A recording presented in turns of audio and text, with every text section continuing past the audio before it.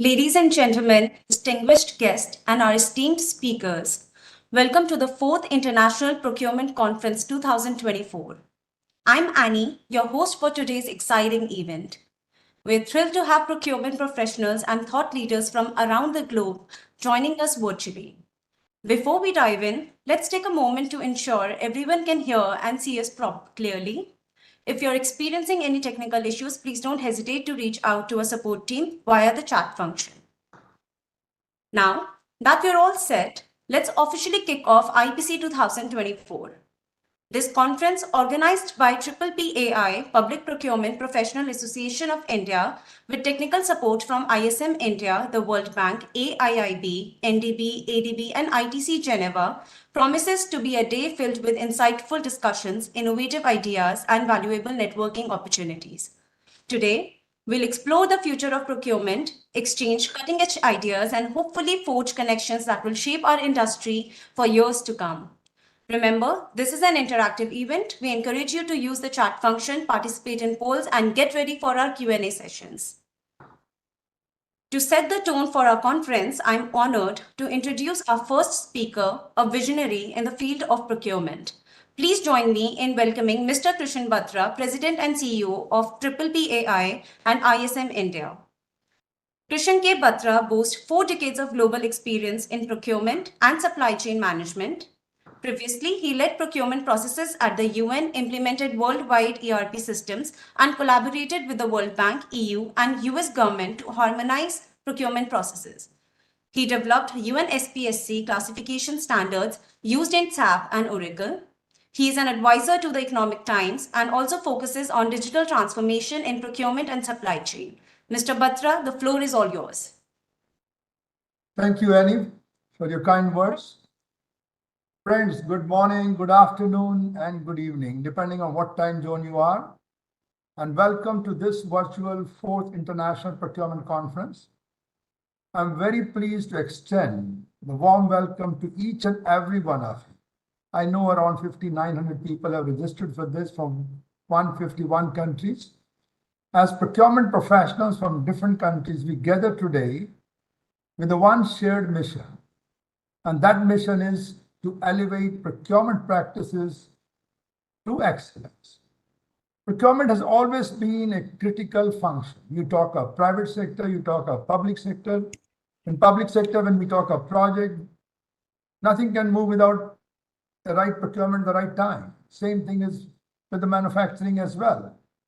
Now we are in the era of disruption. The disruption could be of supply, disruption could be of price, disruption could be geopolitical issues around. So we are here to discuss, my friends, the future part. So before I go into the depth what we plan to cover up in today's session, let me say a few words about the organization. Now this organization, which already Annie said around, is PPPAI, Public Procurement Professional Association of India. This is the 4th anniversary. It was set up on 24 September.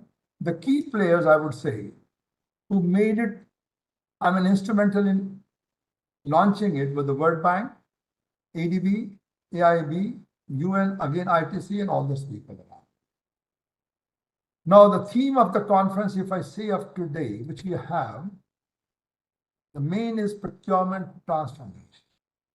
The old-fashioned procurement, which was a mechanical type, tactical type, operational type, we are moving into strategic function. We are moving into digital function. And now even we are talking of AI as well. Now with rapid advancement in digital, the rise of intelligence, and the urgent need of sustainability part is a key driver of organizational strategy, innovation, and global responsibility. Another thing which we want to cover up is highlight this, how this procurement profession can lead this transformation. Very nice to say that, okay, we want to transform, but as a group. So we want your input during the discussion, how we can lead this transformation. So friends, let's learn to embrace the cutting edge technologies while ensuring that our processes remain transparent, efficient, and sustainable. So digital, when we talk around or we talk of AI, the transparency is the major focus we want to focus on. If I say the key takeaways, the aim is to drive strategic procurement initiatives and make it value-adding function. It's not a mechanical function, tactical function. We want this under both private and public sectors because we have the participant from both private and public sector. The very first thing is everybody needs to know what is digital we are talking about. The need for digital. Why do we need to digitalize? What is wrong with the existing system? Then we're talking of e-procurement, electronic procurement. In our day-to-day life, we have moved a lot towards e-shopping, e-commerce, everything is becoming e. But whether procurement has become e, but keep in mind, ERP is not e-procurement. So e-procurement is much bigger. Using AI and machine learning in procurement. Roadmap for implementing it. So if you want to go into this direction, many companies already working on this. So roadmap, how do I go about it? It looks very nice, very impressive, but how do I implement? There are challenges, but challenges also bring opportunity. Why focus on sustainable procurement part? In the good old days, we were focusing on green procurement. If I go back to 1992, this book was written by my team, and we wrote in cooperation with UNICEF, World Bank, and everybody around. And that time, the focus was only on green procurement, one element. But now we're talking of sustainable. It has got 3 dimensions. So strategy for implementation. So we will have session on strategy, sustainable procurement. Everybody is saying climate control. So we want to get into the net zero. What is net zero? So geopolitical shift is there. Regionalization is there around. And then when we're going into this direction, the old skill of I-shape is become T-shape. So the T-shape means we need some more skills than simple mechanical process. Then we can also say, guys, how people can advance your career as a procurement professional. So this is the broad, I would say, around is the key takeaways. Now, when we talk of PPPAI, the vision and the mission, broadly, if I say around, we want to professionalize public and private sector. We want them to move forward, become more quicker, more transparent, more efficient. Today, the cycle time is very long in many companies. Even to get the requisition approved, to get the PA approved, it takes months and months. So we are moving in that direction. So if I say the members which are there, the members are not only from India, members are from various countries. Around 150 countries people are members of it. So we have 12,387. Many of them, I'm sure, are joining us today. And the members from countries, there are many countries, but 162. But the key ones I would say around is Nigeria, Bangladesh, Afghanistan, Sierra Leone, who are big in numbers. Now, if I look at the members also, we have 41% from the public sector and major number come from the private sector. If I look at the overview, the level of the people around, majority people are managers and above. And then at the director levels, we have people at 36% and 19% are executive. So this is the way our membership is there. Coming back to the initiatives, what PPI has done the initiative. The very first thing is networking. We have a website, we have networking, a WhatsApp group around. So we want to network with everyone in the world. Because when we come to public procurement, private sector procurement, the network is required. Then we do a lot of webinars. If ever you go to our website under the ISM-INDIA name, you'll find around 253 webinars we have done on different topics of procurement and supply chain. Those access are available free. So you're welcome to share your thoughts, experience with us. Then we have developed the social communities around. We have a documentation library. Recently, we started around knowledge bites also around certification and training program. So there is a wide range of certification. I'll show you some key ones. One is on the public sector is PDP, Professional Diploma in Public Procurement, which was developed in cooperation with the World Bank. and we are still carrying on with improvements around. Another one is coming is when you're moving into the digital world, the first thing comes is strategic sourcing. The procurement gets two pillars. One, sourcing. One, P2P, we call purchase to pay. Other one is called strategic sourcing. So we have the certification available. We have another one, CPAP, Certified Professional AI Procurements, which we started this year. We have done only 3 batches on artificial intelligence. Another one which is very popular is the World Bank Procurement Framework of 2016. Now we are doing both the strategic level and operational level. Earlier we were doing 10 days program. Then we thought, let's do separately for strategic people because their needs are different. And other one is operational level. So both programs are there available each of 5 days. Then we are also doing for the government e-marketplace, which is pertaining to India, but I'm sure others can also understand how government of India is moving into electronic work. Sustainable procurement, we have a certification program on this as well. It's done around 4 batches by now. Training program, if I say the numbers, we have gone through it for the World Bank Procurement Framework of 2016. Around 432 participants have gone through it from 57 countries, and they were at senior level positions, quite a big number. So more than 50% were at the senior level, the managers, directors from various countries. So we do the feedback as well from various countries. Coming back to the last one, let me acknowledgement. I want to extend my heartfelt thanks again to the World Bank, because this won't have been possible without their support.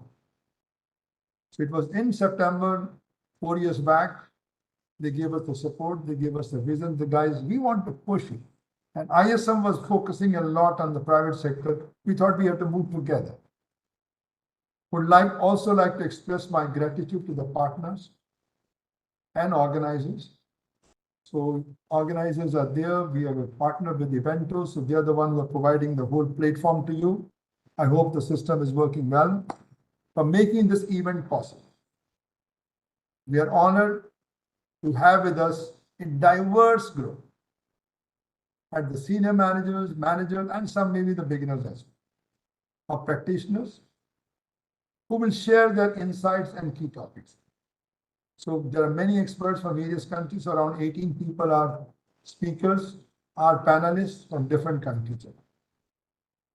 I encourage all of you guys to engage fully in these sessions, exchange ideas. So as rightly said by Annie in the beginning, the host part, that we have a chat group. Please do put your thoughts around. Wherever you feel is not clear, you want some more clarity, you have questions, please do it. We have also got a fun quiz, which again Annie will explain you during the break time. There we have got 11 questions. Those who do it, full marks. So we will have some award for them also. And collaborate to create a shared vision of the future of the club. In conclusion, if I'm confident, the conference will not only inspire us, but also equip us with knowledge and tools. See, okay, we want to get into digital, we want to move into AI, we want to move into those, but we want to understand what are the tools, what are the knowledge. So that's what we are going to cover up in today's one-day session. We'll try to cover up. Friends, let us embark on this journey together. And we want to learn from each other. Try to make it much more interactive and make the most of the opportunities ahead. Make the best use of the opportunity what you're getting around. And I'm sure many of us will be sharing, speakers will be sharing their experience as a part of the case studies. So it will not be only academic, so we'll be covering the case studies as well. I myself will be covering one case study as well on sustainability. Thank you for being the part of this transformative journey, and welcome once again, I would call, to this 4th International Procurement Conference. Let's make it a truly memorable and impactful event. Well, friends, with this, I want to thank you all for joining us and taking your time. I know for some people it may be the night time, some may be afternoon, some may be very early morning. So we have to accommodate all, and thank you all my friends. So keep this, any questions, I'm okay with that.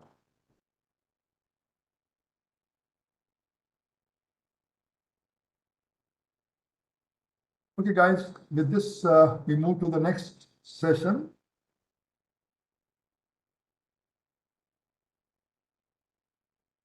So before I introduce our next session, Arun, our chief guest, is there. Hi, Anna, are you there? Yes, sir, you can start Okay, introducing and we will up. Okay, so kind of. Well, friends, I take my honor again to welcome our keynote speaker for today's virtual event. Her name is Miss Anna Vilogoska. She's the procurement manager of South Asia region of the World Bank. Now, if I say she has been instrumental for many changes in public procurement. If I look at her background, she has got 25 years experience in public procurement and in wide range of activities around, not only one areas, in a wide range of activities around. She has a wealth of experience in procurement reform, a very good knowledge of EU and UNCITRAL model law. In bank, if I say she has worked in Africa, she has worked in East Asia and Pacific, Europe, Central Asia, and South Asia. So when I look at this background around, I think she is the perfect person to set the tone for our discussion today. Well, friends, please join me in virtually welcoming Miss Anna Vilogorska for the keynote address. Anna, to you. Over to you. Thank you. Thank you, Dr. Batra. Good morning, distinguished guests, eminent speakers, ladies and gentlemen. It's a real pleasure to virtually be with you. And I'm really excited to start the day as the keynote speaker for this conference. The key themes of today's conference are both the digital transformation and sustainability in procurement.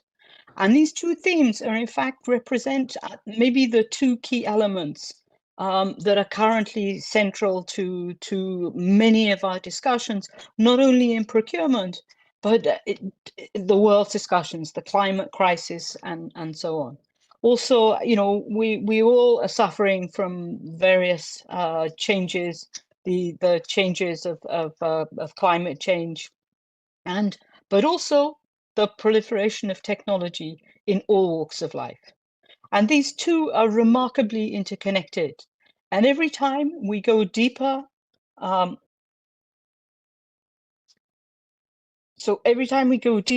understanding these elements, the outcomes always accelerate our efforts in ending poverty and enhancing the livability on our planet. And that's why we at the World Bank are always keen in advancing the frontiers of digital transformation and sustainability. Perhaps we should start with thinking back and look at the brief history of our journey in digital transformation in public procurement. As many of you may recall, it's now probably a few decades back, the procurement process was entirely paper-based. People were preparing their bidding documents, probably using typewriters, and then they were carrying the bids physically to the purchasers' offices, and bids had to be submitted there only physically. And you know, and all subsequent steps, bid evaluation, etc., were happening. Again, they were happening sort of on a paper basis. So these processes and these processes, I think, were exposed to very many shortcomings and also resulted in a very slow information flow. So beginning with the use of some information technology, faxes, emails, we started moving towards electronic procurement. And where the process of bid invitation and bid submission were facilitated through the internet. thereby increasing the efficiency of the process as well as keeping the integrity of the process intact. The industry leaders all started adopting enterprise ERP in their organizations for seamless flow of information, and thereby increasing their efficiency for things like contract management, and had faster processing of payments and record keeping in e-form. Later on, many industry players started to develop their own programs that were simple and effective from an organizational point of view. Countries like India took a huge step ahead and created things like the government e-marketplace, which provided a unified platform to a large number of buyers and sellers to allow them to transact in a more efficient way. As Dr. Batra mentioned, I sort of have experience in many countries. And I look to things, the developments in Indonesia, Philippines, many e-procurement systems. Despite this significant progress over the first phase and removing various constraints due to the physical flow of data, as well as enhancing the integrity of the process from many processes have largely remained in a fairly conventional form, with the main difference of switching to e-channels and and sort of electronic submission, electronic ways of information flow. But we're now at the cusp of making the next stages, the next stages like bid evaluation, like contract execution, or contract administration, even making those digital and flow in an electronic way. And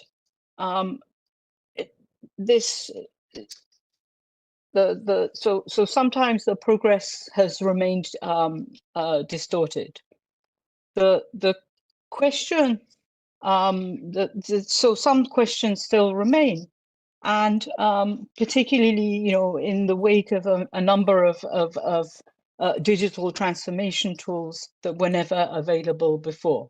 So here I'm thinking about now we have the blockchain, cloud, edge computing, the Internet of Things, artificial intelligence, quantum computing, digital twins, etc. I can carry on for a while naming all of these things. And all these technologies are already revolutionizing the course of the way in which we do procurement, but also they're reshaping the future of the world. There's also the data revolution due to the tremendous volume of data being generated in the process, and this allows us to analyze what's happening in various parts of the world, what's happening in various sectors, and given this sheer number and the amount of pervasive impact of these technological advances, it's become inevitable to think whether we can make any more quantum leaps. However, I'm convinced we can. And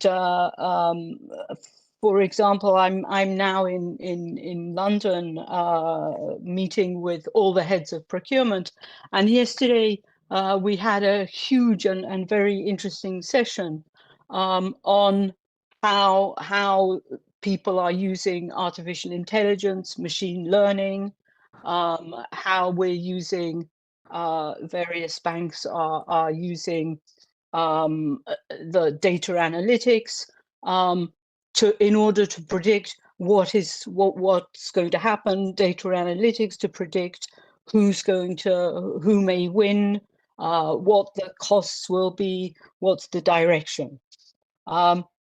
I know that there are a lot of eminent speakers in this conference who will share their ideas, looking at the way forward on digital transformation, sharing their experience about e-procurement, had the use of artificial intelligence, where machine learning has been extremely helpful. And one of the things that sometimes frustrates me is that whenever we make an advance, we develop something and we're really happy that we developed it, but it's already maybe out of date because things are advancing. So I want to sort of think a little bit about and leave some open questions for you to think about as the day goes on, as we learn about the experiences that our various speakers will be sharing with you. Particularly as we look at the way and what we can still do in digital transformation, how we can apply artificial intelligence and machine learning. But we need to also think about maybe there may be some risks as well.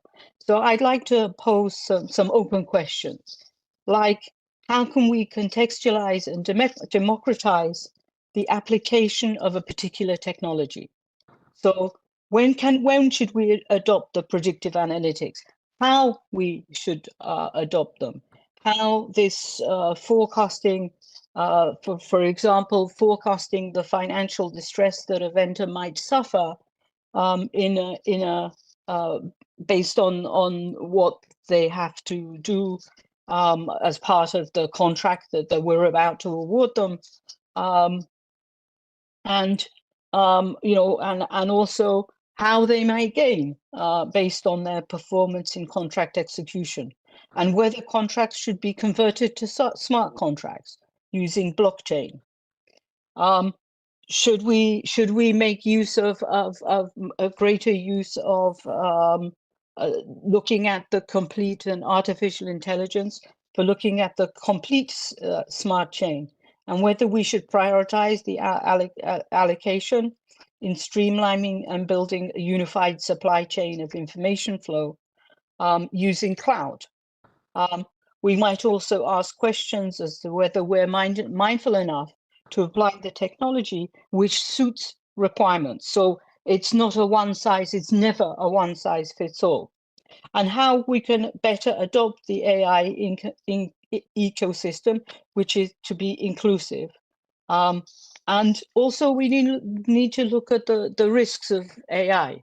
And again, when we were discussing this yesterday, we were talking about, yes, you can ask ChatGPT or some other smart applications to give you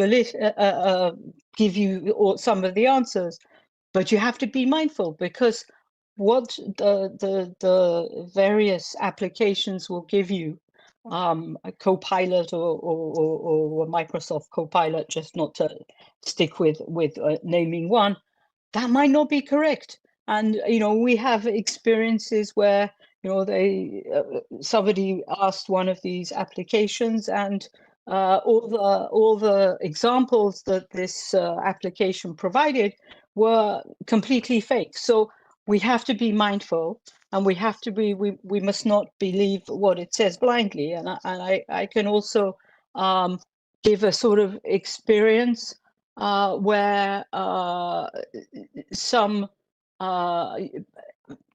it's a rather unfortunate experience, but these are the risks that you have to consider, where a person was having a virtual conference, and it turned out that all the people that individual was talking to were actually deep fakes, and that person then and there were quite important decisions that were made, and then when they met physically, they said, well, it's great that we made this decision at this conference, and the other people that were nominally at this conference said, what conference? We were never there.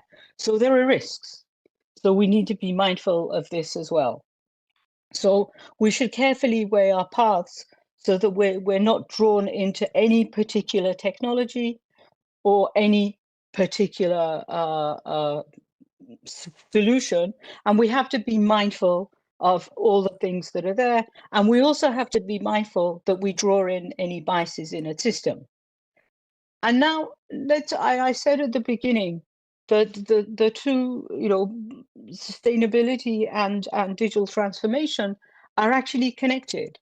And here I can give the results of one study where the energy consumption required to train an AI model was several times the lifetime CO2 emissions of an average car. So, so we need to think about and why? Because of the high electricity demands on data centers that were required for training the models. So we need to think, and this is where we draw together the two themes of the conference. We need to think about sustainability in procurement. Therefore, this becomes a very pertinent issue due to the cross-cutting nature of these two themes. Sustainability in procurement itself has many dimensions attached to it. We know that sustainable procurement includes various aspects, such as green procurement, energy efficient processes, energy efficient products. Circular, we need to look at the circular economy. We need to look at the end of life of products. What do we do with products once they reach their end of life?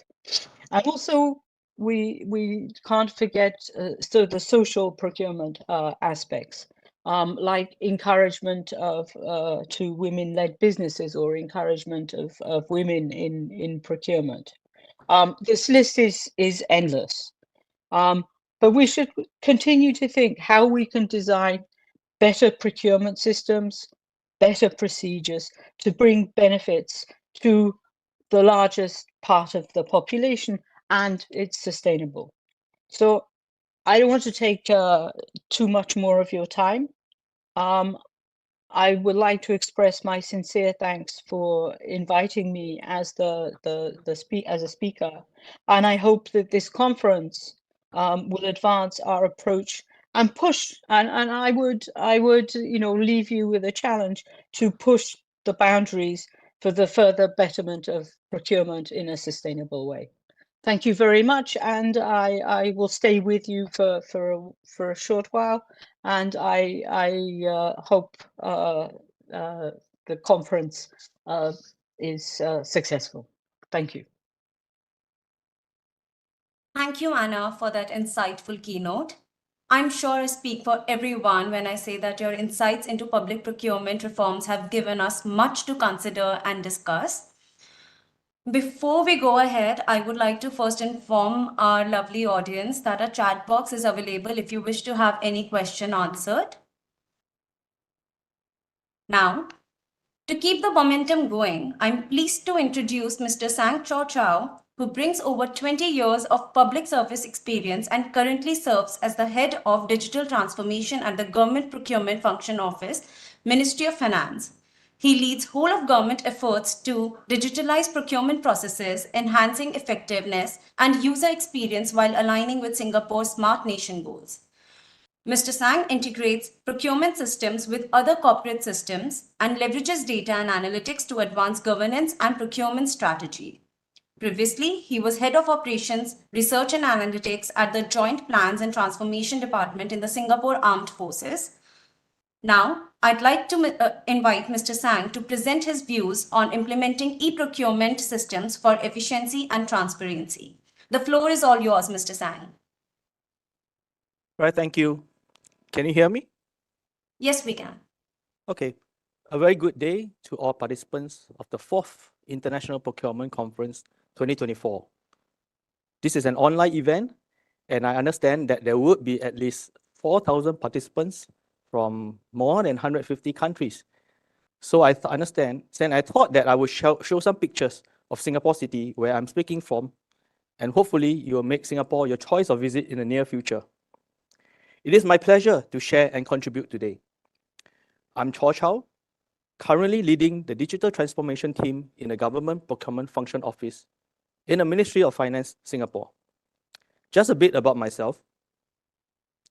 I'm a retired military officer from the Singapore Armed Forces, where I spent about 15 years of my life as part of the capability development community, as an architect for force transformation, as a vision lead for future technologies, and as a guardian of military resources.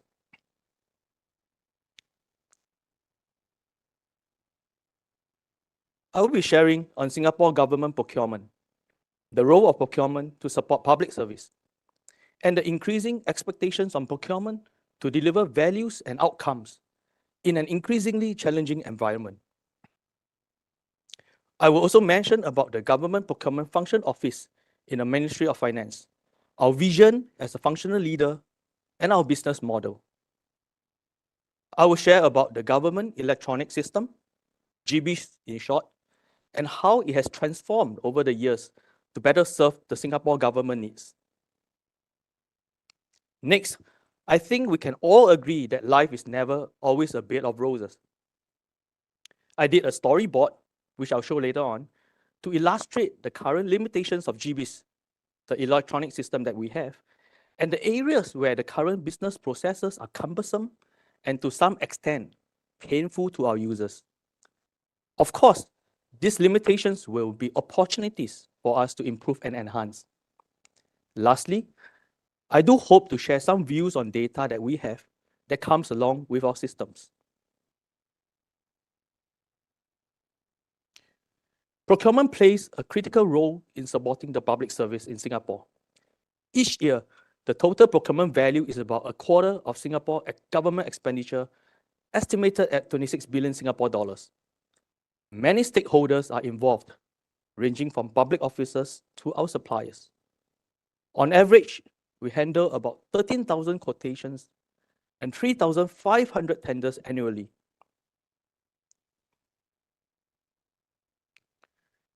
Procurement function has served the public service well yesteryears, but it will not be business as usual in years to come. It is no rocket science that there will be more expectations on procurement to deliver better values and outcomes in an increasingly challenging and complex operating environment. So, what does this mean to our procurement community, to us, and how will this affect our daily work? And what are the implications to our forward planning and considerations? We face higher uncertainties due to geopolitical tensions, rising costs, inflation, speculations on rate cuts, and supply chain risk. Resource is finite and will always be a constraint. We have to identify center of gravities and invest wisely. Invest in where it matters most. We can plan as best as we can. But the fact is that digital technology is advancing at a speed and disrupts our business models, our business plans. If we do not infuse or exploit what technology offers to the world, to us, we will lose the comparative advantage exponentially over time. The Singapore government is open and transparent to our people, and our business must stand up to public scrutiny, and we emphasize on accountability.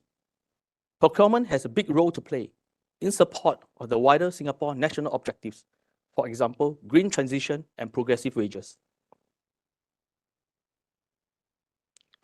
The Singapore Ministry of Finance, MOF in short, advances leading ideas, drives synergies across the government, and ensures fiscal prudence and sustainability. As part of the ministry's overall mission to advance the well-being and development of Singapore, the Government Procurement Function Office, GPFO, in MOF, is the designated procurement functional leader across government agencies. As a functional leader, GPFO sets policies for government procurement, takes charge of procurement capability development and transformation, raise, train, and sustain our core competencies. Our procurement policies are underpinned by principles of fairness, transparency, and value for money. We manage GBIS, our electronic system, a platform for government agencies to call procurement tenders.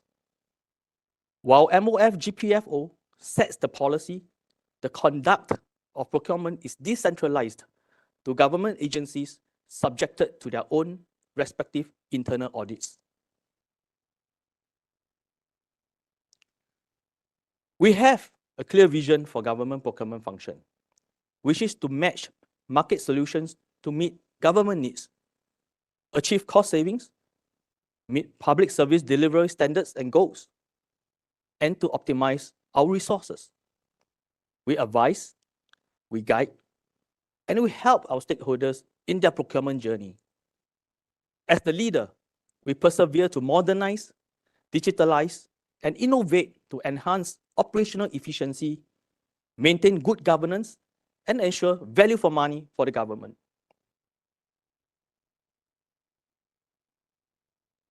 Singapore is party to the 1994 Agreement on Government Procurement under the World Trade Organization. The Government Procurement Act reflects Singapore's international commitments and forms the foundation of our procurement policies. The execution of procurements is decentralized to the individual ministries, departments, and statutory boards, collectively termed as Government Procurement Entities, GPEs in short. GPEs are required to adhere to central procurement guidelines issued by the Ministry of Finance, such as the Instruction Manual on Procurement. There are also measures targeted at procurement officers to strengthen their core competencies and to guard against corruption risk. As a city-state, Singapore does not have local governments or sub-central authorities. Hence, as mentioned earlier, bulk of the government procurement activities in Singapore are decentralized to individual ministries, departments, organs of states, and statutory boards. However, they must adhere to the central procurement guidelines issued by MOF. Centralized purchasing is carried out for common goods and services, and government agencies can purchase off-white, service-wide contracts.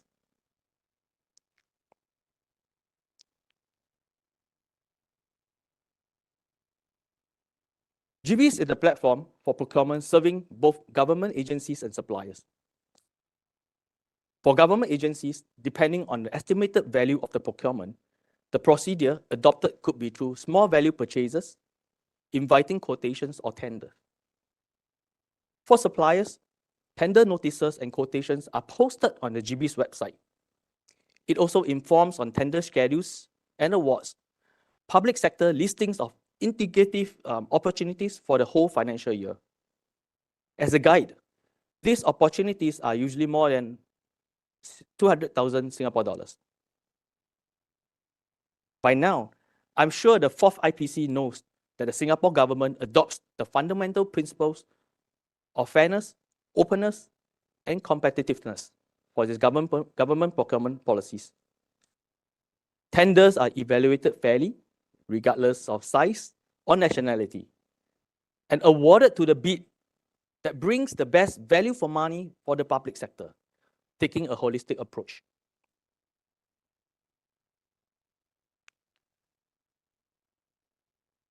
GB serves about 137 government agencies, 14,000 users, and about 117,000 suppliers. For government officers, GB's functions range from pre-procurement, such as seeking of approval of requirements, raising purchase requests, sourcing and buying, to contracting, and thereafter contract management and supplier management. On the supplier front, GBs will register suppliers as our valued trading partners, offers business opportunities, and facilitates the necessary procurement processes to getting their payments. To do so, GBs is interfaced with central finance system to facilitate invoicing and payment.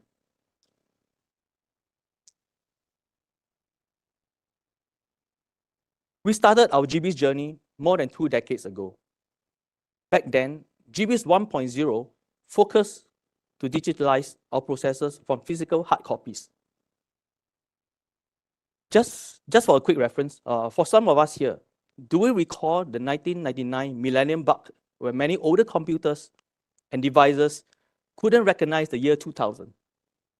And yes, that was a time when we are still using Windows 98, and NVIDIA just launched the GeForce 256 chip. That was the state of technology back then. Around 2016, we did our upgrade to GBIS 2.0, and we are still using it today. GBIS 2.0 has served us well over the years, and there was much improvement to our business processes, user interfaces, and capabilities. This was done iteratively with user feedback over the years. However, given the potential technology possibilities, especially Gen AI, it is compelling for system owners like us to do our forward planning to ensure that we can continue to be relevant, efficient, and effective. We will need to build a next-gen system that is digitalized, able to automate our processes, and equipped with useful tools to help our users in their daily work. I will share our vision for the next-gen system later. But before that, I would like to give an illustration to compare the daily work today for our procurement officer, Mr. James, versus what we hope it will be like for him tomorrow. Let me orientate everyone to the slide. The upper box represents GBIS 2.0. The lower box represents the next-gen system. Now, Mr. James, is a newbie to an agency. He is trained in procurement, but he has little or no operational experience. Fortunately or unfortunately, he was asked to acquire a new system which he is not familiar with. So for a start, James knows that there are 3 things that you need to work on. Number 1, to establish the need for the system. Number 2, to determine the procurement approach. And number 3, to specify the requirements of the system. James, being inexperienced, may find it challenging to search and compile the information within a short time, especially if his boss is an impatient one. Okay, I'm not James, and I'm thankful that my bosses are very nice and patient with me. But now James may find the information gathering process cumbersome and time-consuming today.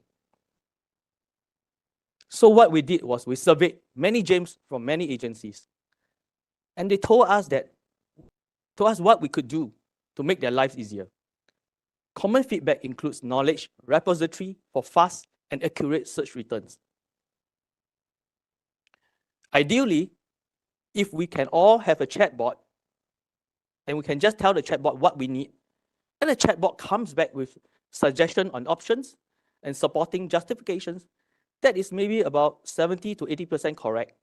Our job could be done much faster, and decisions made will be more informed. But we know that it is probably not possible for now. But meanwhile, the crux is, how can we operationalize this capability at scale with optimal resources?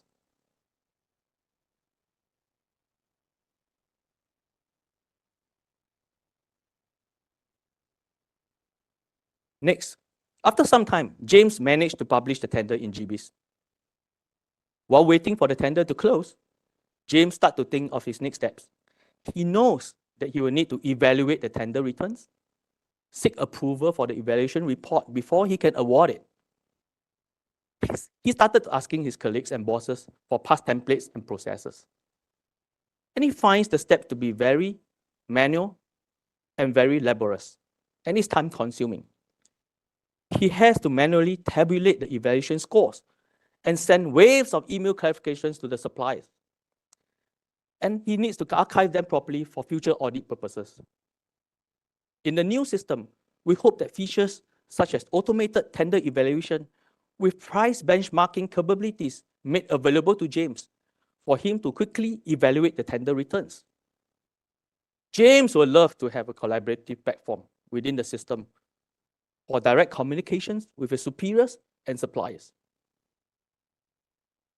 A smart dashboard will also help James better monitor his work portfolio, because as he progresses in his career, he will be tasked to manage multiple ongoing and more complex procurement tasks.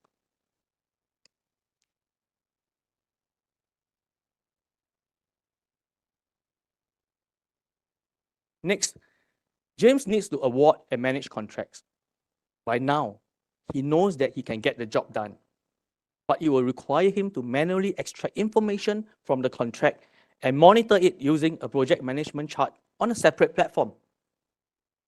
We hope that the future system could allow James to perform these roles without the need to manually extract information and the need to switch between platforms.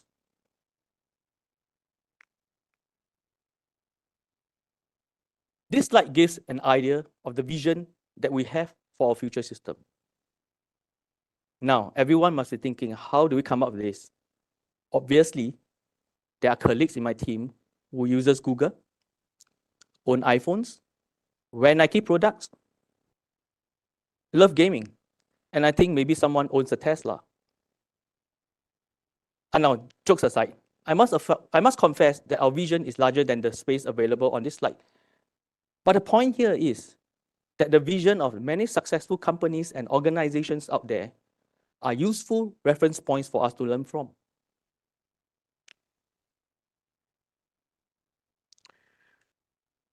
I wanted to share some planning considerations when studying options for our next-gen system, our future system. This may and may not be applicable to you, depending on your context. The list here is certainly not exhaustive. And I would just like to highlight two key points here, which I call double S. First S, streamline.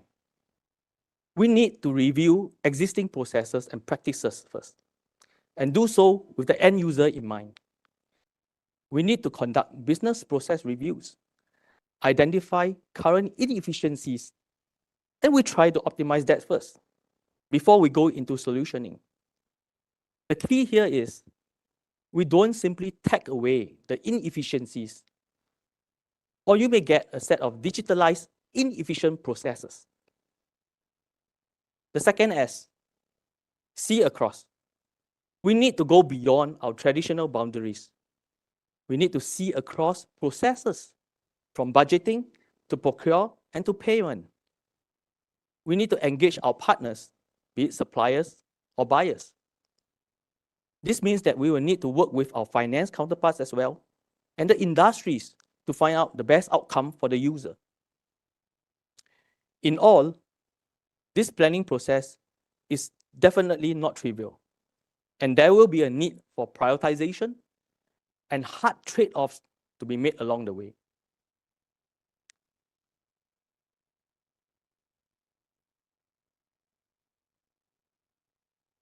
Sorry. Now, anybody recall hearing this from one of the Spider-Man movies? With great power comes great responsibility.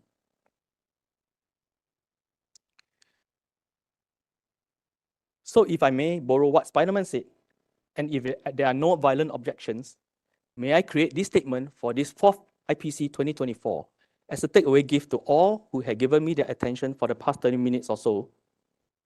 With great systems comes great data. Sir Timothy said, data is a precious thing and will last longer than the systems themselves. Do we all agree to this?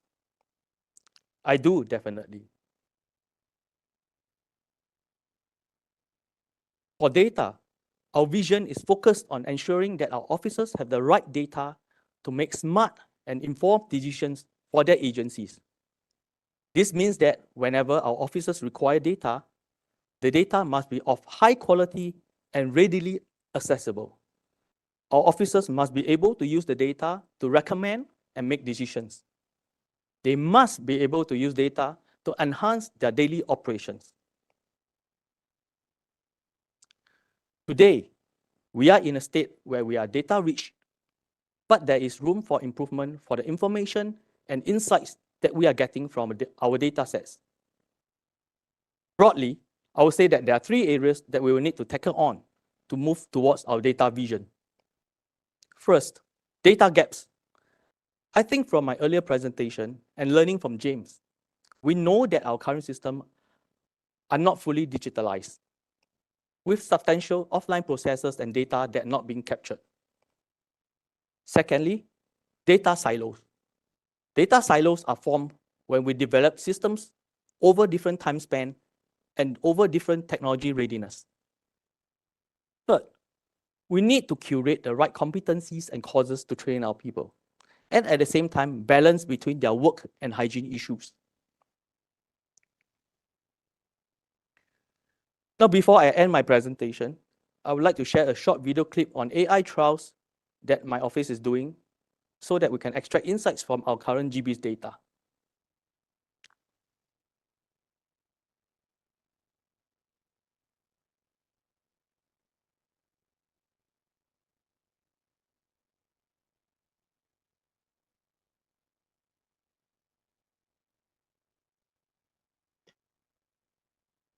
Data can be overwhelming for someone who is not familiar with it. Context and recommended questions are immediately surfaced, helping our officers to get started exploring data fast. Questions can be asked in natural language, and AI will help to return appropriate results where officers can easily drill down and follow up to gain actionable insights on.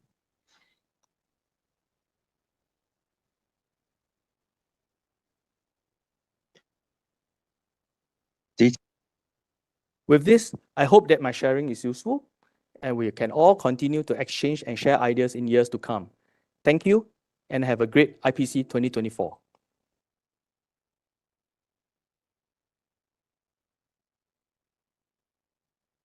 Thank you, Mr. Sang, for that engaging presentation. I've been monitoring the chat and it's clear your ideas have sparked a lot of interest. It would be really great if you could answer a few questions from the audience. Yeah, sure. So the first question we have is, how can digital tools support sustainability initiatives within supply chain operations? And how can digitization help meet evolving customer expectations for transparency and responsiveness in the supply chain?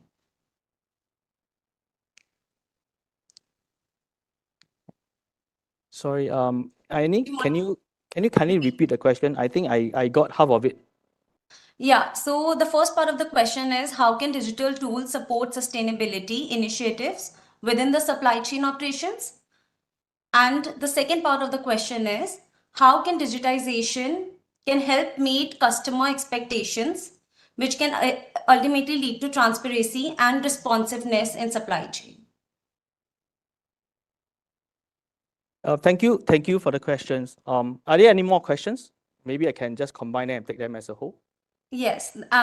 So the second question that we would really like you to answer is, if you could outline the critical components of a successful e-procurement implementation plan. Okay, that's two.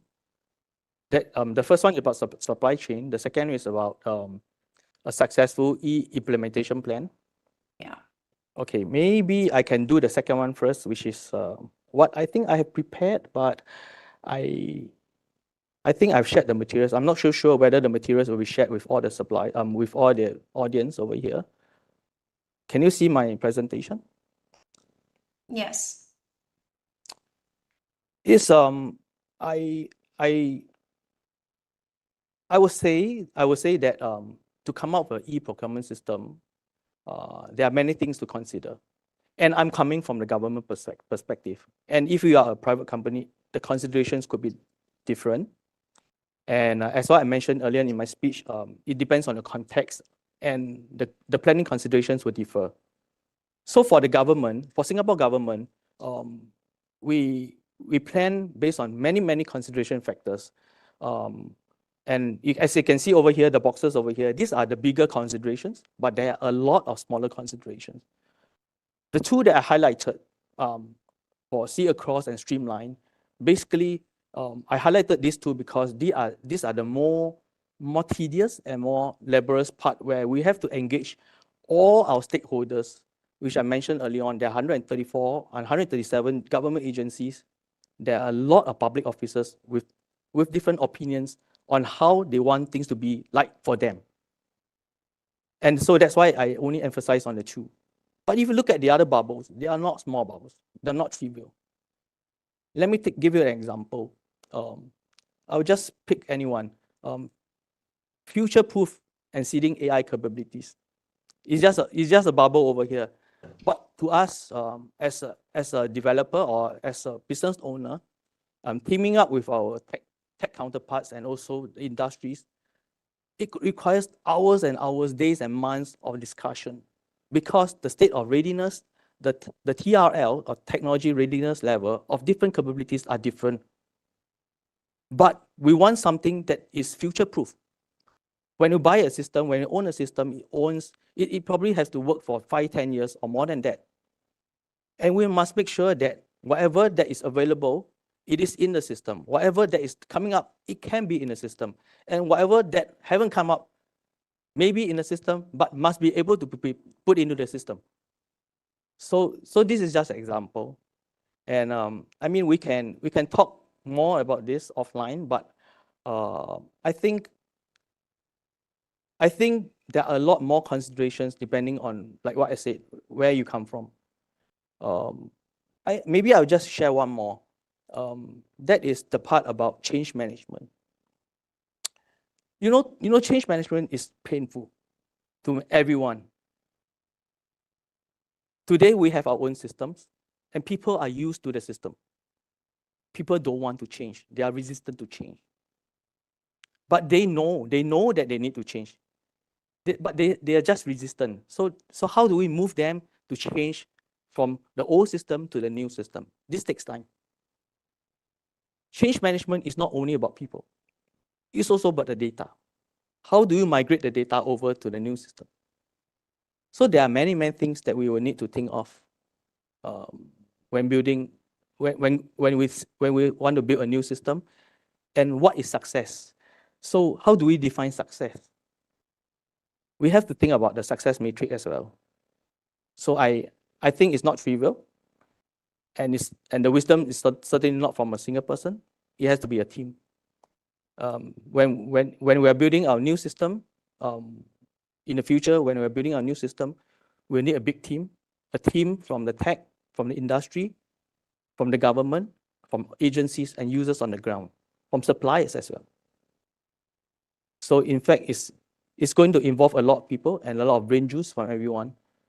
So I encourage people here, I mean, to share more and also to gain some insights from what everyone is thinking in this conference. Yep, that's for the second question.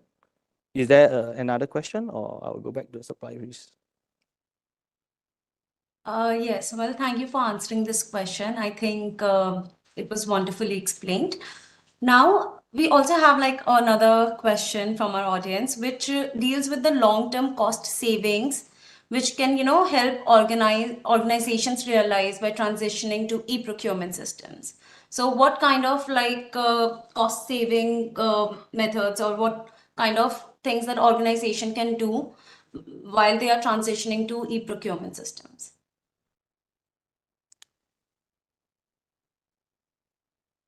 This question is good. There are, I mean, to me, there are two terms: cost savings, cost avoidance. Yeah. So you can save costs, you can avoid costs. So they are quite close to each other. And I would say that both elements might exist, must be part of the planning considerations. What you can avoid in your expenditure, and also what you can save from the expenditure. I would say that if you don't want to spend too much money and you don't want to waste money, the first thing that you will need to do, like what I say, is still this like planning considerations. You have to plan carefully. You have to think of your move and every step carefully. And you need to have a holistic plan. The vision statement, the mission statement, and your planning considerations, and your subsequent scope must be very clear. And you will not go on to the wrong road. Because the moment you choose something wrong, you make a wrong move, you're going to pay a lot more.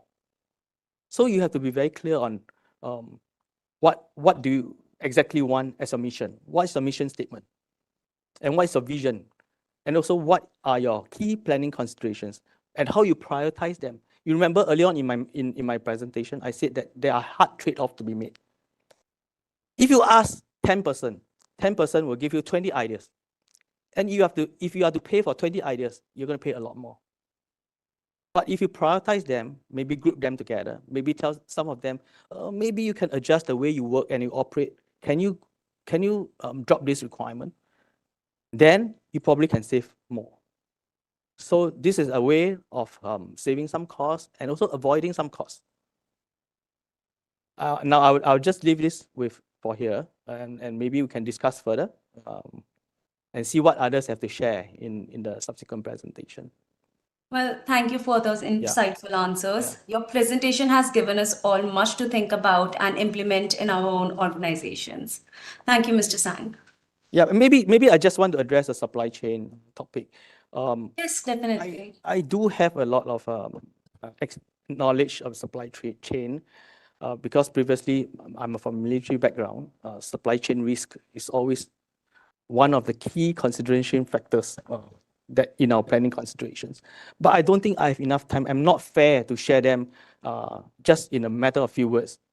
I think we can discuss further online. Whoever that are keen, we probably can go through the organizers. We can have a chat on that. But I do have a lot of thinkings and feelings about supply chain risk, and they are real because of the geopolitical situations in our region, in the world, and also the rising cost, inflation, and things like that. Yeah.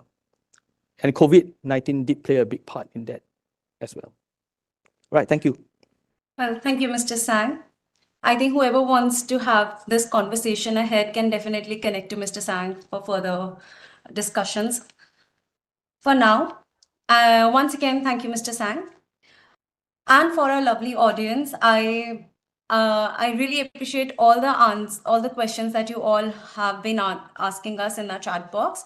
But due to time constraints, we cannot answer each and every one of it. But we will get back to you with answer sheet with all the participants. So keep on posting questions, and we will get back to you as soon as we can. Now, we've had a fantastic morning session, haven't we? So it's now time for a short break, and we'll reconvene in like 15 minutes for our next exciting session. So let's get back at around 12:15. And during this break, I encourage you to explore some features of our virtual platform. Don't miss our digital selfie zone where you take a snapshot with our conference backdrop. Well, I have seen many people have already done so. Whosoever hasn't, you should really try it out. Also, check out our fun zone for some quick procurement themed games. It's a great way to network and have some fun between sessions. Please remember to freshen up, have a glass of water, grab a refreshment, and we'll see you back here in 15 minutes.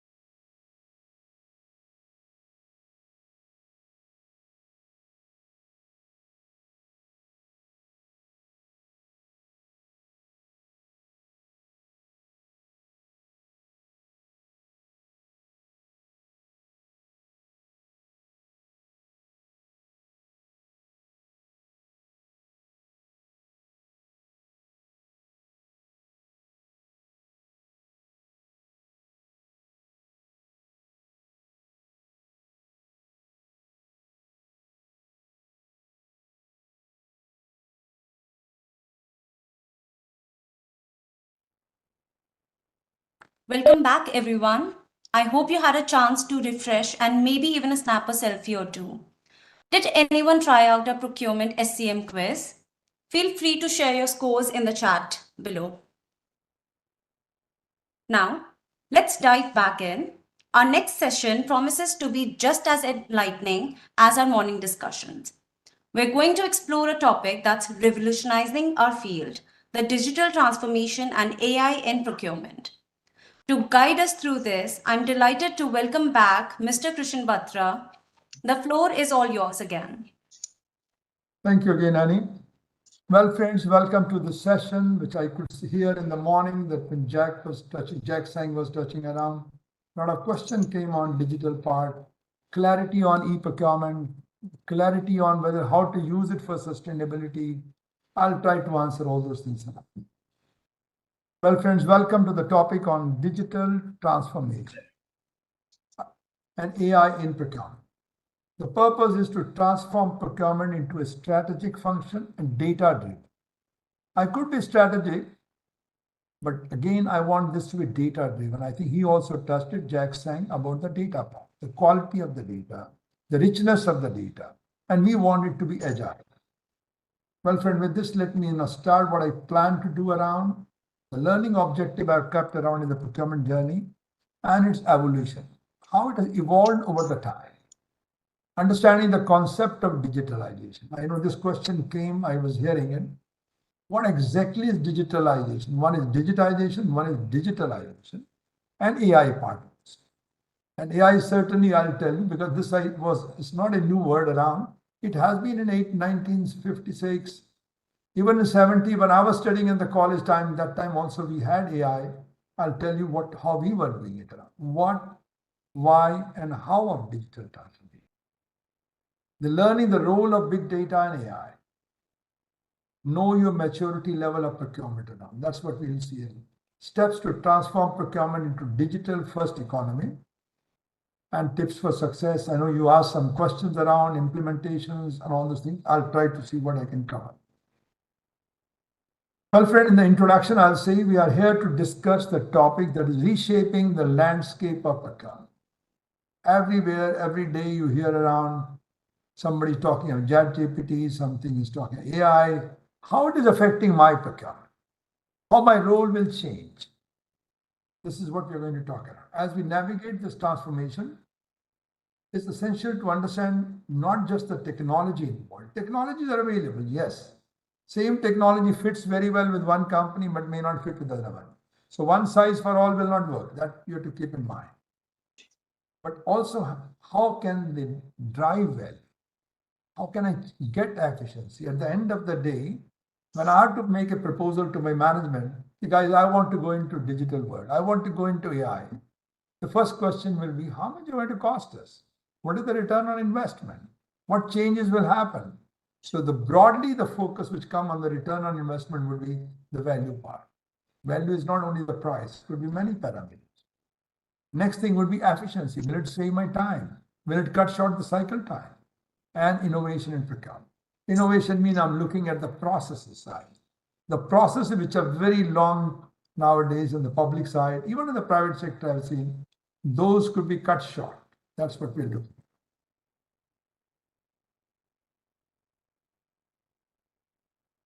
Now the changing landscape of procurement. Procurement landscape has evolved significantly. Since I've been in this business for the last 4 decades, before that, I was a designer, but then after doing my MBA in supply chain, long back in the US, I moved into supply chain. It's a cost-cutting function in the good old days. And still, I would say many companies, procurement is seen, oh, how much you save, end of it.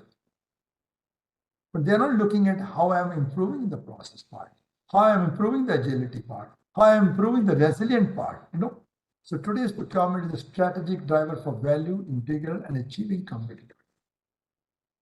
Need to navigate increasingly complex challenges. And the complex challenges are what? Disruption of supply.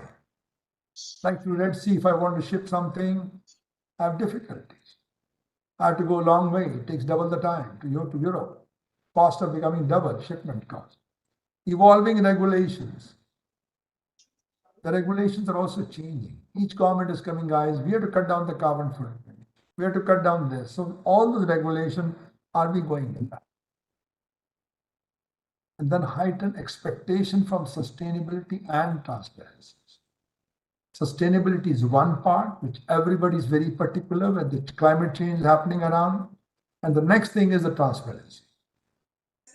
So transparency part also, everyone wants to see, particularly in the public sector, guys, who got the contract, on what basis they got the contract. It is not to be hidden in the piles of paper. It has to be transparent in the system. So procurement need to develop their own ecosystem. Like we say in manufacturing, we have an ecosystem. So same way in procurement also, we need to have ecosystem where suppliers are able to connect. Everybody has a complete information. Now, digital transformation and AI offers the tools and capability to meet these challenges. That's what we can say. Look at this. I think this gives you the lovely idea about how the era has moved around. Historically, the procurement dates back to 1862. It dates back even to pyramid time. The pyramids of Egypt, what you've seen around, are in the Roman Empire. So procurement has been a lot from the many, many years.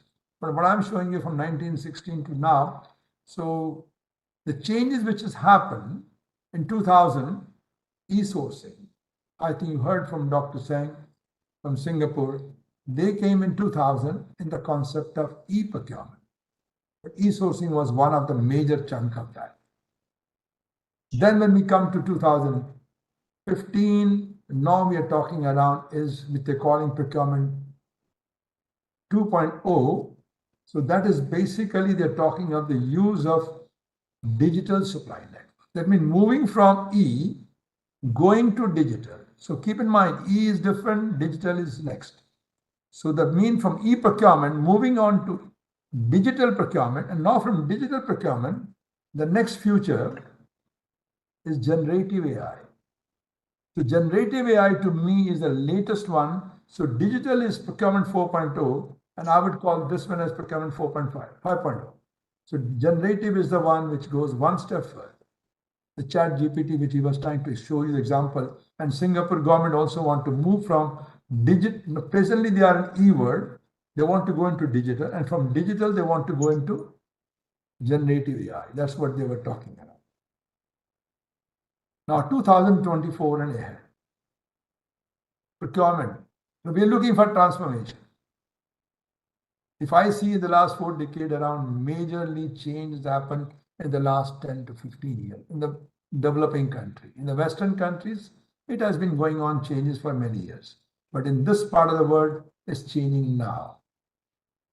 Now, demand strategic responses to navigate multi-phase challenges, including climate change. Climate change talks have been going on for many years. In the morning also, I showed you my booklet, which we developed it. And that's the time we were talking around is 1992 when we had President Clinton. He was focusing a lot. And I was based in Denmark at the time. So we were moving around, guys. We have to do it. But then things became slower. But now with its real impact, everybody is moving into that. So as we move into confident in 2024, the world of procurement is undergoing changes. Now, some people will say, Guy, we are only why we are talking of procurement. Procurement is the key thing. We talk of private sector, 70%, 60% of the revenue is in procurement. So that means the carbon footprints are coming through procurement.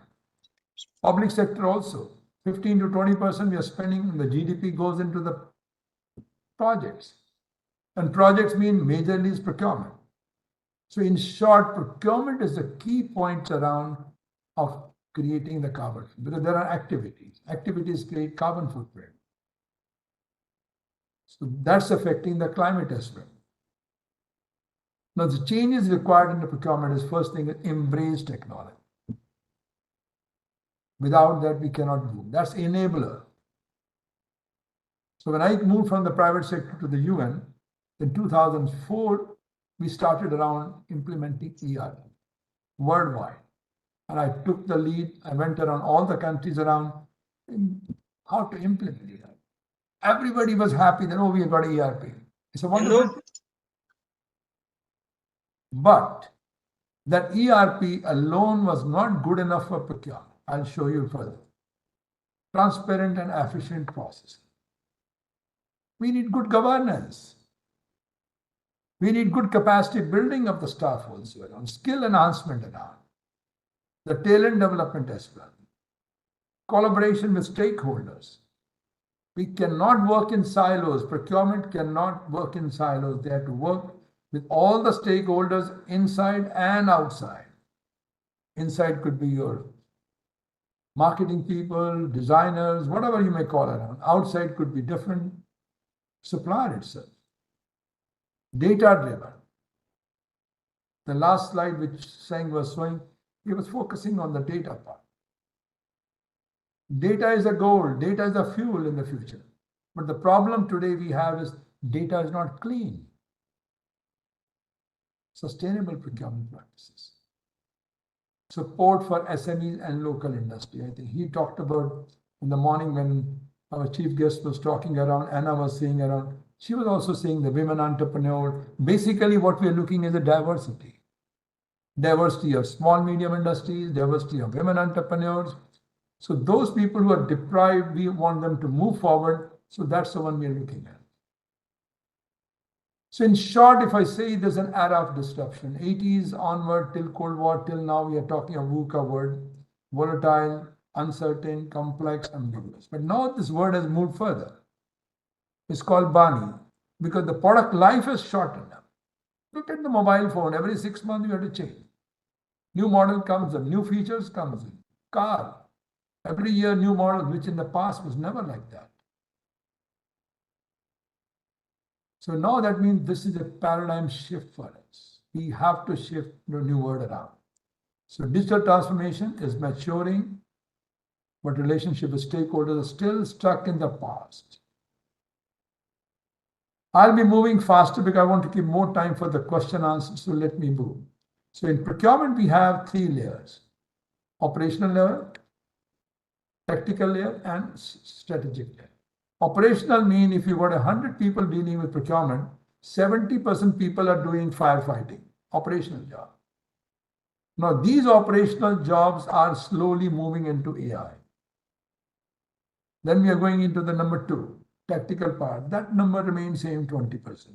Strategic was 10%. Now strategic will become wider. So more people are required for doing strategic function. So the whole pyramid will reverse up and down. So one will shrink and one will expand. So there's no loss of job with AI, which many people think around. I would say with the one level, strategic level become wider. That's all. If you look at the historically, strategic part came in 80s. Strategic means we became guys, procurement is not just shopping. Procurement is trying to strategize what I want to buy. Why, how should I procure? So we came with the concept of strategy. Which are my key procurement? ABC analysis, 80-20 formulas, all that came here. Then came e-procurement. And this is where our colleague from Singapore was showing around. They implemented in 2000 e-procurement. So e-procurement means e-RFX, e-auction, e-contract, e-catalog. So all words started with E. E-sourcing, everything came with a E. ERP is also with the E, but then ERP is a little different. So this is where we'll talk about. And then now from e-procurement, we created a platform for database. And now we are moving into digital part. And from digital, then we are moving into further is incorporating AI. And the AI is a part of digital. AI is one of the tools of digital. That's what I wanted to say. This, I think, gives you good clarity around all. The word which I have seen around from 70s, at the time I was working with Tata's, MRP was there, material requirement planning. Then ERP, since I've been involved in implementing it, ERP came. Then ERP, the next thing come e-procurement. So here also is the word E, but this is enterprise. Enterprise resource planning. It's a wonderful tool, ERP, to connect the organization, but doesn't connect the procurement with the supplier, doesn't connect with procurement end to end. it puts procurement into silo function. And then once we do e-procurement, so e-procurement means electronic, is again on the internet, end-to-end, full one platform. That's what we're looking around. The next thing comes is procurement 4.0. So this is where I said around ERP came, very nice, enterprise. All of you must be having ERP, I'm confident. But ERP does not address the pains, the procurement pains. What does ERP covers for you? All of you. It covers your requisition part. It covers your purchase order. It doesn't cover your payment. It covers your payment. It doesn't cover sourcing. It doesn't cover contract management. It doesn't cover supplier relationship management. It doesn't cover performance management. So in short, it does not give you end-to-end visibility. Transparency is missing. And we want transparency in today's world. So we want spend visibility, we want compliance rates, we want supplier relationship. All of them are missing in this. So when we say of e-procurement, keep in mind it's a single platform, again internet type. You may call it the intranet or something. The Singapore government was talking around was intranet. So intranet, you're trying to connect with this. Automate the repetitive process. Some activities are repetitive. Same thing I'm doing again and again. The job becomes very boring. So you want to say, guys, this repetitive functions, can't we give it to someone? So some low value item, low risk item, like Singapore, I think if you heard him, less than $6,000. Same thing I did in the UN also. I did it long back in 2008. I did around $2,500 keeping in mind the account. Anything less than that we'll do with the P card, and we'll do avoid the repetitive part, provide real time, accurate supplier management system, improve communication, streamline time consuming and contract negotiation. So when we talk of e-tools, we are talking of e-sourcing, e-auctions, e-invoicing, e-RFX. So all these tools have to be e-contract management, e-supplier data management, e-supplier relationship management. So the moment I put E, they're all built in together hand in hand. So that means all activities of procurements are done electronically. So when I do electronically, every information is in the system. I don't need to look at anything. So this gives you a wonderful idea between supplier and the buyer, how they are connected electronically. And if I show this way, so we have source to contract, I'm doing the long-term agreements, sourcing, supplier management, contract management, catalog management. Then we have this information is generated by them by suppliers, agreements, catalogs, and goes to P2P. So procurement in the private sector has already become two pillars. One is called P2P, one is called source to S2C. So this has become already in the private sector. Public sector is also now thinking of it, how we can use this concept, particularly for the low value and low risk item. Or anything which is low risk item. Whereas a high risk is a different story. When I say risk, I'm talking of supplier risk. I don't have a choices. Only one supplier or two suppliers. So doing bidding is just for namesake. So this is where we are looking procurement in a 360-degree view. One, supplier relationship management. One is P2P intelligence. Other one is source to contract intelligence. So this is the way the person will look like. Once you're done e-procurement, so when he was showing you the pictorial view, the graphic view, saying was showing you. So we say that, guys, you are the person, zero paperwork, first thing. Transparencies, when I go with the E, I got end-to-end connected. Everything is there in the system. Time saving, easy supply chain management, e-sourcing, spend. I can check the spend easily by, if tomorrow this is there, I can use AI to do my spend analysis. Now, procurement versus e-procurement. So keep in mind, the only thing I'll take the key points are e-procurement is the next stage of the evolution. Procurement is the past, and e-procurement is the future. So those who have not done it still, because first question is, now those who have missed e-procurement, can they jump to digital? Some can do it, but it's painful. But some people want to go say, guys, no, let me do first E. So E will create my data. Today, if I ask you, all of you have ERP, many of you, if I say, guys, can you tell me how many suppliers bid for this? Who got this? You can't get that information. You may be having in the spreadsheets, but not in the ERP. ERP only has the data of requisition, how many purchase orders, and this. What happened to evaluation? What happened to contract management? Information is all in the files, all in your own computers. It's not in the one platform. That's what we're looking at. Now, is procurement compulsory?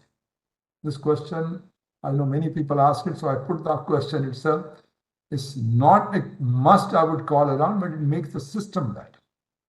So I leave it to the people around, because if you do e-procurement, then your data quality will improve. That's what I look at. Now, source to pay, presently there are big gaps. So when we talk of source to pay, visibility gap. 65% company have no visibility beyond tier 1. I think COVID-19, we heard about him once last session. COVID-19, I've given a contract to X. But X is only assembler. And that guy is depending on Y. And the Y is depending on Z. So that means if I need to know the whole chain. This guy will tell me I'll deliver you tomorrow, but I know this guy depends on someone, and the other one depends on someone. So your visibility is not there.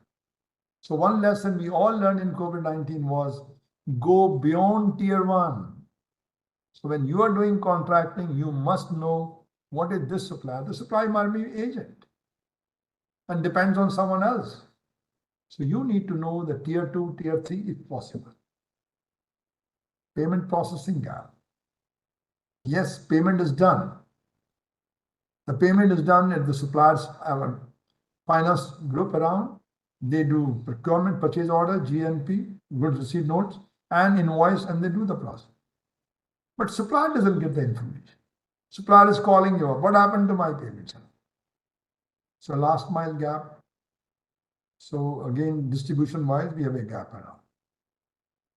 So guys, let me skip this one. Now we come to straight to the next thing. Why digital wholesale? E-procurement is okay. I mean, all steps are done with EEE, electronic. So all paper is gone. All data are created. Now we are talking of how the word is changing around Industrial Revolution 1, 2, 3, 4. The 4 came up, the concept came in 2011. Now we're talking of even 5, the next one. If you look at the picture, Roberts were there in the earlier days, to the 1969 something. But now we're talking of the human being connected through this. You can see the internet connection. Sitting from remote, you can switch your fan on. You can make the TV on, whatever you want. So you're connected with the machine. The human beings are connected with the machine. So that is what we're calling Industry 4.0. So when industry becomes 4.0, then supply chain procurement also has to become 4. The 4 means digital. So that means from ERP, I have to move to e-procurement, electronic, end-to-end, no silos, and then switch over to the next one, which is I go of the digital. Now for digital, I've got a wide range of technologies. So the concept of digital means I'm using digital technologies itself. So they are the wide range of digital technology. We have artificial intelligence, augmented reality, we use in the warehouses, big data. Certainly is AI will only work well if you've got a data. If I don't have a data, then AI, yes, I can use ChatGPT for pulling some information. But to do my own research, I need my own big data. Cloud computing. Your machines will not work. Some of you may think the brain is faster. No. Our brain works with only 20-watt bulb, like 20-watt bulb around. AI is megawatts around. That's what morning when Anna was talking around is creating a lot of carbon footprint also. Big servers, big data centers. So Internet of Things. I want to get things get connected. And IoT is a wonderful tool to give the data to you. My shipment is coming. I got a sensors, I got IoT. So sensor will tell me the material, what is the temperature, what is this, whatever information you want. IoT will connect with the clouds and give me the information. Then we're talking RFID, robotics, simulation, all the things are there. The one which is becoming popular now is, for us, for the procurement people, is AI and the big data. So when we use AI and big data, then cloud computing comes automatically. IoT comes automatically. I know Anna talked about the blockchain also. So blockchain is also becoming very well visible, particularly when I come to sustainable procurement. So this is the way, meaning I want everybody to understand digitization is one word where I convert the data. I got a paper, I scan it, I convert into digital. But it's not by nature digital. But digitalization means it is by nature digital. If you're sending someone invoice, it goes like an e-invoice. Not that you send a hard copy or a PDF file, the guy will scan it and convert into E, and then E will be matched with the E purchase orders. It's a long process. It's a waste of time. So digitalization is by nature digital. Digitization is by I convert the data, analog data into digital. Transformation means the whole department. Not then procurement, one activity I do digitalize, but I want activity end to end from requisition till closing of the file, complete digital.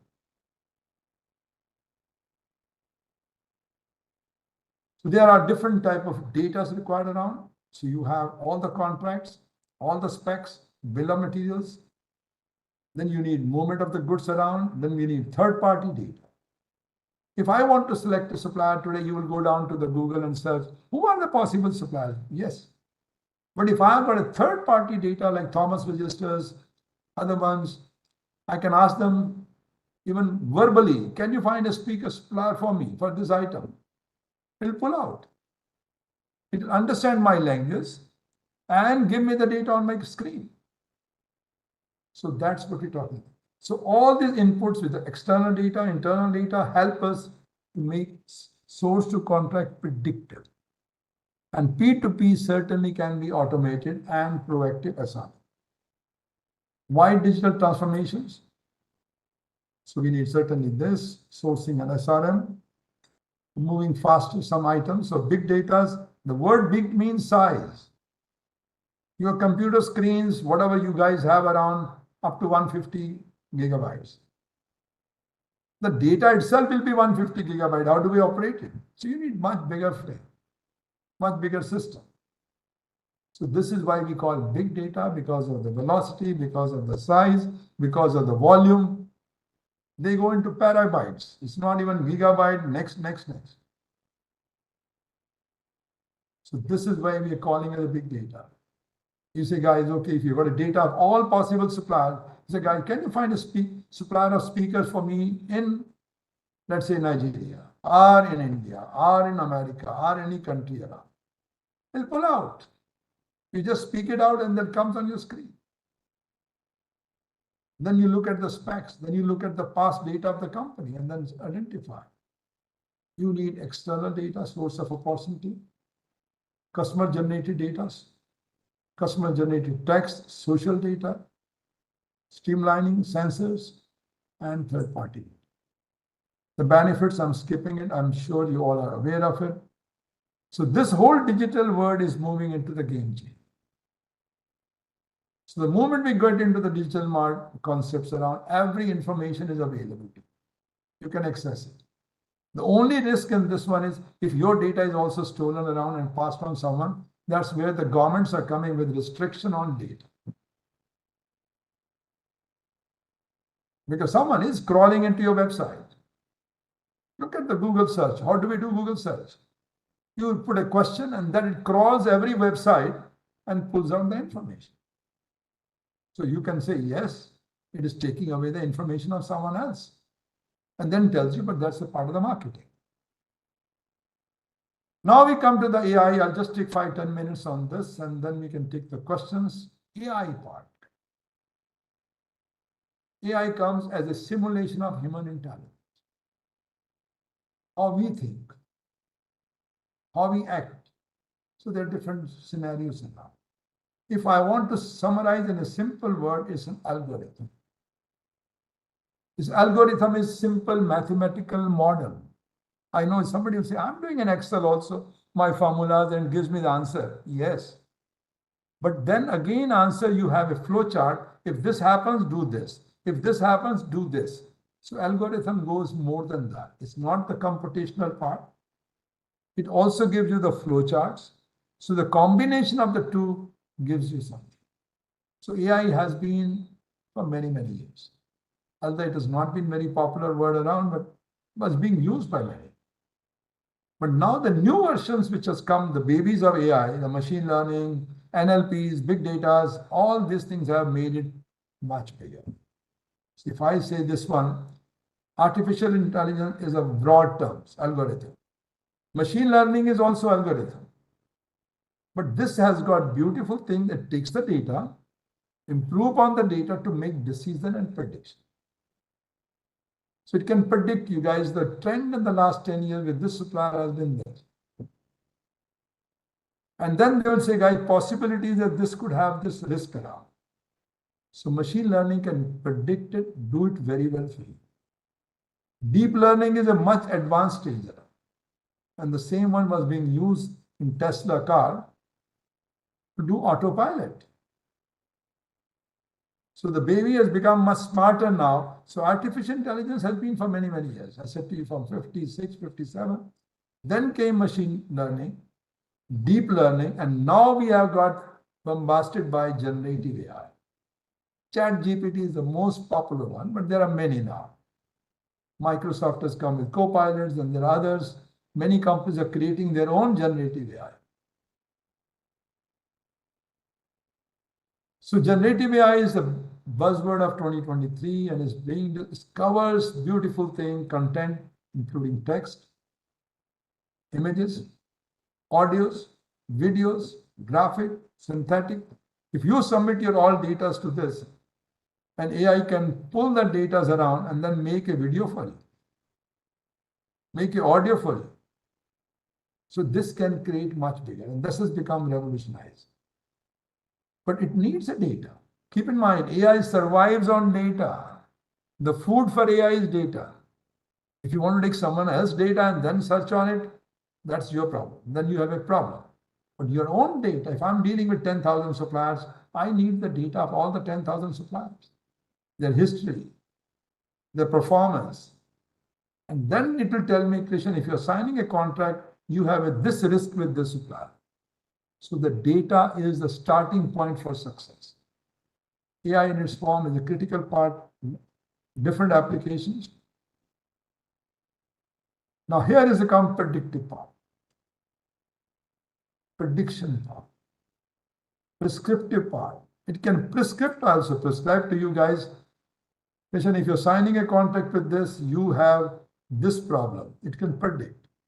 Then it can give me an answer, guys. If you want to avoid the risk, please incorporate this clause in your contract. So I could do all the things around descriptive. It will describe me the trend. As you do in the Excel, you got a chart, you got a data, it makes a beautiful chart. It describes you. Very basic one. But now we are moving from that simple charts around to diagnostic, trying to diagnose what did it have, why did it happen. Existing chart doesn't answer you. Why the graph has gone down? Why the sale is not going up? Why the procurement is down? Why it has taken more time? Why the delivery? So that diagnostic part is not there. Predictive part is not there. Prescriptive part is not there. So for all that thing, you need data. This one I can do it even with my existing system.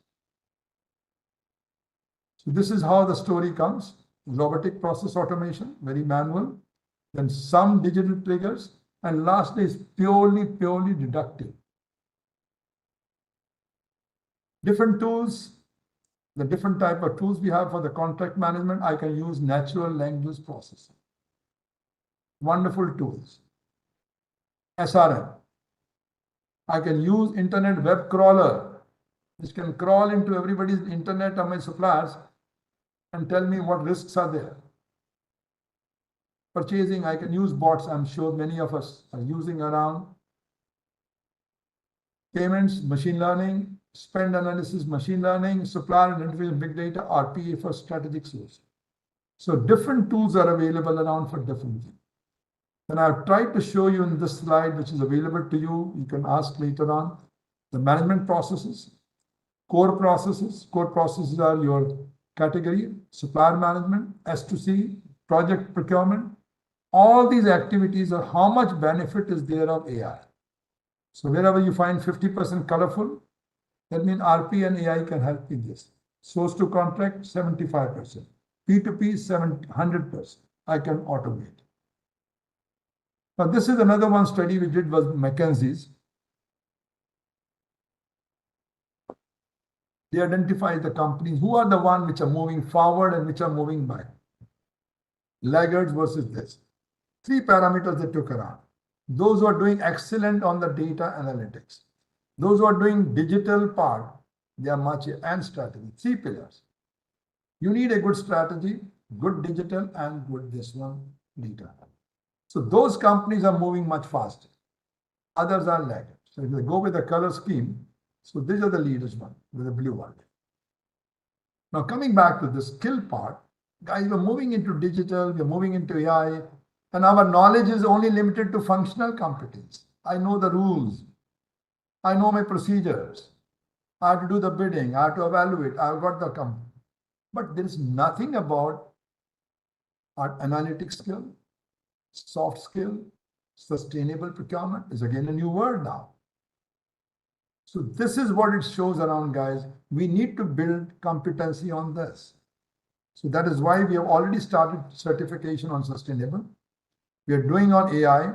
We are doing also on negotiation. So basically this plain skill, which is a functional skill, which is I-type, we want to make it a T-shape.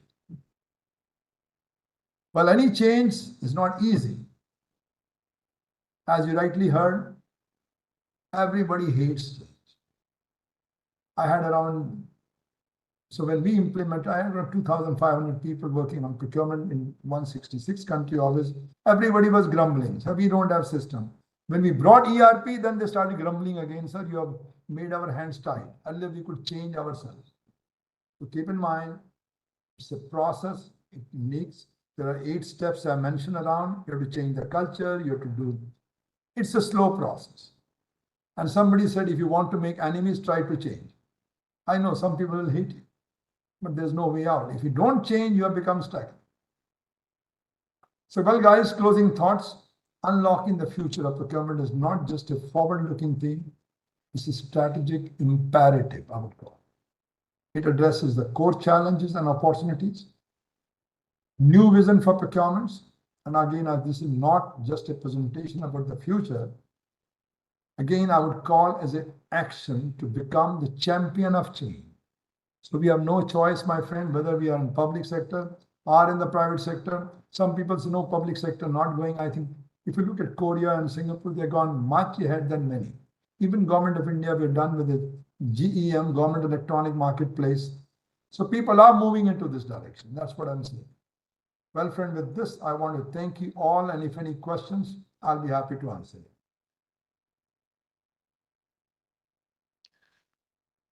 That was truly inspiring, Mr. Batra. Thank you for challenging us to think differently about procurement. So as so that our audience have rushed through a lot of questions to us, which I would really like you to answer it briefly so that we could cover as many questions as we can. So if you're ready, Mr. Batra, can we start the question answers round? Yeah, sure, go ahead. So my first question from the audience is like, how do we negotiate with our toughest supplier, and is there a way to negotiate RPIs? What would be the approach? Okay. You said RPI, RFI. RPIs, yeah. RFI, am I right? Yeah. Okay. See, negotiation is a combination of art and science. That you have to keep in mind. In the good old days, we used to say, oh, tell someone, guys, your price is 20% more. But now you have to go back. First thing, are you in a powerful position? First thing I will try to see if I'm negotiating, I'll see what status I've got. Am I powerful or supplier is powerful? If I've got multiple choice, I'm the powerful. But if supplier is the only one I've got, suppose if I'm working company like say laptop company, and I need a chip. And chip, there's only one, Intel, end of it. Otherwise, laptop will not sell. So when you're working with a supplier, which is a monopolized supplier, you are on the weaker ground. But when you have a multiple choice, you are not on the weaker ground, you are on the upper ground. But then those who are doing monopoly type suppliers, I think you have a right to ask them, guys, can you give us the complete split of your cost? Everybody knows the cost. They know the split part. If you can do that, I think you have one step to go further for negotiation. Don't say that your price is high. And supplier will say, no, no, this is my price, take it or forget it. In the case of competition, yes, I've got 20 suppliers, I've got 20 offers around. I can compare them very well. I don't have to ask the cost detail. I know very well there's a choice available. So that negotiation is different and this one is different. So I don't want to extend too much, but just to take care of the other questions. Please go ahead. So next question is, how can AI be utilized to identify and mitigate risks in the procurement process? Excellent, I tell you. If I got, let's say I had 25,000 suppliers when I was dealing with 166 country offices. And some suppliers were, again, I go with the concept of 80-20. So 80% of the suppliers cover my 20% of my spend. And 20% of my supplier cover 80% of my spend. So those are the one, and then I will try to see which items are more risky for my chain. So once I know those activities around, because I cannot cover all the one at one time, I'll take the one which are, we call low-hanging fruits. So firstly, I define which are my high-cost items. But number of suppliers are less, so I'll try to put them. And each supplier information is available nowadays openly. How many legal cases are going around, how many compliance are going around, how much is the business being used around. AI has all the access. You and me may not have access, but AI is trying to capture that data as Google is capturing many of us thing information. So same way, like LinkedIn can pull up anyone's information, what the background of the person. So same way AI can pull the information that this supplier is doing bad. Financially, they are on a weak ground. There are too many legal disputes. So you have a risk of disruption. So like this, if you can identify the areas and then give the information to the supplier, guys, can you tell me the trend on this? The AI can pull it up. People are using AI for the stock market also. So AI can be used very well for anything. So no second thought. Well, that was quite insightful, Mr. Batra. And I would once again like to thank you for sharing your expertise with us. The insights you provided on digital transformation will undoubtedly shape the future of procurement practices worldwide. And to our lovely audience, if we didn't get your questions, don't worry, we'll be answering and addressing each one of them later on in our sessions. Thank you again, Annie. Take care, guys. Thank you. Thank you once again.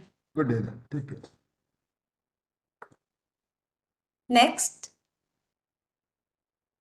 to continue and set the tone of our conference, I'm pleased to invite Mr. Rajesh to present a fascinating case study on digital procurement success story in public sector. So Dr. Rajesh Kumar Shakya, a distinguished senior e-procurement specialist who has been pivotal in advancing digital public procurement globally. With over 60 countries benefiting from his expertise, Dr. Shakya has developed and implemented e-procurement systems across Africa, Asia, and Europe. An acclaimed author and thought leader, he is known for his comprehensive EGP implementation framework, widely cited by governments and international organizations. Dr. Shakya holds a PhD from Capella University and certifications in AI, machine learning, and project management.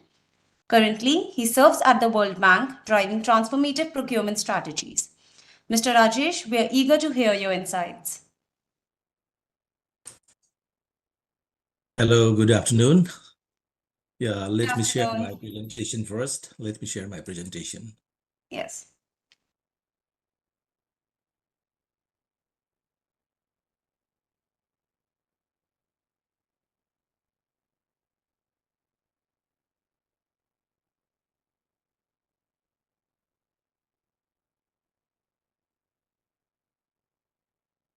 And also, Mr. Shakir, Dr. Shakir, if you're comfortable, can you please switch on your camera? Our audience would love to see you. Yeah, it looks like my camera is not enabled here. Unfortunately, I don't know for some reason. Okay. Okay. Yeah, I think, okay. So I think you see my presentation? Yes, yes, we can. Okay, all right. Thank you. Thank you. And good afternoon and good morning for the participants. I'm myself joining from Washington, so I think it's too early here, around 3:30 in the morning.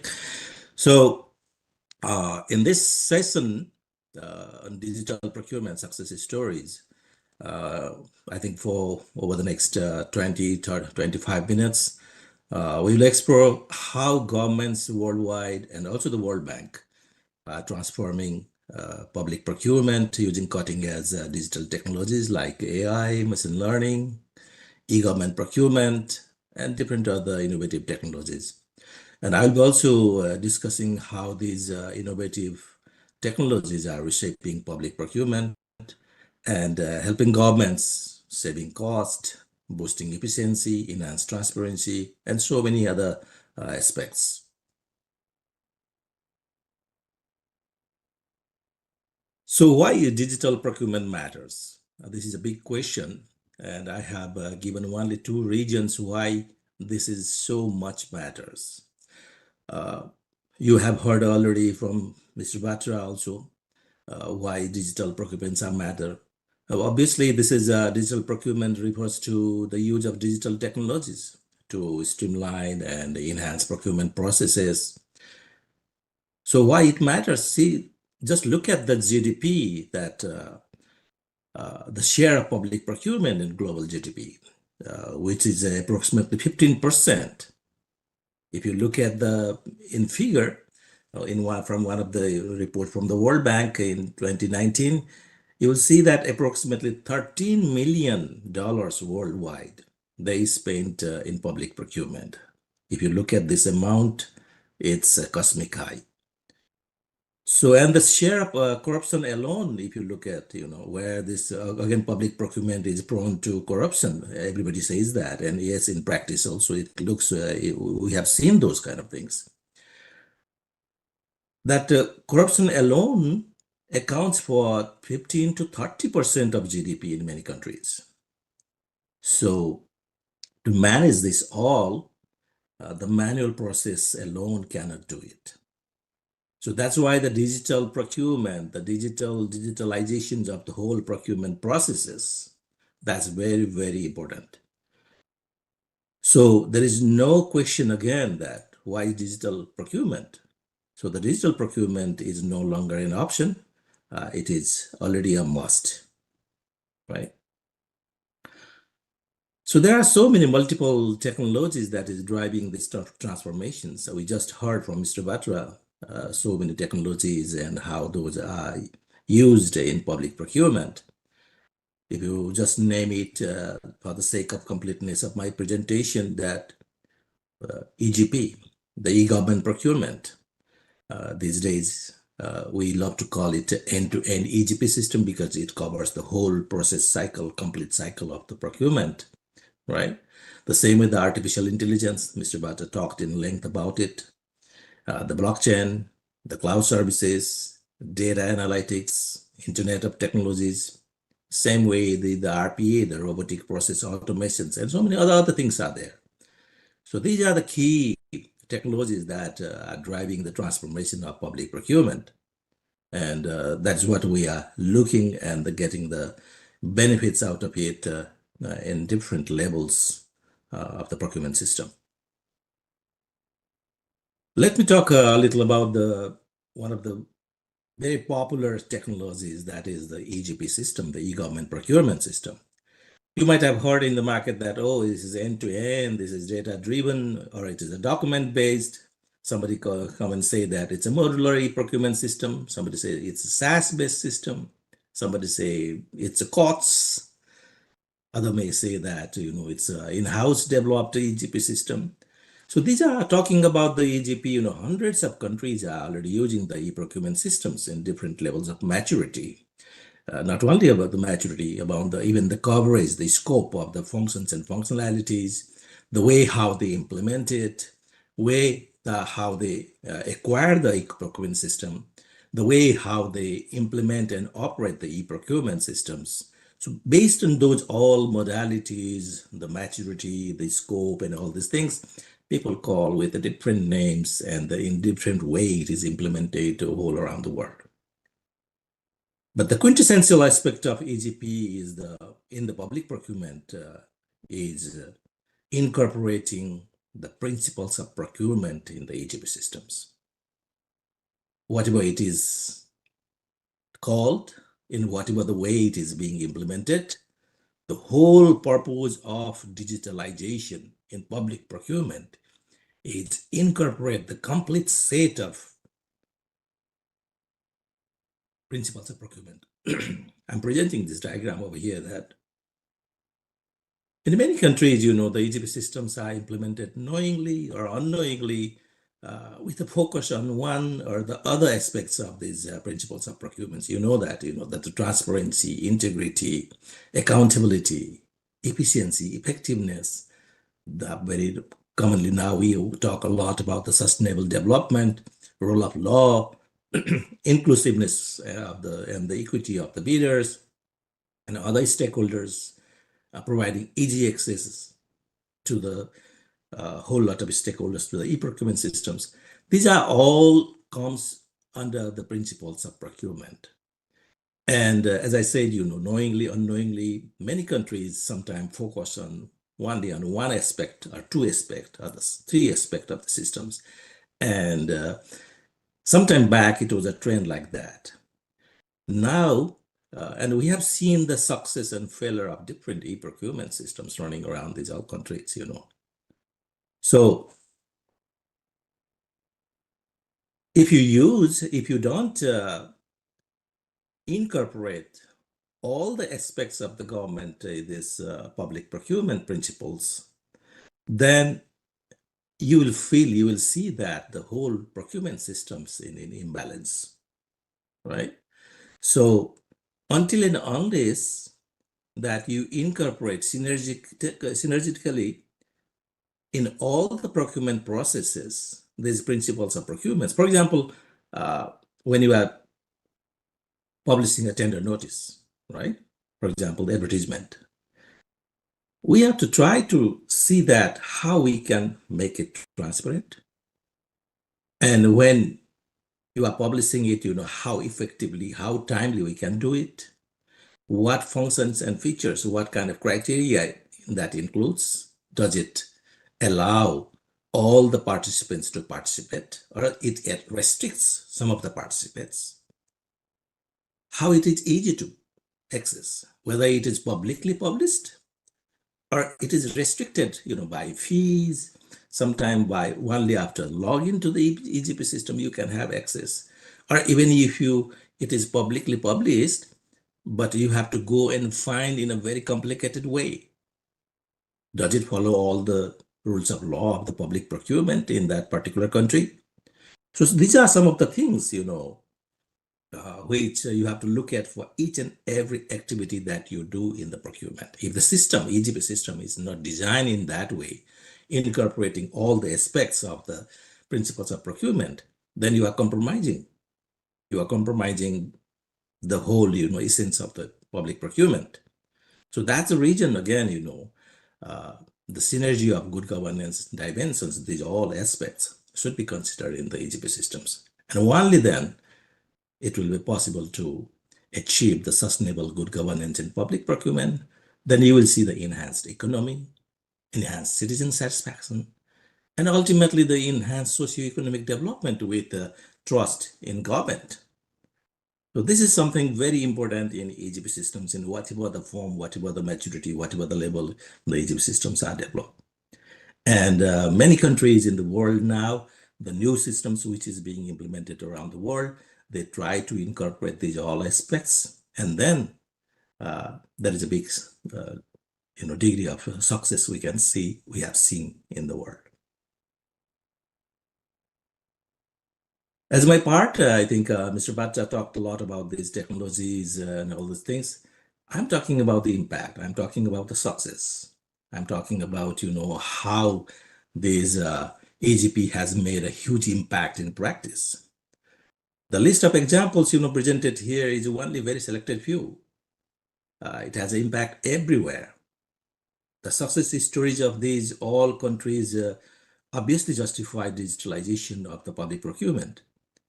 Any small or big benefits, that has a huge impact on the people's life. So if you look at the few sections quickly, because it's not possible to go through each and every sections, but I just look at the few sections here, like, reducing fraud and corruptions. As I said earlier, the public procurement is very prone to corruption, and people have it definitely defamed because of these corruptions here. That's why we are trying to incorporate all these principal procurements, implement EGP, and try to streamline these things. So look at that, the Romania, the country where when they started implementing EGP, just in 2 years, they could reduce the corruption cases by 65%. The same way, the Ukraine, the AI helped identify 20,000 procurement irregularities. It increased the competition. In manual process, people don't have really access to the bidding process in the government so easily, right? And since the e-procurement is accessible to everyone from anywhere, from any device, then it has also that increased the competition. Like in Albania, you see that, bid participation increased by 5 times. In Bangladesh, 4 times. Even in India, the startup participation increased by 2 bid per tender. This is a big achievement. It looks like a 2, 4, 5, it looks like a small changes, but it has a huge impact, It has a huge impact. For example, it helps in the better service delivery. How? So in Ghana, they use the drones. Drones deliver health products to 14 million people. The delivery of these products after procurement. And quality of roads increased in India by 19%. During the COVID time in USA, the 3D printing of these swabs per week was 4 million, right? So they're using these technologies, using these different other things. Definitely, it has made a huge impact on the practice in the life of the people, right? Let's see a little about the efficiency and savings here. Bangladesh, I think EGP revenue generation alone was 99 million in the fiscal year 18 to 20. And they also could reduce the procurement time cycle from 100 days to 58 days. See the reduction, the level of efficiency. The same way, the Chile, the EGP price saving of 8.3% for drugs, which is very important for the common people, right? And other 9.1% for the medical devices. So these are all examples here, Recently, I visited Morocco, and I saw that they introduced the e-reverse auction, and they started this thing in the coal industry. I was amazed by the saving they could make from the reverse auction. It was 65% of saving with the use of e-reverse auction, and most of these they buy from abroad. And you can imagine that how much they save. Now they are trying to roll out this e-reverse auction in many other countries, many other sectors.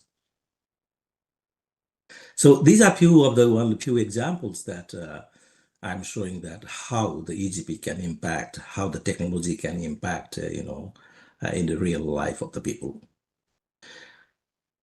So I saw in the presentation of Mr. Batra also, he also somehow presented, the way how technologies are used across the procurement cycle. I have presented in some different way.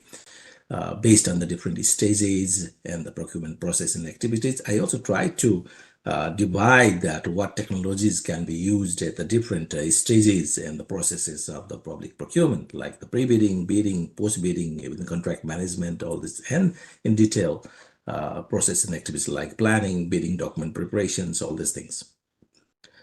So for the planning, as we say that, the Internet of Things, if you have the inventory, there, the Internet of Things with its capability of sensing the and finding out identification the status of the product and items in the inventory, that can tell you that what things should be procured, how much left, how it was spent last year, what are the trends of buying or what are the trends of using it.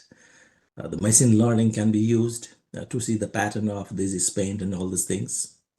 Based on definitely the data analytics, we heard a lot about that how that is important and how it gives you the insight of the data that you have about the data, about the market, about your internal consumption, right? And the generative AI, even these days, for the planning purposes, the market research, what you do. Generative AI is helping a lot because it can go out to the whole internet. It can go out to your internal knowledge, internal database, and comparing and seeing the pattern and the developments and the trends in the market. It can really give you a very good picture that and help you to plan, right? The same way bidding document preparation, generative AI now will be, you hear a lot about the generative AI recently. And this is one of the tools and technologies that which can be used in the bidding document preparation. Because quite often when you buy it, you prepare the bidding documents. And this is not so easy. But again, this is repetitive. This is somehow a template-based things that you do every time.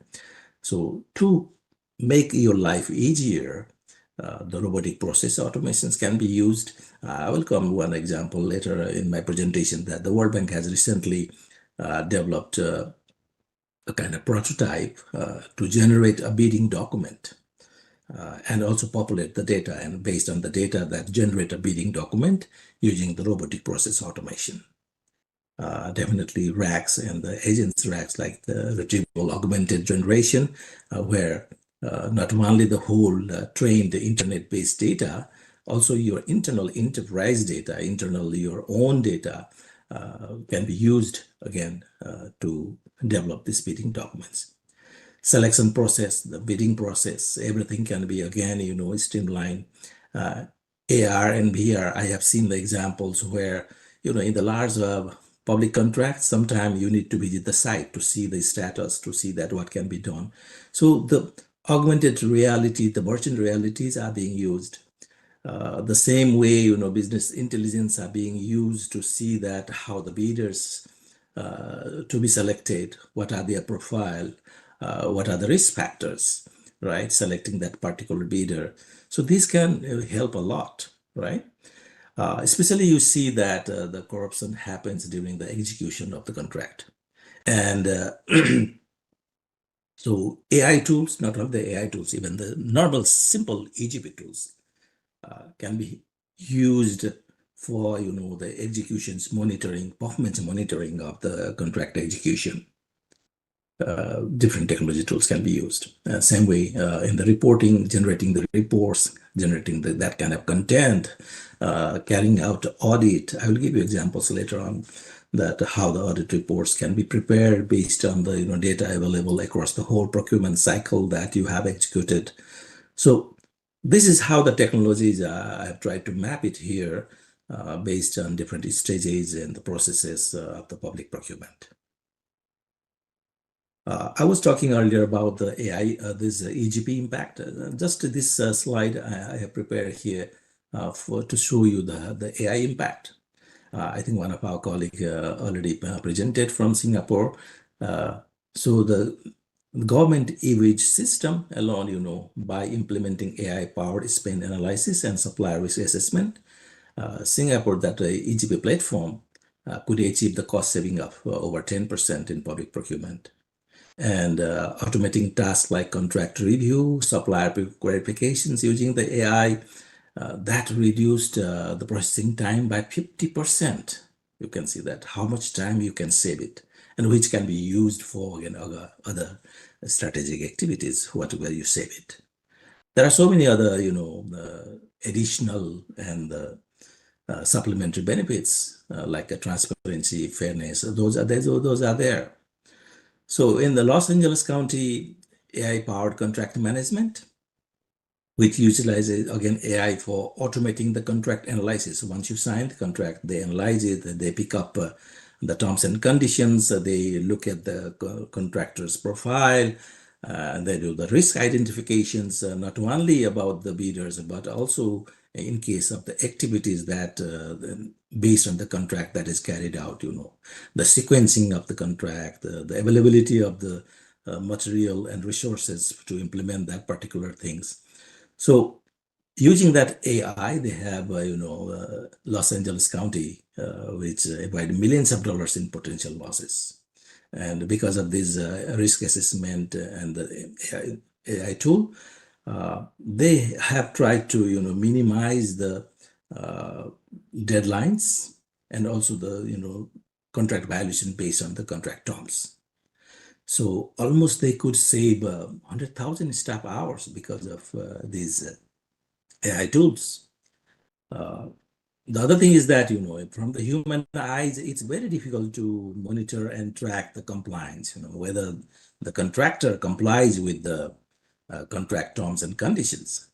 So these AI tools, when it monitors each and every stage, each and every delivery, each and every implementations, that picks up those different anomalies, and the compliance, they just discover the compliance and also the risk, if anything, and that ensures, to make it aligned with the signed contract. So City of Helsinki used the AI for predictive maintenance. And this is another area, where there's now Internet of Things are highly being used. So Internet of Things, it's a kind of sensors, it's a tools which is attached with these different items of the goods and services. For example, these Internet of Things are being used to see the level of requirement, what kind of schedules are required, how, for example, in the road, when is the time that the road should be carried out as a maintenance activity, right? Whether it is working well or it should be gone for the maintenance. So that kind of things, So from the public infrastructure, predict potential maintenance needs when it is needed, and the City of Helsinki has reduced maintenance cost by 20%. It also schedules the repair schedules proactively, that sometimes we don't know and we don't care to maintain the things that we have. Sometime, I know another example in New York, the city lights. They have integrated this Internet of Things, and it automatically tells you that which light has to be changed, which light should be maintained, and what is the schedule of doing those things. So this is all controlled through the Internet of Things. So that's the Netherlands Ministry of Infrastructure and Water Management. They also implemented AI-powered platform for supply chain, the sourcing construction material, from where to bring it, when to buy it, from which supplier to buy it, what is the season and the time for buying it. So based on all those data, they implemented this AI-powered sourcing tool, and which resulted in cost reduction of up to 15% on specific projects, from specific kind of items. So if you know that, what could be the reason that you get the things cheaper? And what could be the things that the supplier will be available for easy supply? So those so many other factors affect on that. And because of those all analysis and predictions, the governments are saving money, increasing the efficiency, right? One more thing about the detection of the fraud and corruptions. In the state of Texas, AI-powered fraud detection system. I have given the example of Texas, but this kind of fraud detection systems is already being used in many other countries, including Asia and also in Africa also. Even in many other EGP systems. We also encourage from the World Bank that these tools should be included in the EGP system. So in the Texas also they have based on the data analysis, based on the pattern, based on the insight that they have from the data, so they could detect the anomalies in the procurement, anomalies in the bidding process, anomalies in awarding process, selection process, and also in implementation processes. So that has hugely impacted on this one. All right. So let me just to move quickly. I'm showing you one of the examples, the implementation of EGP in Ethiopia. Right. Dr. This is one of Shakya? the emerging country. Yes. I'm so sorry to disturb you and interrupt you in the middle of your presentation, but Yeah. can you please wrap up very quickly because we're running short of time and our next speaker is already on the queue. Okay. Thank you. Yeah. Thank Okay. So just giving you example from Ethiopia, the same way from Tanzania, which are, the emerging countries where these EGP systems have been implemented very nicely. These EGP systems, not only run alone, it also integrated with several other government services so that you can get the first-hand information from different government services, and you don't need to provide the photocopy of a document, some other copies of the document, right? So this way they have integrated and made the EGP system very efficient. Just one example, in many ways that we have a lot of documents in manual system. Those are printed documents, PDF files, Word files, so many things.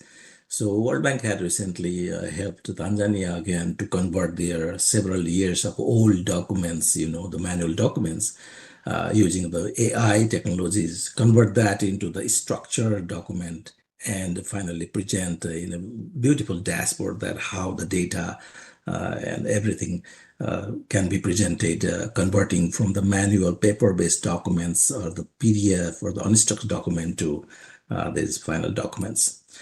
So I had mentioned about these data extraction things. See, the AI system that World Bank had helped these countries could automatically extract the data from the documents and prepare a very nice, beautiful audit report automatically by the system itself.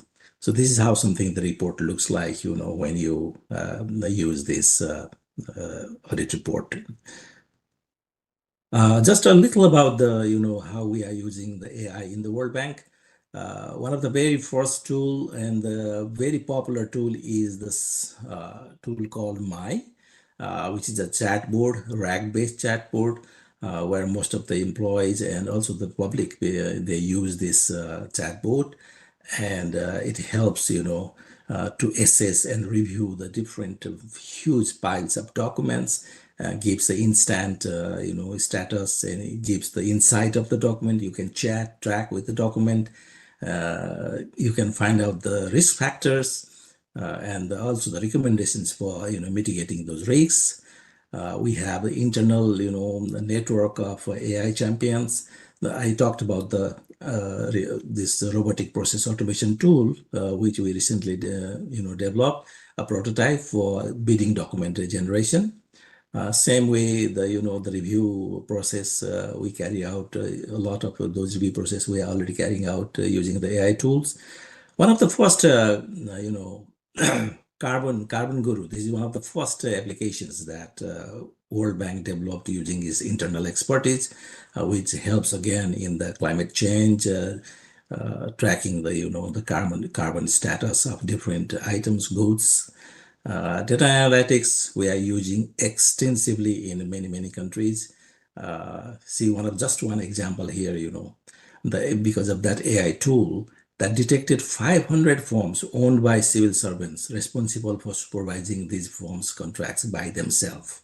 So otherwise, if we didn't have this kind of tools, we don't understand that civil servants are monitoring their own contracts, they are participating in the government bidding. So these are all things we could not have identified. These are few examples of the blockchains. Blockchain is again, which makes the, things immutable, and also the transactions transparent and secure. There are different examples. Just a last slide. These are few conclusions and considerations that yes, technologies are there, but when you use these technologies, those systems should be robust. And mostly if you don't, as Mr. Bhatt also mentioned, that if you don't have data, you cannot do anything, right? So data is everything. So when you implement even the, in the public procurement, implement the robust system with the secure data-driven systems, right? The same way, the investment, the initial investment may be more, but again, we have to focus on those investment and also the training the staff. Without that, even with the technology, you cannot achieve anything, right? So these are few of the things that I wanted to present today. Obviously, the slides will be shared because of the time constraint. I think I cannot move really everything in detail, but I hope that it gave you a kind of glimpse that how the world is getting benefit out of this digitalization in the public procurement. Thank you very much, and I'll be happy to answer a few questions if your time allows. Yeah. Thank you, Mr. Rajesh, for Dr. Rajesh, for that illuminating case study. Yeah, As we should I put down my slide? Yes, you may. Thank you. Yes, thank you. As we've been exploring throughout the day, the world of procurement is rapidly evolving. Our next speaker will continue this thread by discussing his case study on digital procurement success story in private sector. Now, I would like to invite Mr. Soumya Ranjan Behera, a seasoned business leader with over 20 years of experience in business growth, sales, program management, and digital transformation. His expertise spans e-commerce, e-procurement, public procurement, and manufacturing services. Soumya has successfully led business development across India, APAC, and the Middle East, consistently delivering results through inclusive leadership. A mentor at heart, he inspires teams to align with their company's mission while driving impactful change. A lifelong learner, he regularly shares his insights on social media. Welcome to this platform, Mr. Soumya. The floor is all yours.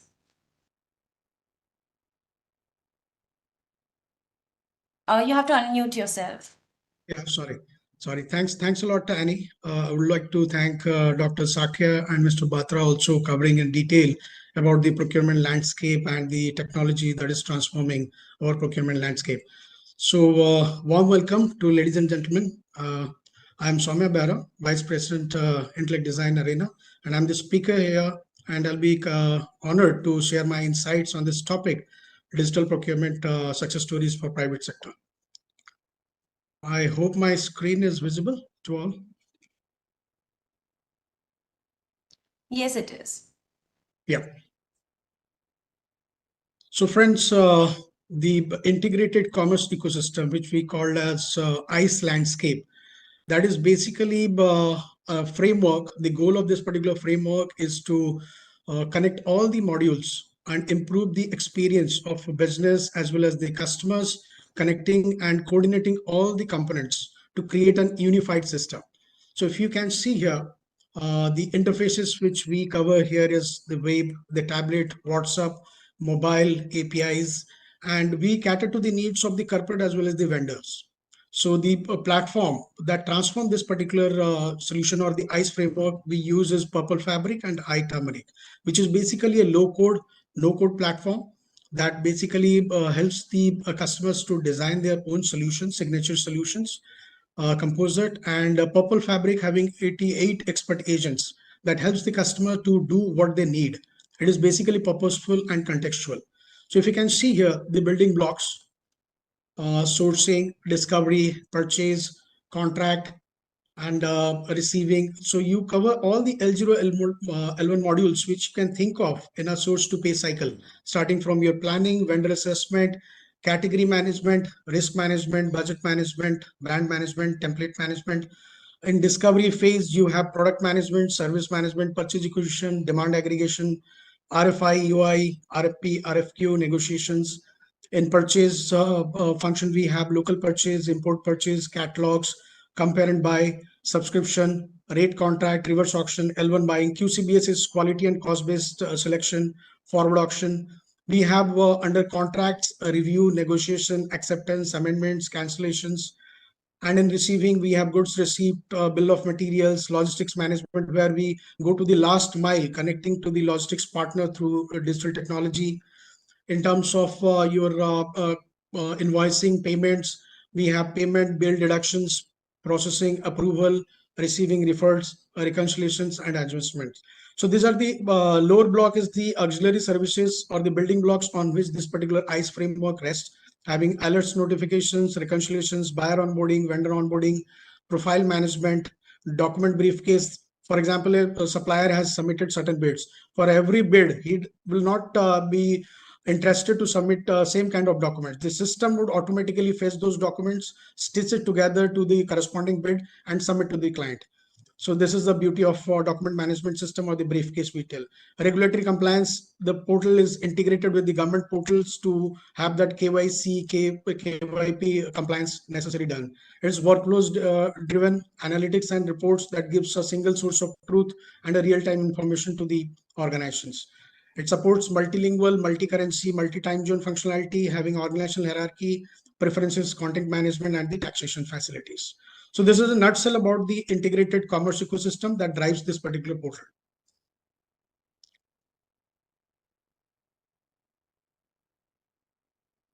So the problem areas in corporate procurement or the private sector, what we have envisioned, this is which this particular transformation in the procurement landscape, which we are thinking of, are basically the same or the common to every industry, like complex purchase acquisition approval process, inconsistent procurement methods, manual onboarding of new vendors, siloed procurement by departments, manually entered procurement data, invoice to PO variability, auditability, traceability, and regulatory compliances, lack of integration between procurement systems.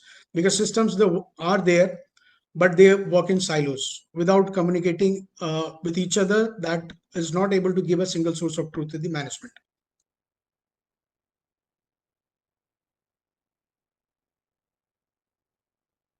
Now coming to the procurement user journey, using our artificial intelligence. So that talks about right product at right price and right delivery from the right vendor. So if you start the user journey with the user management system, onboarding of sellers, buyers, then your purchase acquisition marketplace for the product and price discovery. After that, the bid publishing happens where the vendors, they participate in the bid, their technical evaluation, financial evaluation happens, and then you have the ranking done for them, do the negotiations with the vendors, and then finally shortlist a vendor to assign a PO. Post the PO process, you have GRN process where this goods are received at your locations, consigned locations. A GRN is generated, then the invoice billing process happens. We have APX, accounts payable invoice automation, that basically takes care of three-way matching of the invoice that is generated with the supplier invoice, with the PO, and with the GRN as well. And this talks about the invoice collection from the vendors, data extraction using artificial intelligence, data validation, and approval workflow, and accordingly the invalidated invoice are being sent to the payment authorities for making the payments. And the vendor portals basically helps the vendors to get registered, have their credentials done, RFQ, PO visibility through them, invoice upload, invoice tracking, query management. Sometimes what happens, the vendors, they do not have the visibility of what's happening on the purchase order, what's happening on my invoice, where is the payment, why the payment has been deducted. So the vendors can get all those information through this particular supplier management portal, which extensively uses artificial intelligence. Now, these are some of the artificial intelligence AI expert agents that basically tries to streamline the procurement process. Where if you talk about the procurement planning agent, that basically generates intelligent procurement plan, recommends it to the customer, benefit from the collaborative filtering, product affinity, gain price comparison and cost saving insights, In the catalog approving agent, it reduces the listing rejection rates by 40%. You have supplier assessment agent, which basically streamlines the compliance checks, simplify the verification process. Incident inspection agent that identifies the key concerns and evidence, verify supporting documentation, prepare clear and factual commentary. In anomaly detecting agent that basically real-time detects the abnormal activity or the calculation between the buyers and sellers, empower the procurement officers to find the right price and ensure the policy compliance is ensured. And the key benefits to the buyers are many, but I've listed down basics. Our experience talking to a few corporates, a few private sector customers, the end-to-end system to handle all procurement needs, contextual and AI-driven search, compare buy facility, AI-enabled conversational commerce agent for identifying correct context, online order process and management, dispatch, delivery, invoice acceptance and payments, bunching for products and services, automate manual tasks, and streamline workflows, resulting in significant time and reduction in procurement. Multi-consignee, multi-procurement mechanisms, price trend history, and overall, at the end of the day, what a CPO or a CIO would look at, achieve the cost saving of 10 to 15% through optimized processes for the organization. That would be his KPI. Now coming to the supplier management or the vendor portal landscape. So we basically divide the challenges under two categories. One is the process level challenges. The other one is the system level challenges. Now coming to the process level challenges.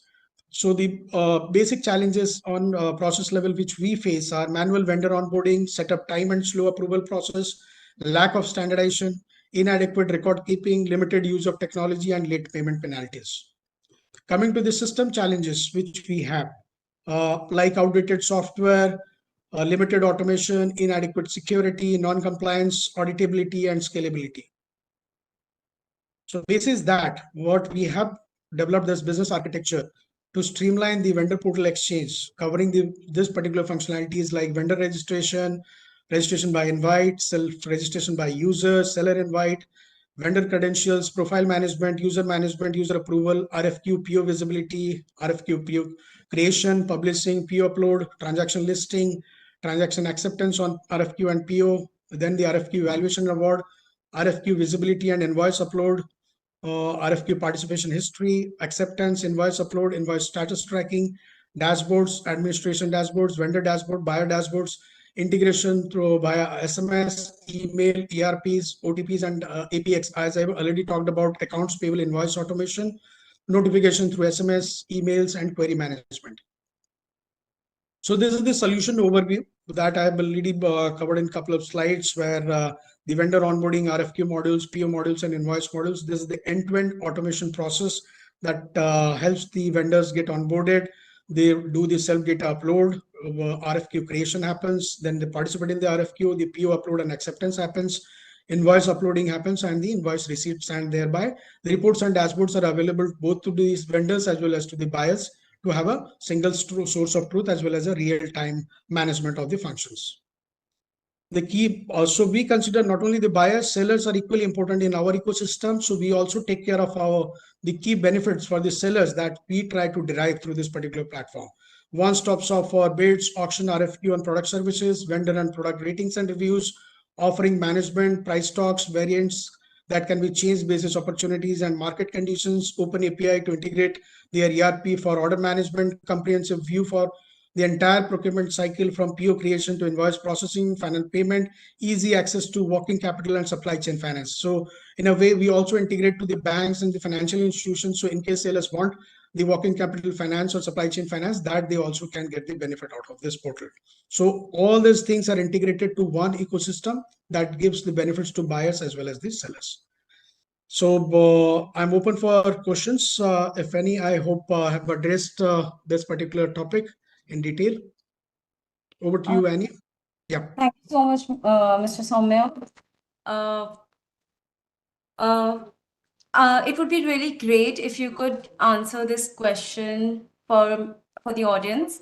So the question is how AI tools are trustable and reliable in terms of provided information for screening. Yeah, so I have already covered this in one of my slides on the AI expert agents. So out of those 88 AI expert agents which we have in Purple Fabric, so for the supplier assessment, the AI expert agent which we use, So they do all the compliance checks, the history checks, and also where buyer need not worry about the history of the suppliers, how creditable they are, how credit worthy they are, because we have integration with all the government portals, with the compliance agencies. So whatever supplier the portal would suggest, they would be creditable in terms of their delivery timelines, in terms of their quality of product. And it is not only during the onboarding process, during the subsequent process also, we get the feedback from the stakeholders, be it the consignee, the store operators, the plant operators, and the purchase guys. They also give their feedback that how this particular supplier has fared over a contract cycle in terms of supplying good quality material, in terms of supplying materials in time and all, and that gets captured in the system. So the AI tool, Expert Agent, helps the buyer to decide whom to go ahead. Even if a supplier is come L1 in the ranking, they need not go for the L1 vendor if the creditability is not there, if the rating is not good. So it can also suggest that you can go for L2, where L2 would be asked to match the price with L1, and they can decide on it. Thank I you hope for that such a answers. detailed clarification. Can we squeeze in one last question very quickly before we are off on a lunch break? So, my final question here would be like, how can digitalization can be connected with suppliers as they might have different system or no system at all? So this particular portal which you have seen, the supplier management portal, we have built it basically thinking EMAC.ai principles, which basically breaks the complex problems to its core. It's not that we have only created it for mid-size or the large enterprises. We have thought about them. We also have a mobile app that would be handy for them. Those who do not have that infra to have a particular portal or a system in place, they can use the mobile app to participate in some of the RFQs, to see the status of the payments, see the status of their POs, invoices, and all those stuff. And we also have a business operations team, business facilitation team, that basically trains the buyers, the sellers, get acquainted to the system. That's a part of the change management process. So some people, they fear the technology in embracing the technology, but technology is not there to make their life complex. It is there to make their life simple. So our team, technology team plus business operation team, helps them to get onboarded, use the technology, and start getting the benefit out of it. Thank you so much. Thank you so much. And thank you for being such a sport of answering all the questions so quickly. Now, this is for our lovely audience. I'd like to announce it's our break time now. So please be back by 2:30 p.m. for the next session. During this break, I encourage you to visit our virtual exhibition hall, where you can learn about the latest knowledge of procurement and supply chain management. And don't forget to connect with your peers and grow your network. It's a great opportunity to connect with fellow attendees and speaker. Also, whoever hasn't explored our selfie zone and fun zone yet, you cannot miss this in this break time. So get your selfies clicked and showcase on your LinkedIn profile. Let's be back by 2:30 p.m. IST.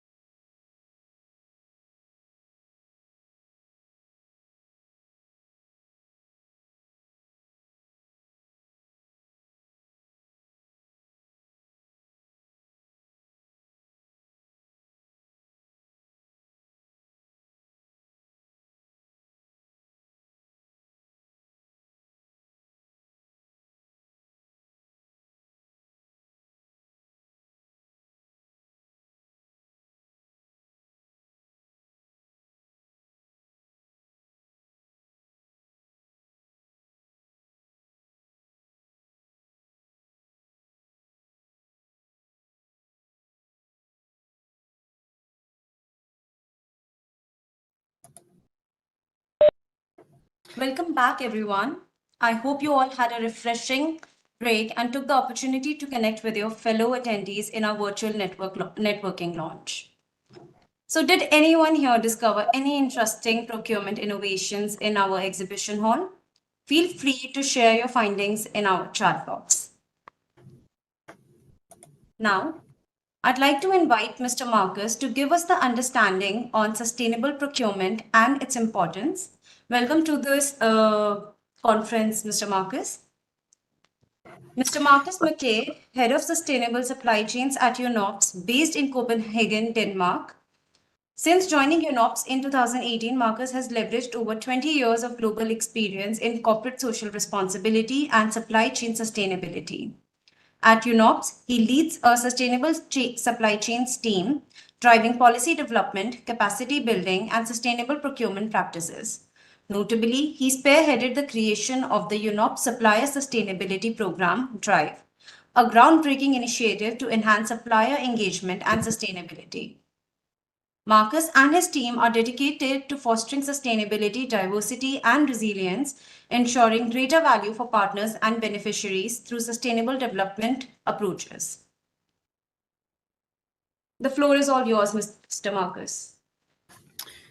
Thank you very much for having me. Can you please confirm you can both hear me and see my presentation? Yes, we can. Okay. Thank you very much again. I'm very grateful to be here. I'd like to thank the organizers and the hosts for this opportunity. I also hope that those in attendance are nicely refreshed after your break, and I hope that we can spend a productive 35 to 45 minutes together. I'll be happy to take any questions or comments, both live at the end of the presentation, or if possible through the interactive platform that the hosts and the organizers have provided. Sorry. As introduced by Annie, my name is Marcus McKay, and I lead the Sustainable Supply Chains team here at UNOPS, based in Copenhagen. I'm going to give you a presentation which covers the broad aspects of sustainable procurement, and I'm going to tap in a little bit into how UNOPS therefore approaches it, but I'm going to try and keep the conversation in a much more broader, open perspective. I think as a UN entity, it's important for me to acknowledge our call to action and the acknowledgement of the role that we all play within the Sustainable Development Agenda and the global economy. And within this, it also includes the contribution that public procurement and public spending plays when it comes to addressing many of these issues, as cited by our Secretary General. Additionally, we know that there are lots of important acknowledgements about the general contribution that public procurement and public spending brings. We know that in the region of $13 trillion of public procurement spending is exercised annually. And as you can see from the One Planet quote, which I'll touch on about a little bit later under the SDGs, it also talks about the power of the public spending within GDP, within emerging economies and low-income economies also. This presentation hopes then to not only bring awareness to these contributions that it can bring, but also to touch on some of the ideas and the considerations that organizations, governments, public entities, and ourselves can bring when considering the contribution from a sustainable procurement perspective. I'm going to jump into the presentation now about talking about how a sustainable approach can help to be reinforced through procurement principles and the broader contribution to SDGs. The SDGs is our governing principle with regards to development and sustainable development. And it's important that we're able not only to acknowledge the contribution from the SDG context, but also highlighting how we can deliver them and respond to them. I think what's important first and foremost is to understand how sustainable procurement underpins and reinforces core procurement principles. when working in the public spending space, it's important that we're able to demonstrate the values that we uphold through procurement and public procurement activities, such as value for money. Value for money isn't only the lowest cost of goods or services that are being procured. It's also a combination of a variety of values which then contribute to yielding the best value for money. It's important the ability to demonstrate integrity, fairness, and transparency when exercising public procurement spending and through procurement. And this is underpinned through sustainability considerations with regards to equal opportunity, access to these opportunities, open, transparent, and fair competitive practices. It's also important that we're able to demonstrate effective competition. Many of the challenges that we face with regards to sustainable procurement, and as a sustainable procurement practitioner, is that sustainable procurement doesn't allow for competition. It undermines competition because of the high levels of standards, and we will get into this as well and try and debunk and address some of these concerns by demonstrating how to bring full and diverse responses into the market. It's not only about equality, but it's about equitability as well. It's also important that we focus on the best interests of our partners. These partners are multiple differing stakeholders, whether you're in a governmental level or an organizational level, but it's important to demonstrate contributing and supporting the best interests of partners and stakeholders. And this is delivered through ensuring that your activities with regards to sustainability are aligned with commitments, with mandates, with targets, with objectives, and thinking of these much earlier on in the process. And of course, sustainability in itself, and aligning itself, and aligning the activities and your processes and your decision-making through a sustainability lens. I mentioned earlier on in the opening of the presentation, the acknowledgement of the contribution to the GDP in different countries with regards to public spending. This came from the One Planet Network, and it's a quote under the SDG number 12. Sustainable procurement has its own feature within the Sustainable Development Goals. Of course, public spending can contribute to all of the SDGs, but it's important to acknowledge that responsible consumption and production also has its own space. And under this goal are the targets and the indicators 12.7, 12.7.1, with regards to how to promote and how to live up and how to meet the expectations under sustainable procurement. And it's our responsibility and our goal in order to try and strive to demonstrate this. Unfortunately, my screen is a little bit off, but as you can see on the right, I've highlighted the 3 areas in order to identify how to best realize this through a strategic approach, through the best needs definition, and through a total life cycle contribution.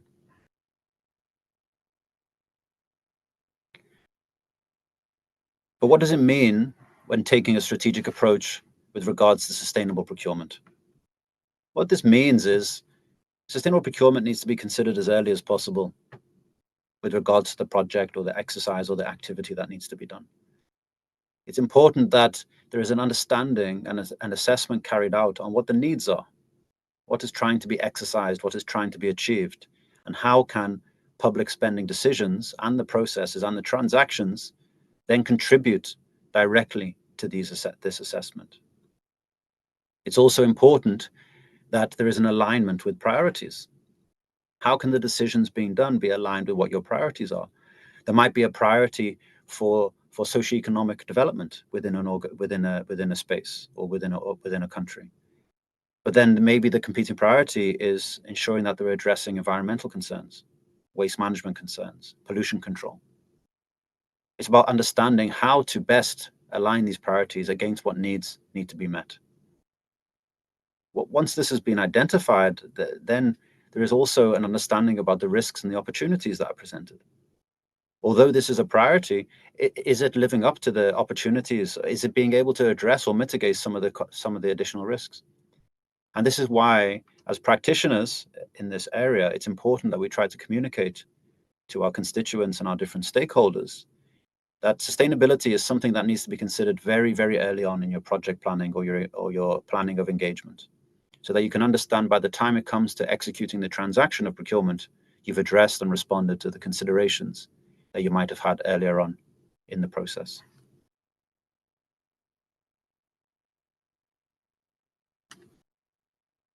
It's important that there is an understanding of what the needs are. There's a rethinking of the needs. We see many of these examples with regards to the easiest one to talk about is whether you purchase something or you rent something. Are you going to take a lease on an item or some goods, or are you going to purchase it? Are you going to outsource a service, or are you going to buy the goods or the services itself directly? So rethinking and understanding what you need and understanding how best to get not only environmental or social contributions, but these also underpin sustainable economic decisions as well. Responsibility of public spending. Within this decision-making, it's important to have comprehensive consultation of the key stakeholders, the people that are going to be directly contributing or directly affected and impacted with this. This is how you can understand and address the importance of identifying the key needs. And then, of course, with most things, market research, preparation, insight is extremely important. By understanding, can a market respond to this? Going back to the first example I mentioned, one might choose to pursue a lease agreement, but can the country, can the environment, can the market accommodate a leasing system or a renting system? Is there an ability for the market to conduct take-back or to facilitate service agreements? Sometimes decisions are forced upon us, even within the considerations of the strategic priorities that we need to try and focus on and address.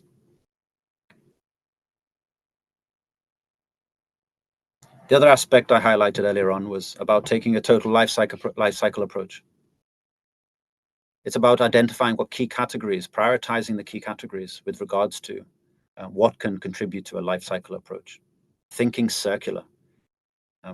Within the organization that I work, one of the areas that we're thinking about with regards to key categories is IT equipment. This is being prioritized not only because of the amount of spending in ICT equipment, but also the maturity of the market, the ability for the market to respond to life cycle needs, namely waste management, for example. Thinking in a circular process, using things like total cost of ownership calculations to understand, are these the best decisions being made? If we're carrying out procurement exercises, can the market respond to the total cost of ownership considerations that we are including within our life cycle costing calculations? This is a very good example, going back to the earlier slides, talking about best value for money. I'm not going to specifically dig into total cost of ownership here, but it's about identifying how, through making these informed decisions, you're getting the best value, regardless of looking at initial upfront costs. What are the costs that are going to be incurred throughout the life cycle of the product? And as the last column says, when making informed decision, including these in evaluation. And that is underpinned with the example I just mentioned with regards to total cost of ownership decision making. Just a slight pause here with regards to total cost of ownership. This is often referenced as good practice, some of the best practices to consider for demonstrating as well economic sustainability, but it is very challenging. UNOPS works in a very, very diverse landscape of countries globally. And we have numerous examples which demonstrate the inability to carry out effective total cost of ownership because of the market conditions. What we try to do is take a hybrid approach to life cycle decision making, and then trying to look at some of the important considerations within a market. For example,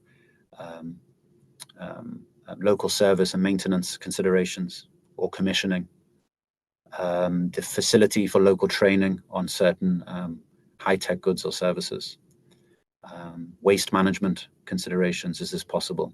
and then particularly with regards to medical devices, the ability and accessibility of consumables.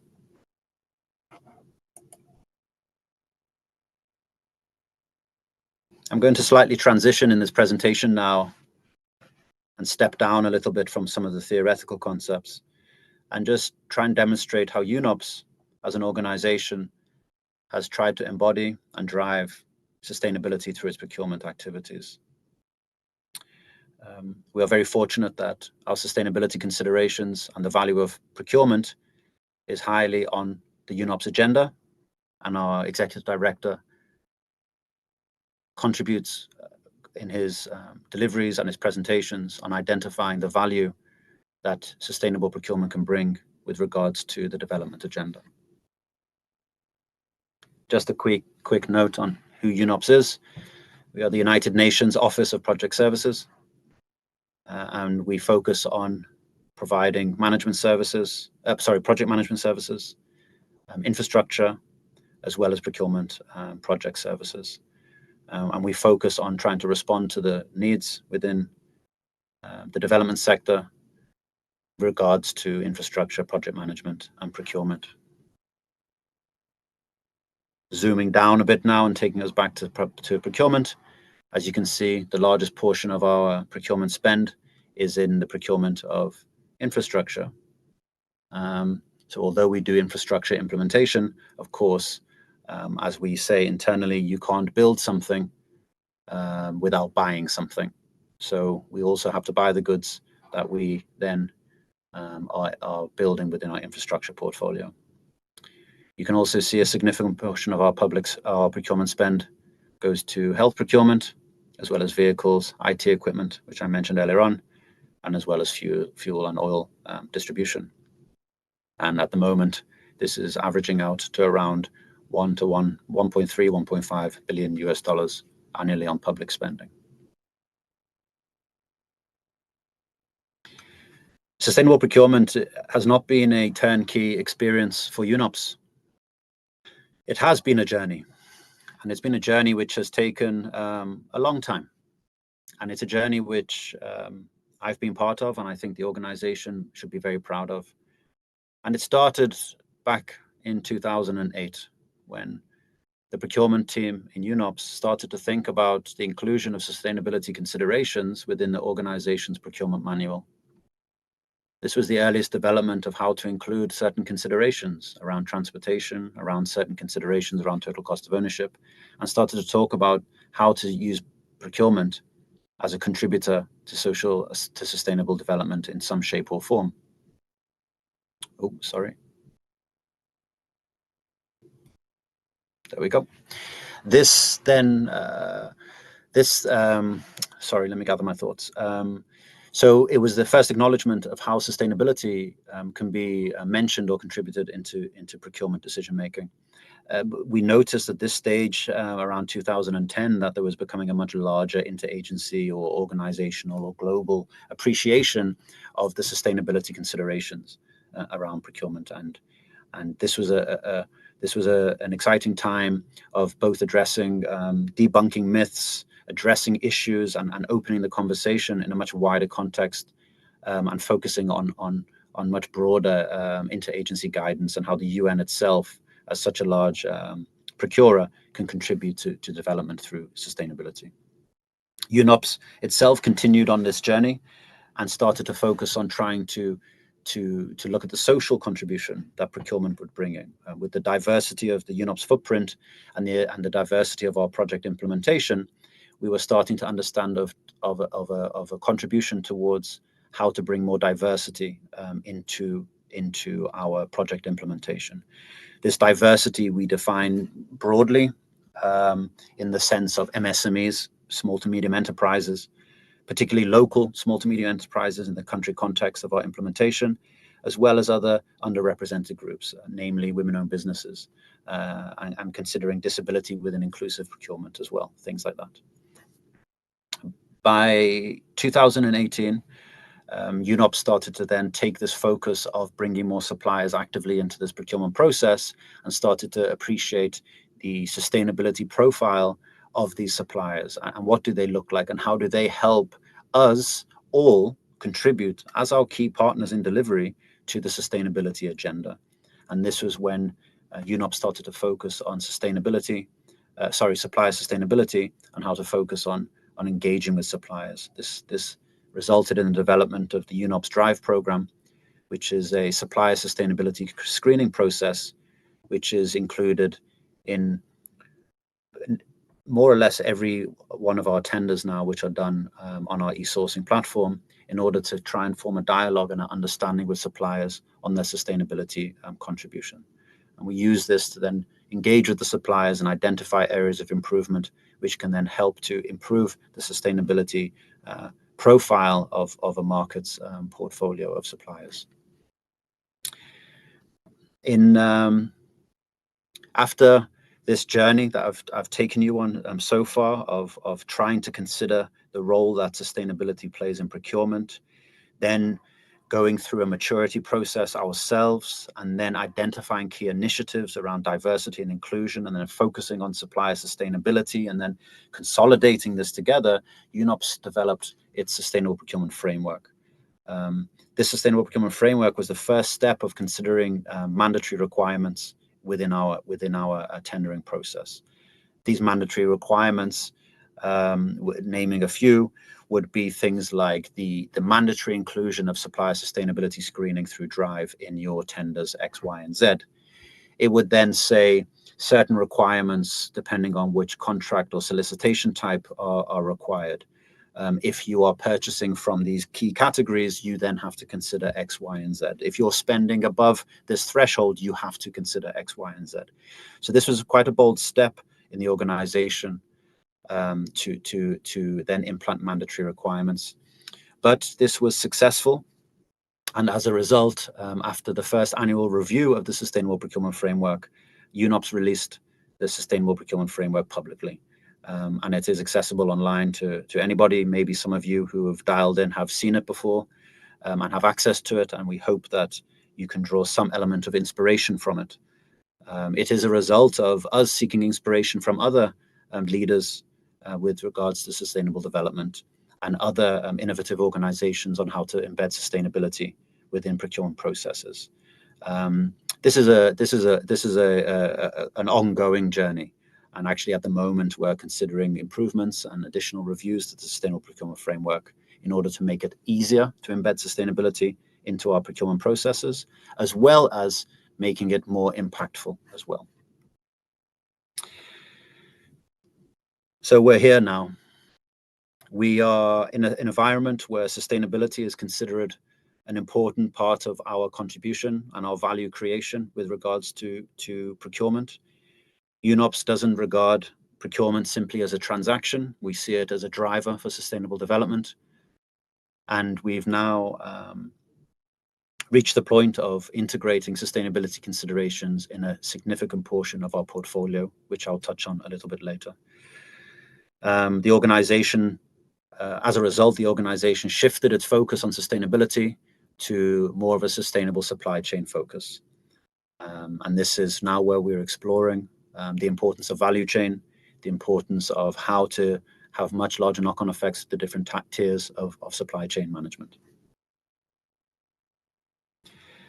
In a very brief overview, we work on achieving and delivering this, namely in three particular areas, if you will. It's about policy development. Of course, we are a large international organization and we have lots of responsibilities and we have lots of standards that we need to publicly uphold as well. It's important that this is driven through our policies. Our policies over that journey that I took you on have been a journey of inclusivity, equitability, and also a respect to rules and regulations as well as procurement principles. We do reach out to small to medium enterprises. We do engage with our women-owned businesses to help generate women's economic empowerment. And this is a result of the way our policies are drafted and promoted within our project implementation. We also try and engage with our suppliers and engage with our market and try to let them understand what it means to be a supplier to the UNOPS and what it means to be a supplier to the UN, and hopefully as a result, what it means to you to be a supplier to a government within a public procurement process. It's about trying to help them understand the complexity and navigate within the challenging environment of how you're supposed to compete in much larger public open markets. As you can see with some of these numbers of our engagement with the local markets and the different distribution of our suppliers that we work with. And as I mentioned before, with regards to supplier diversity inclusion, as well as drive, we also focus on some elements of risk management, due diligence. But we do this under the umbrella of trying to develop capacity. As a development organization, it's with great privilege that we can try and reduce supply chain risk by developing the capacity of a market. And this is something we take very seriously. And we invest a lot of effort and time and resources into trying to ensure that suppliers understand why they should be trying to develop their sustainability profile and improving their sustainability footprint. I'm going to start tapering off now at the end of this presentation. For those of you who have questions, you can start getting yourselves ready. And I'm going to close off by highlighting a couple of standout considerations for you, as well as identifying some of the up-and-coming trends. I was invited here to speak by one of the organizers or participating organizers, the World Bank, and over the nearly $200 million of spend that we've done on funding their projects with the World Bank. I highlighted the three key areas that we're seeing for the inclusion of sustainability criteria in those tenders: gender issues, sustainable resource use, as well as human rights and labor rights. We take these considerations very seriously, and we're very proud of the work that we're doing on the ground and the contribution of our colleagues at the project phase and at the implementation level. One of our very successful projects in collaboration with the World Bank was also the distribution of some of the project funds and contracts within Yemen to the women-owned businesses. This was a very successful project and demonstrated the ability to engage, develop, and improve the capacity of markets and suppliers within the markets. In Argentina, we were working closely with the municipality of Buenos Aires about identifying how they can put key considerations into the rehabilitation of their IT systems. And this resulted in savings. It resulted in job creation. It resulted in reduced waste or increased waste management, depending on how you look at it. Also, it contributed to innovation within this space because some of the demands within the requirements required suppliers then to take next steps further into their supply chain management practices themselves. As I mentioned, I'm going to conclude now in my last closing minutes about up-and-coming trends. Many of these will have been highlighted in different shapes or forms with regards to this conference, and I'm going to touch on a couple of them which stand out for us. One of the things which is very important for us to consider is data management and data analytics. This is a certainly emerging theme, and I don't think any presentation or acknowledgement of data analytics and data trends can be mentioned nowadays without the use of artificial intelligence. This is allowing for large-scale data management and data mining, as well as the integration of certain considerations. We ourselves are exploring this internally, particularly with regards to how to look at key considerations with regards to sustainability and green procurement practices. Data analytics for us as well is helping with regards to supply chain management and supplier management. A lot of us, even if we're not from large international organizations, we interact with supply chains which are large and international, and we're dealing with significant layers of supply chain. We're dealing with thousands, if not hundreds of thousands of suppliers at any one time.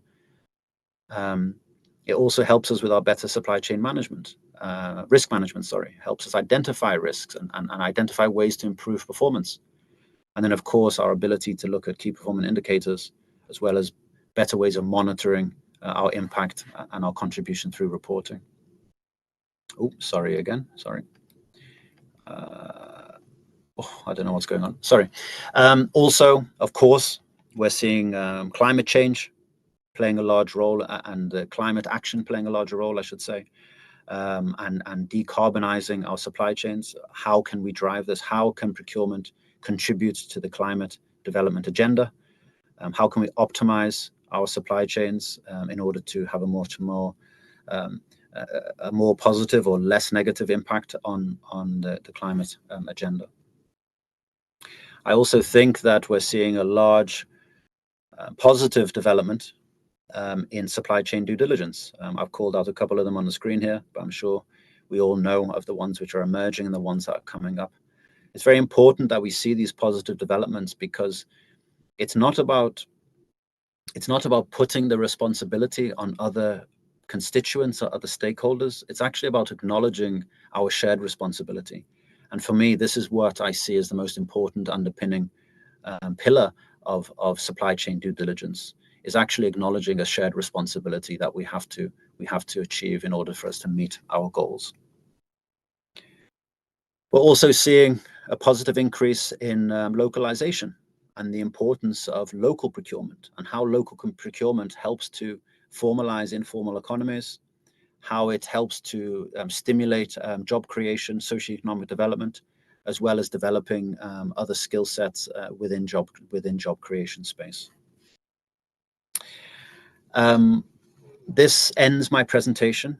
I'm going to talk over this screen for a couple of moments, not too long, because the QR code on the screen, it gives you access to the most recently, very, very recently published Purchase for Impact report of 2023. And this will dig into some of the components I spoke about today. It'll talk about the diversity of the UNOPS procurement portfolio, It'll talk about how we then focus on driving impact through purchasing at UNOPS. And I will hand the floor back over to you, Annie, and I'm happy to take any questions, any comments, or elaborate on any of the comments or presentations I made. And if you want me to stop sharing my screen, please let me know. Okay. Thank you so much, Marcus, for that enlightening presentation on sustainable procurement. We have a couple of questions that we would really like you to address. Our first question is, how does sustainable procurement excludes inclusiveness in the procurement process? Sorry, Annie, can you repeat the question? How does public procurement... Sustainable procurement excludes inclusiveness in the procurement process. How does it exclude inclusiveness? Yes. I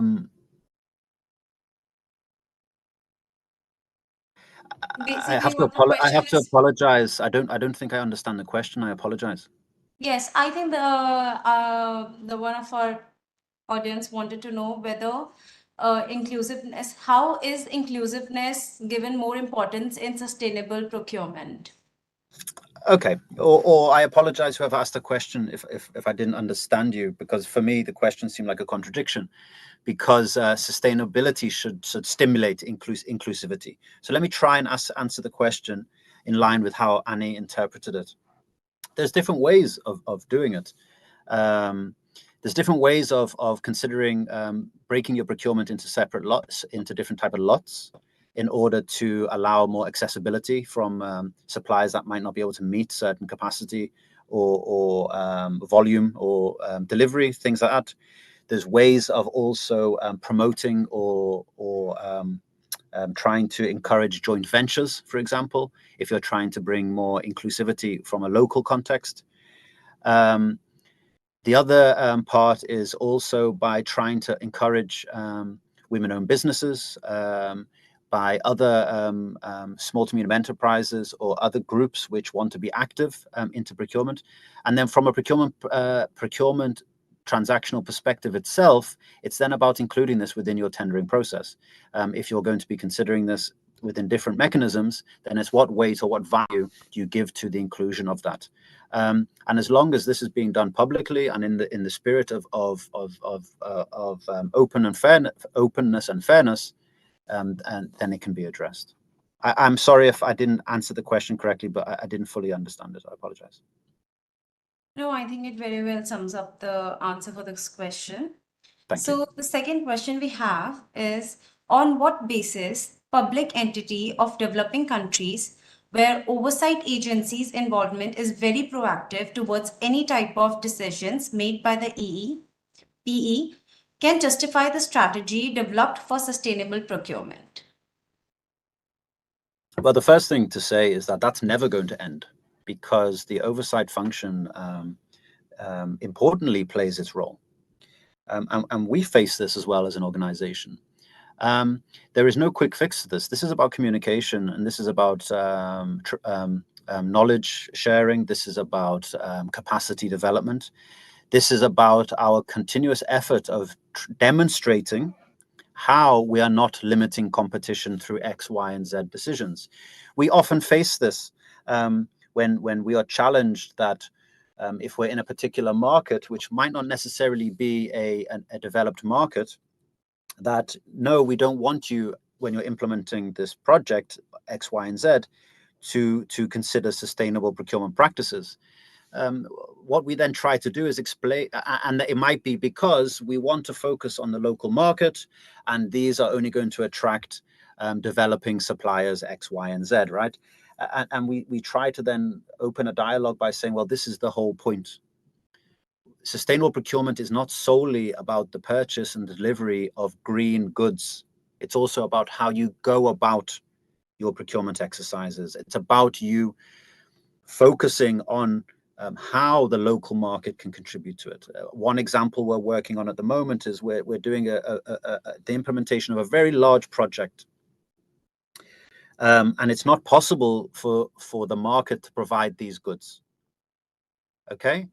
But what we're doing to drive sustainability within the local context is we're saying that there needs to be local representation in order for after-service sales, in order for training, et cetera, to be done. Now, this is then driving the market to respond to these needs. And it's about talking to these oversight functions and letting them understand what it is. A lot of the concerns which they have, or which are genuine, also need to be further explained and are based on earlier thoughts and considerations. Well, yes, it does definitely make sense. With a follow-up question here, we have so the question goes on, how can organizations effectively integrate sustainability into their procurement processes without compromising cost or efficiency? I think I need a whole nother presentation to do that. Or you're more than welcome to invite me or my team to deliver training to yourself over a 2 to 3 day course in such an exercise. I'll try to use 2 to 3 minutes to answer this question. Going back to some of the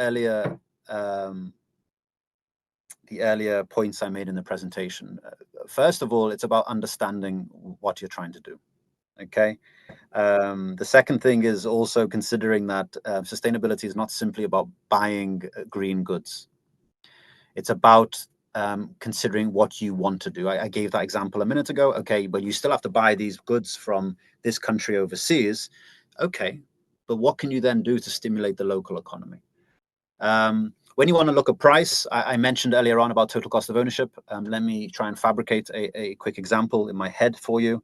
You're looking at a range of items. Let's say you're buying maybe vehicles, you're buying buses, let's say, for public transport, and the upfront costs of certain items are, one item is, $10,000 cheaper than the other item.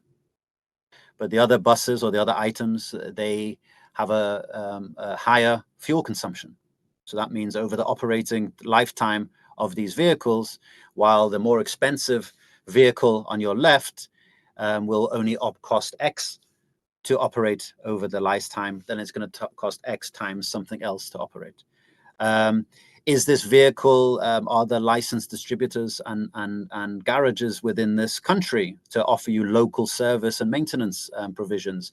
This more expensive one possibly has that in place, where this cheaper one, it doesn't, which means you've got to import goods and you have to pay import duty. And right, that's an informed decision. That's looking at, well, can I spend upfront, or can I spend a little bit more upfront and defer these costs over the lifetime of the goods, right?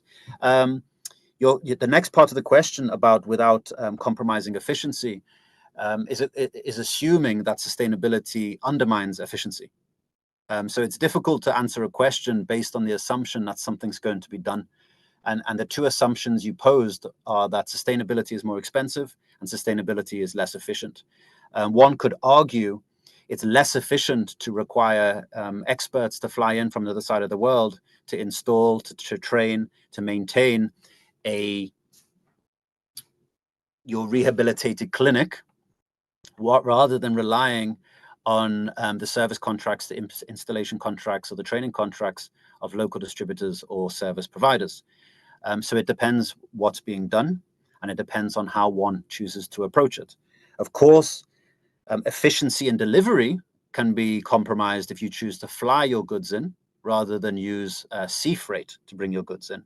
But sustainability is not only about how quickly things can be done or delivered.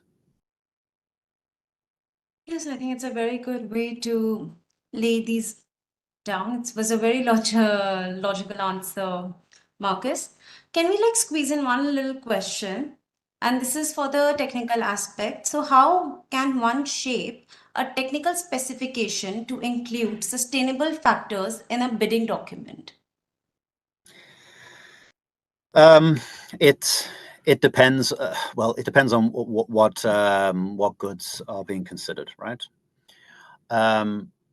To make this, to simplify this in a couple of minutes, and to focus on, let's say, a product or a group of products which are generally known. Let's look at like IT equipment.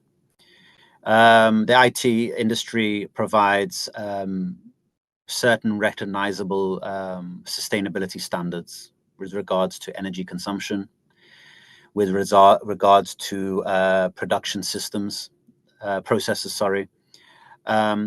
So it's about, from these technical specifications, it's about including these standards. If you're buying also white goods, they have different standards and labeling.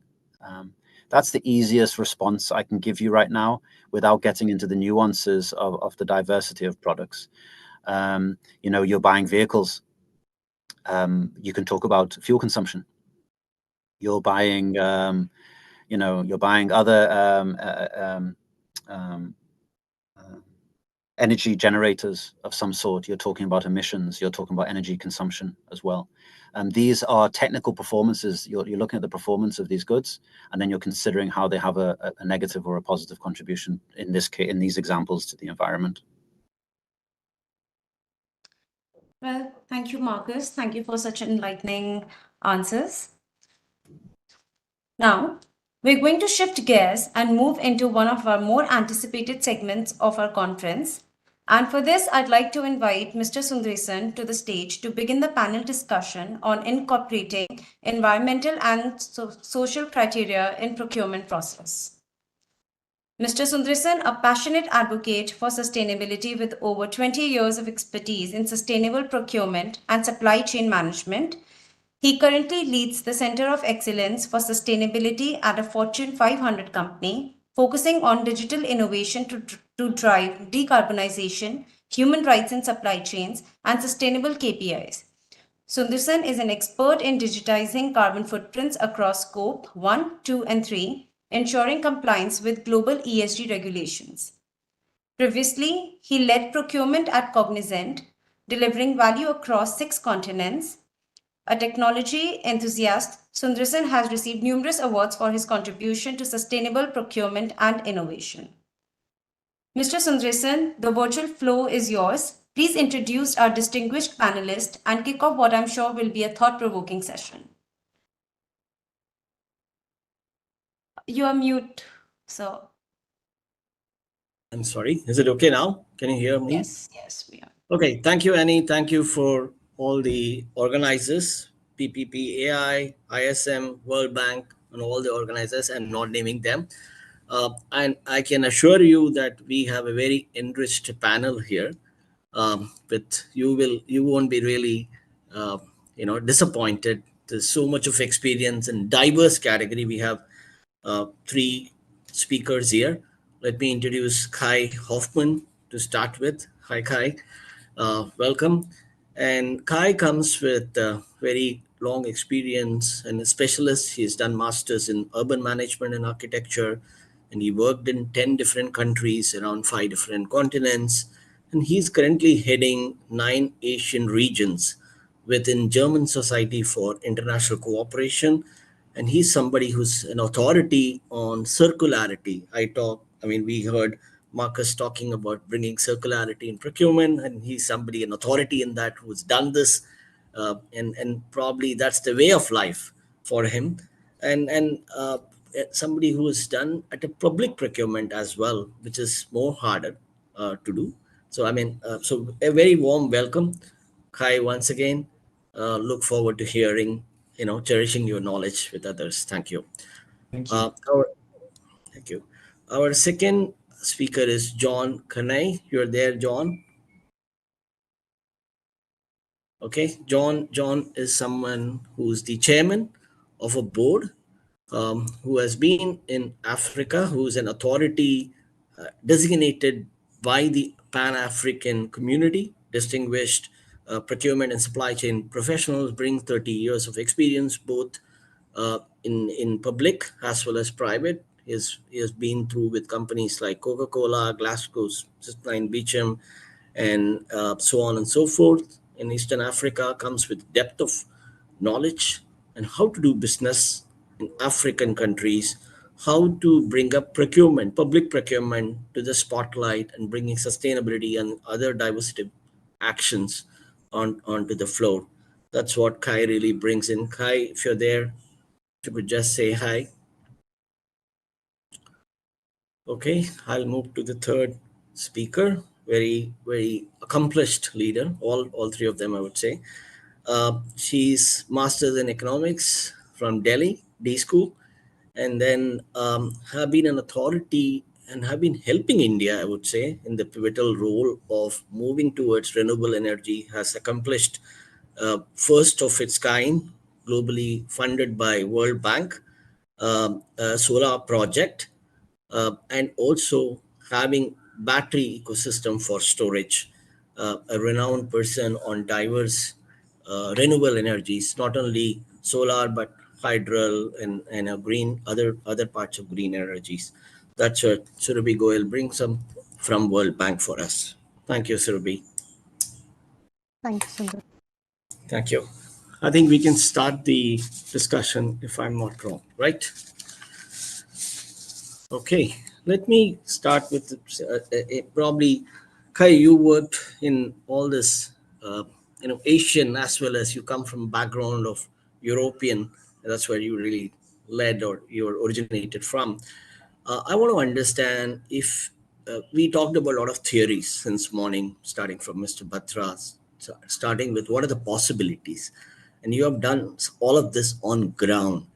Would you like to share some examples, real world examples involving circular economy and how it's really impacting the change from a procurement and supply chain point of view? Yes, thank you very much. Can you see my presentation? Yes, we can. Okay. So what I would like to share today is a little bit what we are doing in Southeast Asia. So I'm working in the Asia Pacific region in 9 countries, supporting green certification of products through eco-label and services. And I'm also supporting these countries in developing green public procurement in order to basically boost markets for for these products. Of course, this is very different. The countries that we are working in are responding to the different development levels of the countries. Some of them just start and they need GBP policies and they need legislative changes. Some of them don't have eco-labels yet. Some of them are advancing towards very complex procurement processes, such as green pipe procurement for the work sector, and electronic M&E system and the like. You asked me specifically about a practical example, and this is why I've basically come up with this very quick presentation, just 3 slides, don't worry, won't be lengthy. It's just, before I start to dive into the practical thing, let me talk about circularity a second. I think we have to understand that there are 4 dimensions which how to systemically address circular economy. And these are quite important to understand because we have to understand that they are also in a hierarchy. The first hierarchy level is to make the whole thing better. And that can be done through our procurement processes. And I think later on I will come also to a solution how to do this. What we are doing here in Southeast Asia is more related to the second dimension, and that is leaner, optimizing products, bringing better products which have a better capacity on the market, and a greener, being more sustainable, and also probably being locally manufactured in order to produce more local jobs. So the example that I would like to bring forward is that we have to bring environmental issues together with green procurement. And I was very happy that the question came up to Markus from UNOPS, that how do you actually do this with the green procurement? And he has mentioned labeling. Labeling ultimately is an underrated system because, especially if you're talking about credible labels, India, for example, has many credible labels. There is, for example, the Green Choice India, and then you have also other labels like the energy rating labels, which are credible label. And these labels basically say, yes, this product is superior to the other product, and it provides the procurer the possibilities to put technical specification into the process of procurement. And that's very important because most procurers don't understand what actually green means and what sustainability means. And that's where the environmental part on the left side comes in. It basically, for example, you have carbon reduction labels. It basically brings in the dimension of CO2. It provides alternative energy. Nowadays, the labels are expanding towards biodiversity, for example, when it comes to wood products and so on. So I think on the one hand side, you have the labels. And then on the other side, you have, of course, the procurement aspects, which are very important. And here we are talking to many procurers, so I don't have to repeat it. But you have these principles, accountability, legality, competition, and so on, that you have to basically take into consideration. The eco-labels can build the bridge. And now I come to the practical example. And this was a very simple example from Malaysia. And I'm quite proud of that, how we have done this. In this one, we have tried 4 different dimensions of innovations. In a nutshell, what we did, it is hundreds of lamps, traditional sodium-based lamps, have been changed to LED lamps. So that's not a no-brainer. But what's important is we have used these innovations, which I would like to introduce very quickly. First, we have introduced CE financing. So we have tested different mechanisms for leasing and energy performance contracting to see what kind of infrastructure how can this public infrastructure actually be paid by the private sector? Because you can imagine that here among us don't have the money to change all their sodium based outdoor lightings. So they basically need private sector investments. And through the leasing system or the energy performance contracting, we have brought in private sector investments in public infrastructure. The second one is we used circular economy in the utilization. So one of the 5 pilot projects had installed dynamic dimming. That means that if there is no car, you don't need light. And only if there is a car, the light switches on. This has reduced energy consumption by another 30%. And this was quite intensive also for the cost recovery.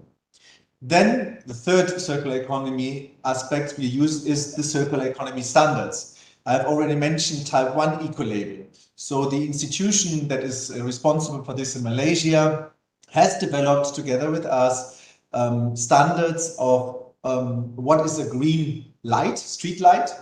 And these standards have been received an eco-label. And nowadays this eco-label exists, and this eco-label has been used one-to-one for green procurement. And that has basically led to certification systems. And last, we have used circular economy during the tendering evaluation. And here, I think already Marcus has mentioned life cycle costing during his speech. Very important that we basically checked not only the price, but we have checked the whole lifetime. And that basically has provided us with a good tender.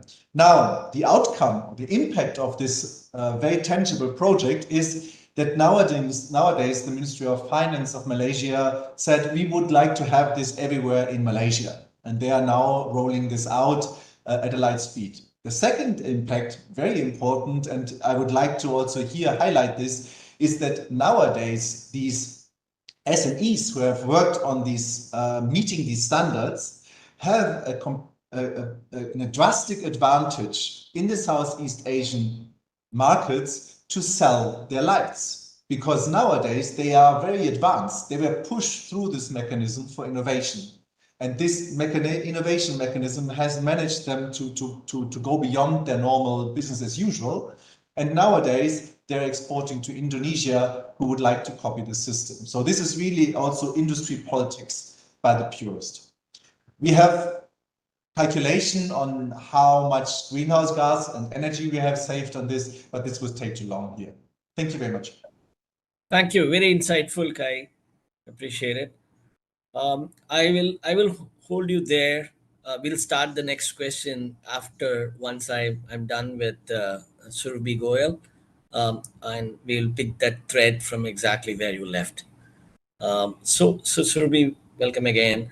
Surabhi, I want to, since you come from renewable energy, and we within India have done a commendable job, what we need to accomplish when by 2030 we've already accomplished, and we are far reaching on the renewable energy. Congratulations to you and to the government of India.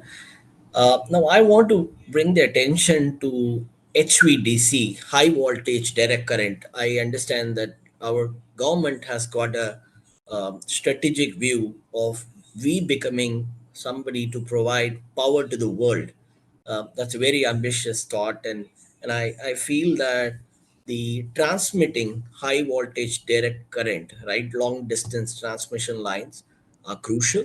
Not only if we probably don't even have the same exact manufacturing in India, probably we have a long way to catch up, even from starting from manufacturing and then moving towards distribution and laying and so on and so forth.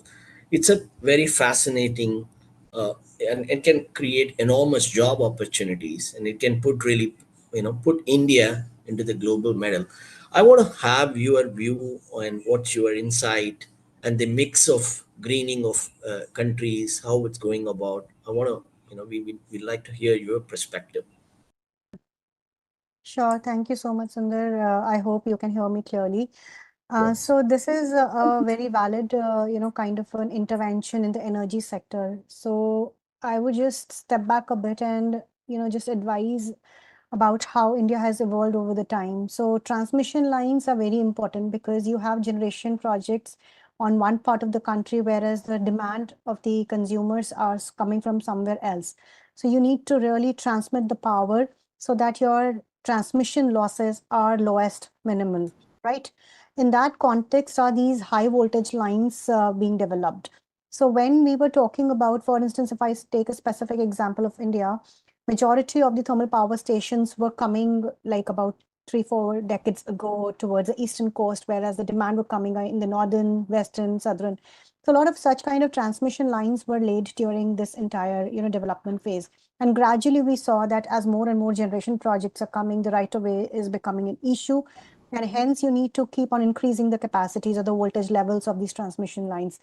So at this moment, for instance, there are multiple voltage levels across which a country can transmit the power: 400, 765, for instance, 800 plus minus, DC lines. And then you have HVDC lines, which you have just spoken about. In fact, there is ultra high voltage DC lines as well that India has pioneered on and World Bank has supported. So these transmission lines are very important because even if you talk about the renewable energy which is coming in, say, west coast and southern coast, all of that needs to be evacuated. The regions around these generation projects don't need as much of renewable energy, but the other parts of the country as well. So these transmission lines are playing a very critical role. And increasingly, we are facing one peculiar challenge. Earlier, it was much easier for transmission lines to build up. But because India is one of the most populous countries and land has high opportunity cost, so laying these transmission lines are becoming more and more challenging. What used to take about 2 years, now it actually takes sometimes 4 years, sometimes 6 years. And sometimes even in one of our projects also, we have seen that all the transmission towers are there, but the line is not there because just last 2 towers are not yet connected. So all this is very important from the perspective of how we need to take it forward, but also considering the environmental social considerations. Now, one important thing is that about what India is positioning themselves as one sun, one world, one grid. So what the objective of that is that sun never sets. If you look globally, somewhere the sun is up always. So the objective is that how we can leverage on each other's solar resources and provide the solar energy to those countries where the demand is higher at that point in time, which is like what I was telling in the context of India, that from one region, you need to transmit power to the other region where the demand centers are more. Similar is the concept here. However, evacuating power and transmitting power over long distances require really high voltage lines, what you just spoke about. So gradually what we are seeing, there has been a lot of, developments happening in this space, but because a lot of regions and a lot of countries within those regions are, party to it. So there are geopolitical reasons which sometimes set you back. But when you talk about, in India, these transmission lines which have come up, there have been like 1400 kilometers equivalent line carrying almost the load of Delhi's peak demand power supply, 6 gigawatts, for instance, between Champa in Chhattisgarh and Kurukshetra in Haryana. So, the utility of these HVDC lines or ultra HVDC lines, because you need only one wire to carry the entire load, which reduces your requirement of the land, which reduces your, multiple laying of the transmission lines efforts, etc. So it is very, very critical. The other thing which is equally important to be considered is that, the procurement side of the thing. Certain technologies are being developed in many countries, but when you as a country are investing in it, how would you ensure your reliance is also sustainable? You may want to have, say, ultra high voltage lines here in the country, but if you don't have repairs and maintenance facilities, one transformer breaks down and you are gone for 3-4 months, which means like entire region may go down. So hence, when we were working with Power Grid, and Power Grid, for everybody's information, a central transmission network company in the country, which is laying the central or the federal level grid. Now it has opened up for the private sector as well. But when we were working with Power Grid in those days, before it was opened up, we ensured that initial few lines, okay, first to test the interest of the technology, but then on the procurement side, Power Grid emphasized, no, we really want the operations facilities to be there. So the tender documents started to reflect the same, that the players who have an intention or have already set up or thought about setting up a facility in the country will be eligible for the tender or will be preferred over other bidders. So what it gave, it started with a soft kind of an approach, but then it became a criteria, a must requirement. It led to the development of 765 kV, for instance, kilowatts, market to develop. A lot of technology solution providers came up, they set up their shops. Now O&M facilities are very accessible. So I think when we are looking for these newer technologies, the procurement becomes equally important in how you can deepen it, how you can cut short the O&M time, and how you can turn around the sector in a much faster manner. So I'll take a pause here. Sundar, back to you. Thank you, Surbhi. I think very insightful. You also, in a way, touched upon that these are all new green jobs what we can create. And you also touched upon how do we do the maintenance and the other management part of it. All that is absolutely a great opportunity to I'll take up same thread and Kai, where we left about the Malaysian projects. I want you to talk about what are the challenges which you really made, and how did you went about implementing those aspects? I'm sure it's not easy. I mean, we heard from Marcus and others, right? What are the challenges which we really face? And market is not ready, or the supplier is not aware about it, all of this, right? You need to work towards creating an environment and make people even aware. So we would like to hear, your experience, because learning a lesson out of that is very important for everybody to practice. Yeah, thank you very much. I think we have to distinguish between countries that are just starting and countries which are more advanced. And India is certainly a country that is more advanced, but still I would like to start with countries, one of your neighbors, who is basically just starting. And I'm talking of the small countries of Bhutan.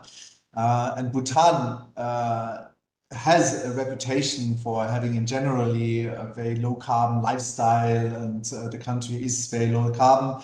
And but it faces a lot of challenges, being squeezed between two major exporters in the world, India and China. And basically a lot of goods are coming into Bhutan and their own economy is crippled.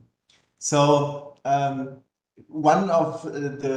so they wanted to come up with a label, and a label that basically allows them to distinguish themselves from other products. And this was not really feasible in a very little industrialized country. So they did a very smart move, which I liked very much, is they used their existing system. They built on existing systems, and they used the Bhutan standard certification processes and added voluntary green criteria on it for selected products and certifications. For example, they used the example of green cement because they have energy coming from the water, from the Andes. That means basically very cheap and clean energy. And now they can produce mainly carbon neutral cement and can sell this carbon neutral cement by also prioritizing them in public tenders. So I think this kind of, let's say, smart moves on how to get around in this reform world is very important. But let's go to the countries more important, like India, who are very advanced in many aspects. Here, the whole challenge is about scale and making it mandatory. And you have mentioned, how do we get really the market to scale up? How do we basically get things moving faster?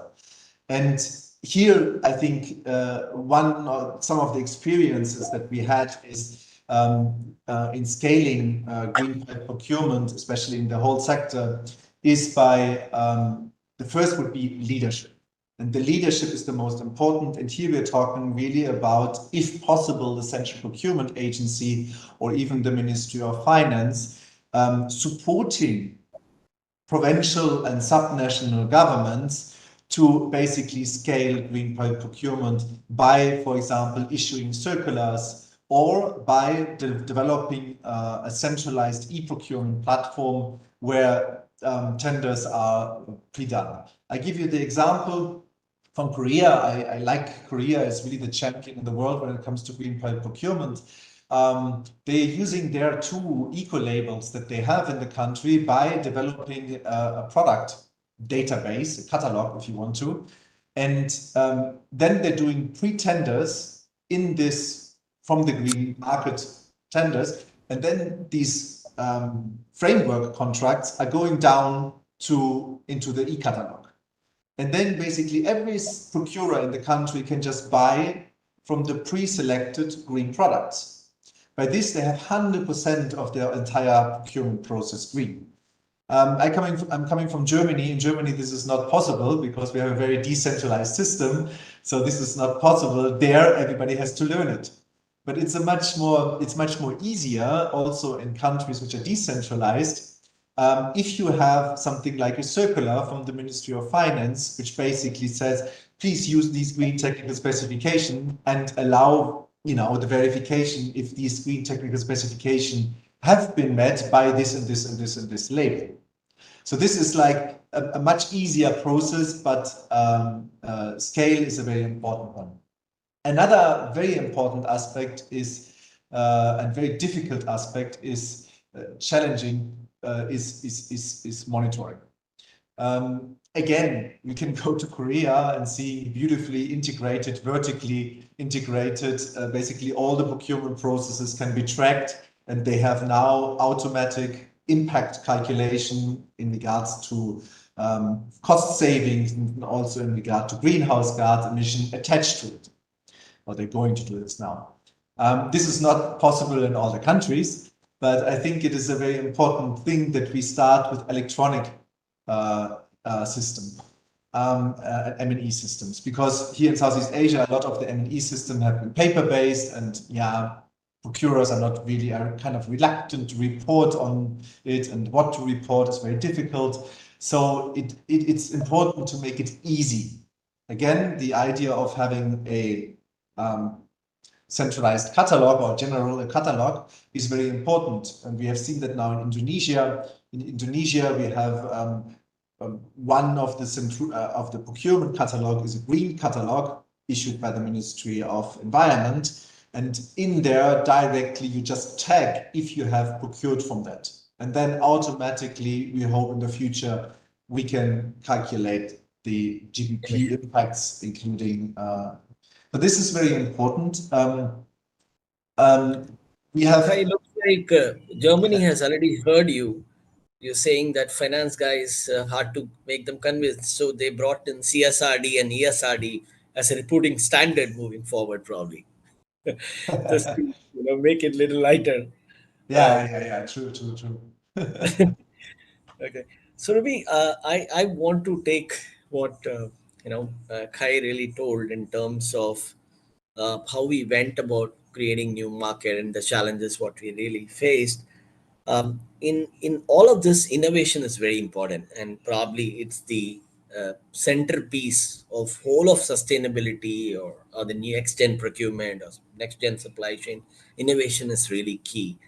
I want to understand this huge opportunity out there, and I want, from your experience, the innovating model, which is best, and what's going on, what's the future direction looks like. If you could throw some light on around that, and not to you can probably take references of how it's going to help the Indian cement industry, because Kai talked about the next door neighbor using cement. This is a green cement, and there's a steel.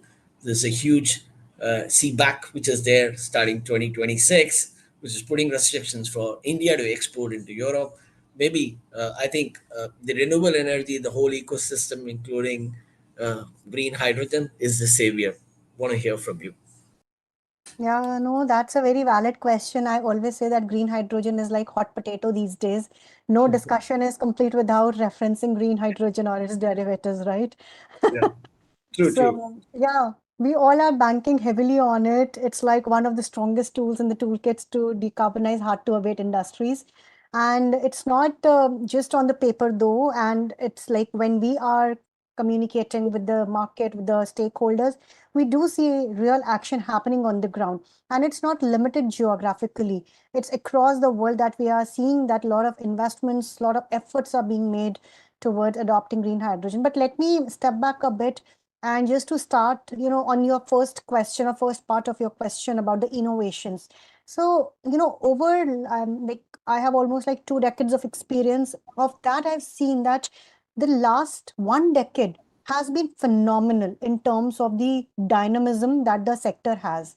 So I come from energy sector, so I will most likely, wrap around my interventions around that sector.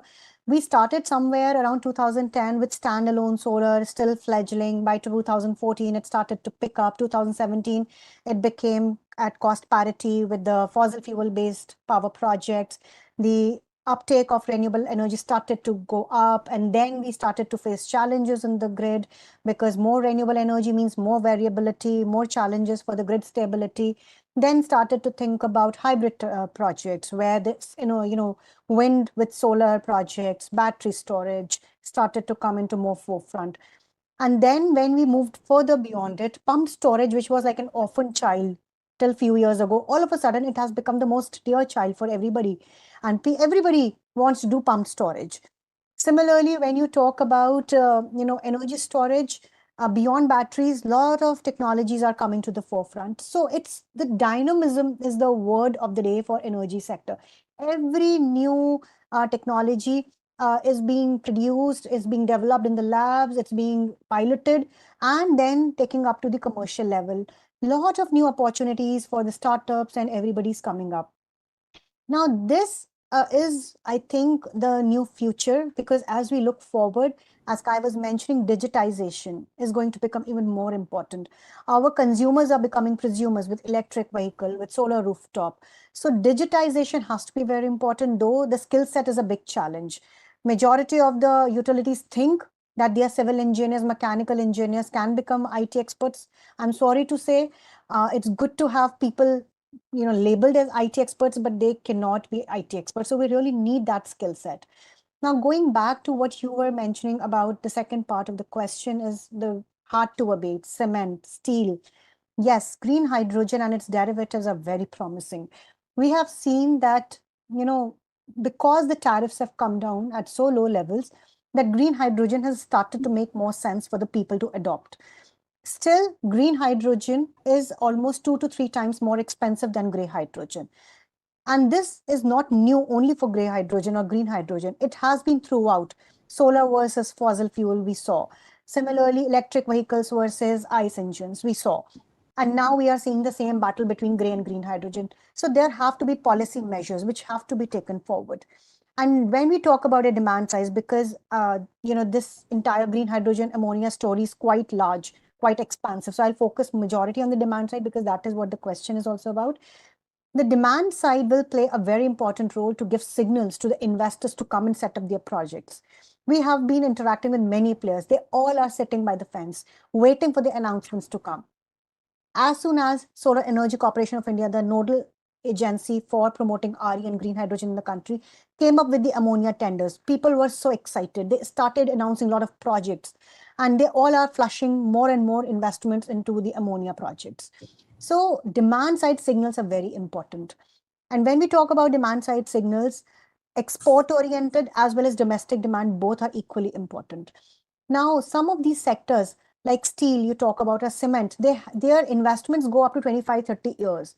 So you really need to sensitize these investors that, you need to make your goals available to be ready, but they need to be sustainable as well. What you are investing now will be there for 25 years. Do you want to lock in your investments, which no longer may be required 10 years down the line? People don't understand, but this is what the awareness creation is about. Now, hydrogen and its derivative has a huge potential, majority in the steel, to some extent in cement, but cement will more go towards CCUS, carbon capture, utilization and storage. But beyond steel, aviation is another emerging sector. Long haul trucks is another application. Fertilizers, of course, that is already being seen in the Indian market. Refineries already, all oil refineries have started to come up with their tenders for co-location of green hydrogen production. So we are seeing a lot of action on the ground happening. Now, most important part is that the storage and transmission, because you really need, again, it becomes, demand and supply center. Storage and transportation of green hydrogen is still a bigger problem. So if your cement project is somewhere, very far away from where the green hydrogen is being produced, by the time you store and transport, it might be 5 times the cost. So you really need to think about how you can co-locate these facilities, which can provide directly to these consumers in the vicinity. And hence, for instance, Government of India and likewise in Europe, we are seeing more green hydrogen hubs or valleys being announced, so that the storage and transportation costs can be brought down to the minimal. Also, what is very important is that green hydrogen and its derivatives are very versatile.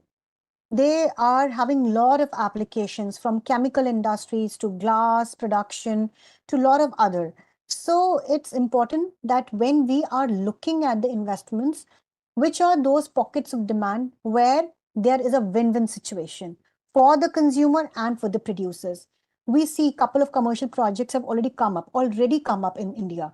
And when we speak to them, they say, we are not looking at fertilizer, we are not looking at refineries, we are not looking at aviation and long, far-sighted kind of industries. Our industry base is generally chemical industries, and they're very disaggregated, paying much higher than what green hydrogen costs them, and they want to go net zero, but they don't know how. And there is where we step in. So you really, when you are looking at the procurement aspects also of it, you need to bring that matchmaking. Where are those demand centers who are willing to pay, build on that, get the investments, build economies of scale, bring down the cost, open up the market. So this is how I see that the things will go forward. But yeah, I can keep on speaking for another hour on it. So, I back to you, think Sun. this conversation can really go on probably for a day. I think we need to ask the organizers to offer probably a much larger time zone for us to discuss. One important aspect, right? I feel that you talked about demand. I feel that it is the job of each and every procurement guy to go and ask out there in the market to the vendor, because that's when the requirement will be there and requirement will follow the money. That's when people will start investing money in those new technologies, and that's when innovation can really happen. I really asked a lot of questions, but I won't be doing a justice without asking Kai for he comes from a construction background, and I actually wanted to talk about more on the ecosystem of putting what to say environment ecosystem in mind. But I'm really short of time, and Annie is in back saying, hey, yeah, up, I mean, we need to ask some question to the audience. We won't be doing it justice, sorry, but Mr. Batra, maybe we need more time next time. Annie, over to you. Have you got any question? Well, We have a thank you, lot more Sundari to sir. ask otherwise. Okay. No, we have. Like our audiences are very active on our chat box. So I would like to first thank Sundarsan and all our esteemed panelists. So I'll start with the questioning. So, we're talking about procurement team here. So because a lot of human labor is going on in the procurement team. So we want to so there's a question who wants how to prioritize mental health, because it is also essential for sustainable society. So under ESG vendors, hello. Yeah, go Okay. ahead. Go ahead. Annie, go So ahead. under ESG vendors who overwork employees, leading to undue stress, should be scrutinized in the sourcing process and evaluate compassionate and supportive work environment. So what is your view on it? And how can employees like reduce their stress working in procurement? Kay can write a book on this. Okay, I can tell you on behalf of Kay. So many things happened in Malaysia, even when COVID happened, about the gloves which they exported and so on and so forth. Kay, over to you. This I will be doing injustice if I answer.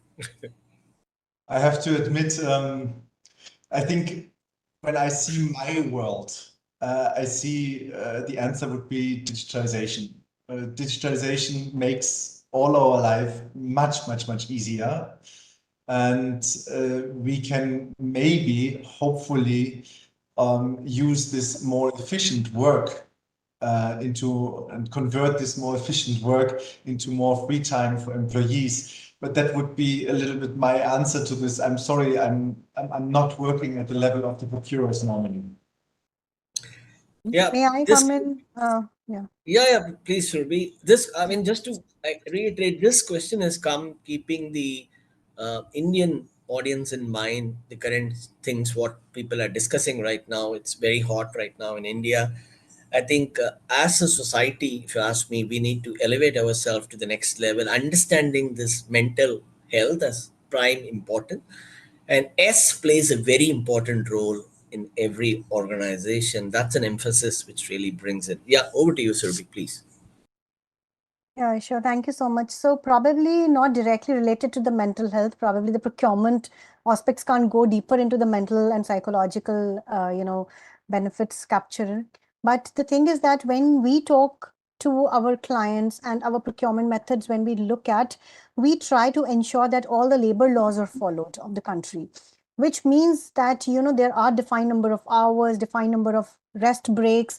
If there are hot areas, then you need to provide the shade, nice resting arrangements with a raised bed with fans, light, proper lights, toilet facilities, etc. So this is what we from the bank side at least try to emphasize upon whenever we have our routine meetings. We ensure that we go to the site, we go to the labor camps to see that if these are being followed or not, and then we have dedicated social teams, and we request even the clients to have dedicated social teams to be appointed even at the headquarters, but also at the site offices to take care of these aspects. So, this is how we are trying our little bit in this entire game of the things. Yeah. Sure, thank you. Annie, Well, what is thank the you, next question? Survi. I think any tips and bits in reducing the stress or, overseeing the procurement process will help in reducing the work stresses. So, over to my second question. So, what strategies can be employed to manage and reduce cost in the procurement of transmission equipment and services? So, strategies all depend upon the level of acceptance or maturity of a technology. So what we have seen that some of the technologies or the voltage levels have become standard, like 400 kVs and 765 kVs. So there, the optimization of the cost becomes in how you package the projects.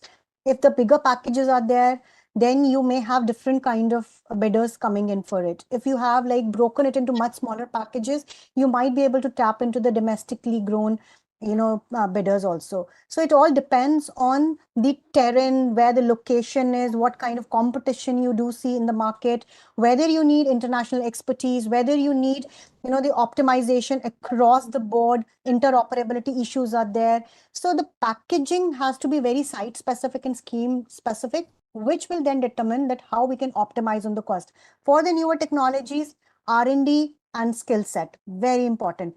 As India, we don't spend much on R&D, and that is why we rely majority of the other countries to come up with that kind of commercial levels, and then we start to adopt, and then our procurement rules and guidelines start to adapt to it, so that how these technologies can have domestic manufacturing or service capabilities. So how we can invest more on R&D to bring down the cost, economies of scale, indigenization, there is where some of the solutions for the optimization of the newer technologies lie.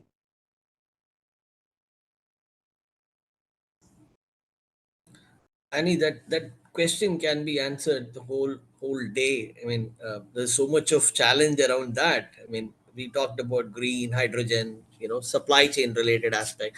There could be transmission loss of as big as 65% if you don't do this properly.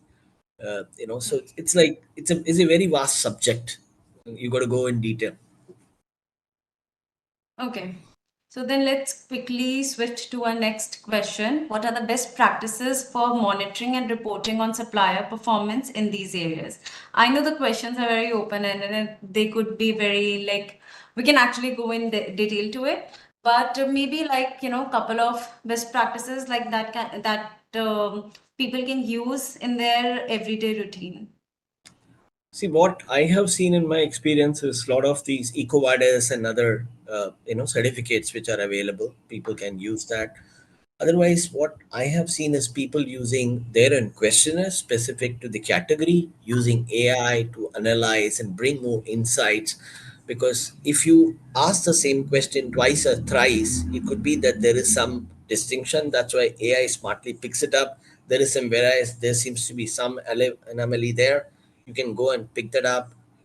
And those kind of newer technologies adoption has come in, and that's how people are managing. It's a very bigger scope, and there are a lot of rules and regulations which have come around the world, specifically in Europe, which has to be followed. And that's where, and this cannot be done without digitizing. I'm a big advocate of digitizing. So it's like procurement has to now tie itself very closely with digitization and sustainability.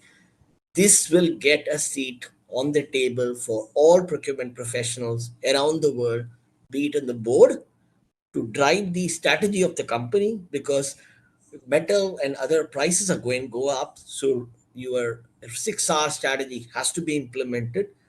So it's like, it's our time. Let me tell you very simple in one word. It's our time. We got to come and play in the party. Mr. Batra, I think maybe last word from you. It's already time up. Okay, I think I'll be certainly touching on this point around, because what you said rightly around digitalization is, is a must, particularly when we want to look at the scope 3 carbon footprint.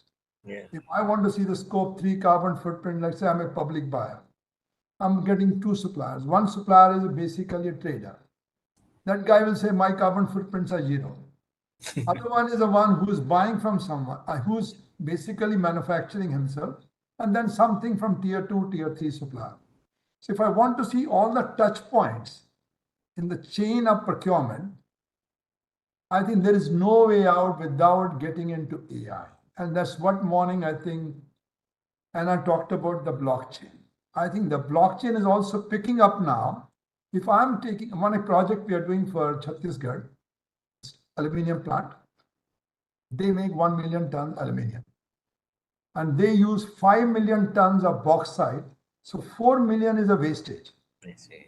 And that 4 million wastage I have seen myself. My goodness, that's one has to convert how we make best use of bauxite, the wastage part. So wastage has to be seen around, water wastage has to be seen around. It's very exciting, areas around. I think I'll certainly touch one case study in my half an hour next one. Thank you. So kind of. Thanks a lot. Really appreciate it. Thank you, Kai. And, Surabhi, it was very fascinating. Yeah. Time Sorry to really flew interrupt. off. Thanks to all of you, Surbi. So kind of you, Kai. So kind of you. And Thank you so much, sir. You guys are wonderful. Now it'd be difficult for me to touch up some parts. Let me try. Thank you. Okay. Bye. Yeah, Surbi, you want to say something? Or should I go ahead? Well, Nothing. we had like one specific question for Miss Surbi, where one of a person in the audience want to know like what the World Bank is doing to support female entrepreneurs in the renewable energy sector. And that's a very good question. So in South Asia region, we have started an initiative called V Power, WEPOWER, V Power, in which we are trying to partner with some of the entities, power sector utilities, to develop the trajectories for female workforce. So we are not directly saying that these females will go out and become the entrepreneurs. So that is something which probably we have not directly looked into. But within the various utilities, be it public or private sector, we are trying to make it easier for the women folk to come forward, take more opportunities in the engineering segment, because what we have seen that majority of the women either are in administrative departments like HR, etc., or finance, or some office work which is in headquarters. But engineering is very, very man-dominated field. So this is what our engagement has been for last many years across the 8 countries in the South Asia region, to bring women folk into the center stage, to promote the women-friendly culture, ecosystem, policies, so that during maternity leave and when they come back, how these women folk can be provided an opportunity to ease their workload and get back into the mainstream. If they are working till late, would there be facilities to drop them back? So it depends on utility to utility and what they want to provide and what are their own goals. But we partner with them and we try to bring certain commitments onto the table, which are not like legal commitments, but annual level they provide us with the commitments, their own commitments, which we try to monitor on quarterly basis, so that they reflect upon it and then they get onto the right track to achieve their own targets. But so far it has worked out very beautifully. Some of the entities like Power Grid and Tata Power, have already achieved like good results. And we hope that more partners come into the fold so that we can promote it further. But hopefully we'll do something for women entrepreneurs and to promote them sometime soon. But that's a good suggestion. Thank you. That sounds lovely, Ms. Surbi. So I would like to thank you to Mr. Sundaresan for moderating such an insightful discussion, and to all our panelists for sharing their expertise. The diversity of perspectives you brought to this conversation is truly valuable. Thank you, Now, Annie. thank you. Now I'd like to invite Mr. Batra again to the stage for the final case study of the today on developing a sustainable procurement strategy. Mr. Batra, the floor is all yours. Thank you. Okay, let me share my file.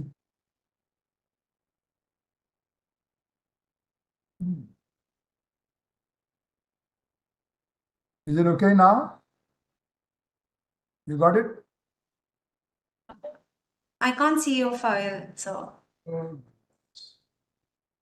Give me a second.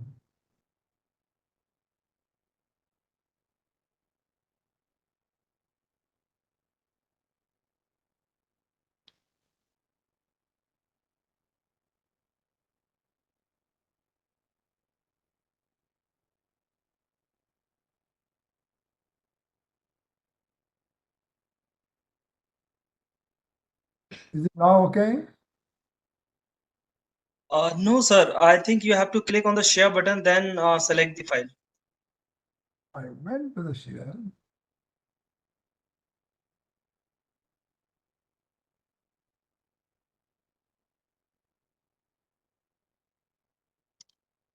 Is it okay now? Yeah. Okay, excellent. So should I go ahead?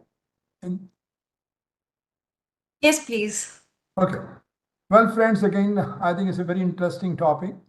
Now, time is short, so I'll try to condense it to the real case study.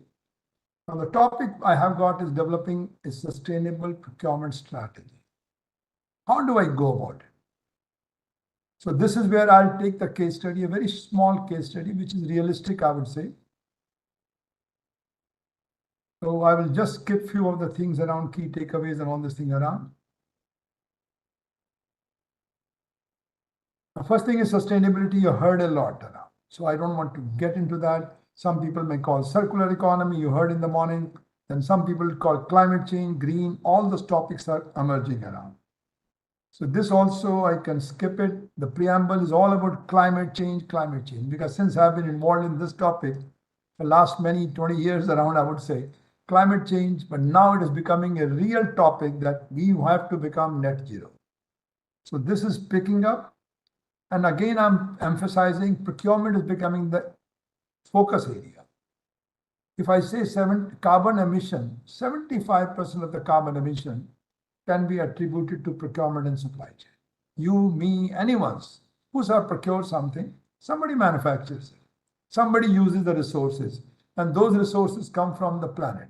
So in short, we are all contributing into carbon emission. So procurement and supply chain, including the travel, everything is becoming very important topic for all of us. This is how it will look like if the net zero is not done by 2050. Many cities, whether it's in New York, whether it's in Mumbai, many cities will be covered under the water part. Coming back to the carbon footprints. So carbon footprints, again, I focus as a scope 1 first, scope 2, and scope 3. Scope 1 is very easy to calculate. It's not a rocket science. Scope 2 also we can do it. If I got a procurement office, I got some office around, how much energy I use, I can say air conditioners, I can easily convert the energy of them into carbon footprint. How much water I use, I can convert into carbon footprint. The formulas are available. Similarly, scope 2. My company might be buying electricity from outside, and that electricity might be coming through solar, through others, or coming through thermal. I have the formulas to convert them into carbon footprint. The biggest problem is scope 3. So scope 1 is what you do within your own organization. You're using water, you're doing wastage, and you're also consuming power. Your process is there around. production process or whatever may be. So the scope 1, easy to calculate because we are doing for one company. Scope 2 is how much they buy from outside. And scope 3 is the most difficult one, upstream, downstream. Upstream means somebody is supplying me the material. Then I have finished the goods and now it is transported to the customer. So this is the area where we have much difficulty, more on the upstream side. Upstream means I want to connect from the source of raw material. And raw material might be coming from Africa, from Jonas, X country or Y country, then transporting it, again carbon footprint. Somebody converting into some parts, let's say copper. Let's say I want to get a cable. Somebody is taking the copper from the earth. First carbon footprint there, then I transport this. Then I convert this into the big rods around, again carbon footprint. Then I convert into wires, again carbon footprint, till it becomes a cable.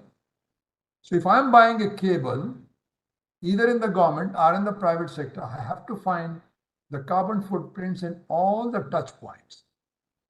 And all the touch points means is not practical without the technology. So what Sundarsan was saying around, we certainly need digitalization. There's no way out. And AI is the smartest thing. AI and the blockchain can easily do the calculation. Calculations are not difficult, but only thing is how to connect the beginning till it goes back into the earth. We're talking of the carbon footprint in the life cycle costing from the cradle till it goes back to the grave. So this is the way we are looking around. So we have the scope 1 within your own organization, direct source. Scope 2 is I'm buying electricity from some place.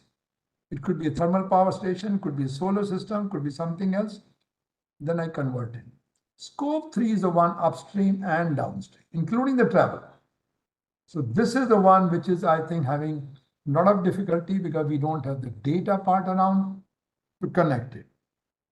So then when you are buying from company X, let's say I'm buying from company 1. Now that company might be buying from someone else, tier 1 supplier. Then tier 1 might be buying from tier 2. So like this, if you take the touch points till the resource, raw material source, it may be 100 of them.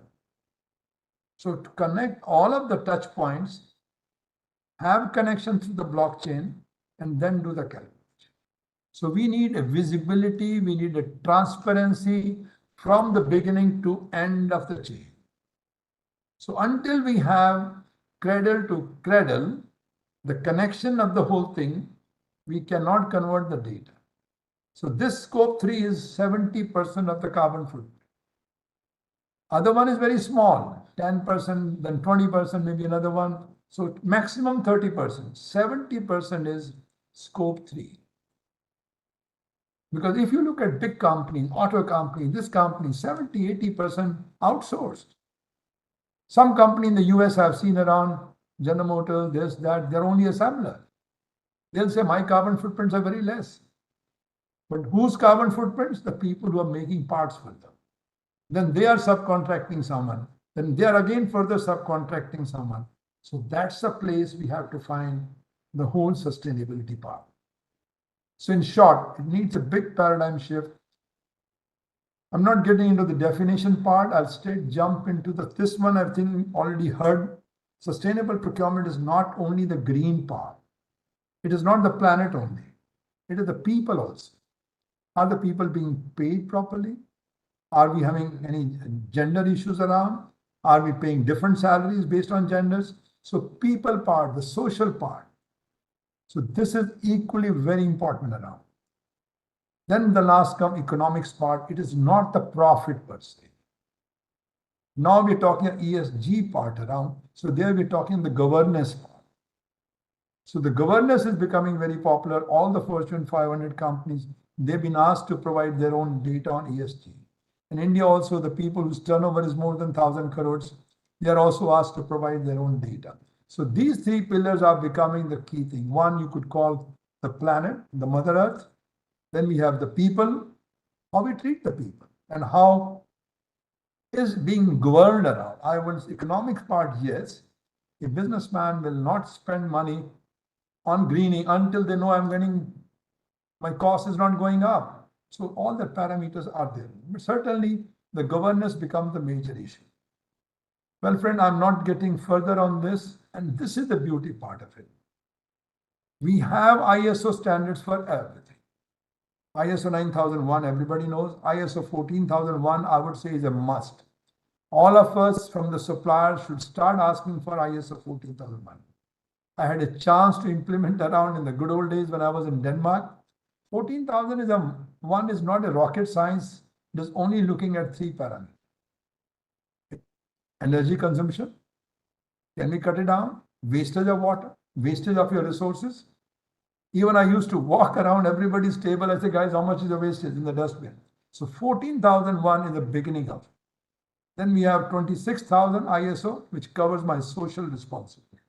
And 20,400 is the one which is a very nice standard. And I'll be using the same standard to explain my case study. So 14,001, I'm not getting into more, but this is the must, I would say. Every organization, any countries is feasible to do it. But 9,001 can be done, 14,001 can be done. 20,400 is a guidebook. It is not a certification. But 14,001 is a certification. This one is a guidebook, how to become greener. So many of you will ask question, how do I do it? It looks very nice for climate change. We should become greener. But how to do it? 20,400, we do separate training only on 20,400. So this is the one, 20,400. So benefits, I'm skipping it. This has got 4 pillars. One, managing at the fundamental level. So any company who wants to get into the green procurement using ISO 20,400, so they have to develop their priorities. I might be doing 500 products. I might be buying 10,000 varieties of goods and services. Where is my money going? Which are my low-hanging fruits? Start with them. So this is where we have to think of priorities, avoiding complexity, excising influence. Then we have to come the goals part. Everybody has to have goals and procurement context, then the governance mechanism, and then plan, source, and manage. So the case study which I'm doing around is in next 15 minutes. This will be the basis of my case study. So I'm just skipping this. Award criteria certainly is important. Technical quality nowadays we do 50% based, let's say, price, particularly RFP. Now RFQ concept is dying. I think the World Bank has taken the initiative. I'll explain when we come to the closing part. And then sustainable development part, also we are giving weightage. Now question is, giving a weightage is one thing, but how do I work it out? The only simple formula is carbon footprint. So carbon footprints, eco labels, yes. Based on that, we can work it out. Introduction to the case study. Now this is where I want to spend some time with you, whatever time I have. We want to develop a case study on developing a sustainable procurement. And the focus which I'm taking on a company is a real case, but I made it very simpler. Align procurement practices with sustainability goal to drive business value and positive. So in short, there are 2 parameters. Value. Value does not mean only the price. Even if price goes up, but my sale goes up, my branding goes up, it's worth it. And positive impact. So this company I'm calling it X. So I know X is used for many things, social media also, but I'm calling the company as X. A global leader in industry which embarked on a transformative journey. What for? To integrate sustainability into procurement. So all of you who are in procurement, everybody is thinking of, guys, how can I integrate sustainability? So this case study will explain you how it can be done. So the background operates in this company operates in an industry where heavily scrutinized for environmental and social impact. Here I give full marks to the Europe because they are doing excellent thing in this one compared to any other part of the world. Heavily scrutinized for environmental and social impact, including from where the power comes, including where the water goes, including everything, what wastage comes around. So they are being scrutinized under the ESG. Facing growing pressure from stakeholders. Stakeholders also saying, guys, to our customers, investors, regulators to improve its sustainability footprint. Now, what? Company X. It recognized that its procurement function was a critical lever for change. Obviously, 70–80% is because of the procurement, because a lot of the work is outsourced. This company is more of an assembler. 20% work is done in-house, 80% outsourced, and then we bring it back. So procurement function becomes the critical lever for change. Company can say, guys, within 20% of my assembly line, I'm okay. But 80% what they are getting in-house, the carbon footprints may not be in their office, but they are creating somewhere else. The company was supply chain presents both significant challenges and opportunity to drive sustainability. So there's a big scope, and this is true for most of the manufacturers. Same is true for the public sector. I know public sector is a problem. They say, I'm not a manufacturer, but then they are giving the business of what $13 trillion to the other ones, but they might be creating carbon footprint. It's a public money to create the carbon footprint. So this is where we need to control the suppliers.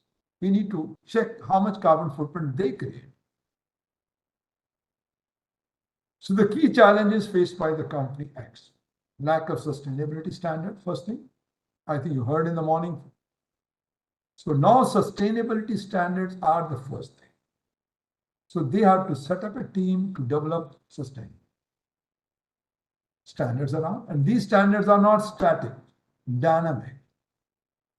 Think of a laptop. I remember the time of 80s in the beginning, 60 watt, 70 watt, 80 watt.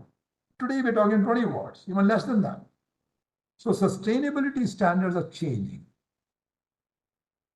leading to inconsistent supplier performance, reputational risk. So we need to come with sustainability standards on this part.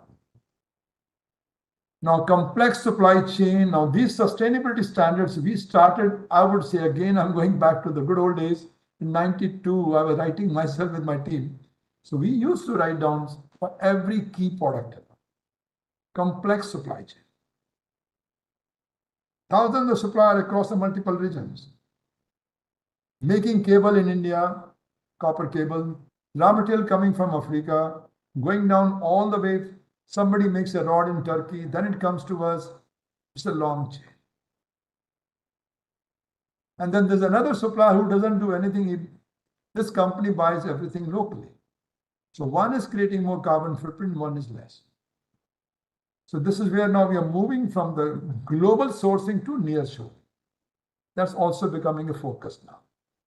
Balancing cost and sustainability. Everybody's worried, guys, the moment it becomes sustainable, my cost will go. First impression, everybody gets that. We also had that. When the lamps were changed in India from incandescent to LED, the price was in rupees, if I say, was 50 rupees, and then this was coming 100, 150 rupees. Government subsidized it, but then the volume became so bigger, price down. And now people feel comfortable because the life of the lamp is 5 times, 10 times. So that means it's value-wise, it's worth it. Supplier engagement. Many suppliers who are not equipped are motivated to meet the system. Suppliers are not motivated. You say, guys, don't ask me to do this until you tell me that you will pay me extra price. The first impression certainly is there around. It may be true for many cases, but then you have to justify it in other ways. Now there comes strategy development. So this company, what they did around to address the above challenges, they developed a comprehensive sustainable procurement strategy. What was the strategy? First thing is the vision and the goal. I showed you the ISO 20400. Exactly they followed the same, the vision, the goals. You guys, we will do this, reduce the waste. They came with the targets. My wastage is so much from my offices. So guy, I want to cut down by 20% this year. Next year, 50%. Energy, I'm buying from so-and-so. Can I cut down this? Then if I'm not in the office, why light is on? So can I use waterless toilets around? So all the things were done around.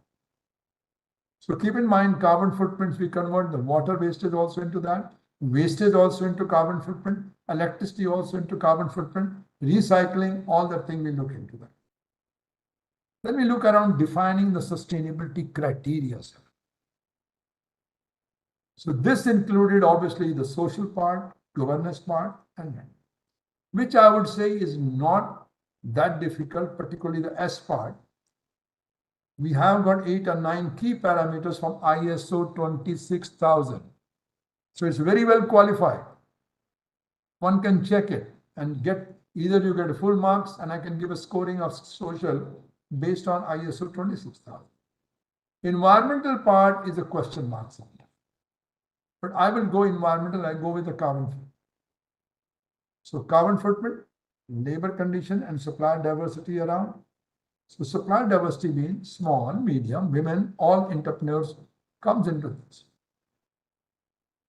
The next thing which comes around is supplier engagement and capacity building.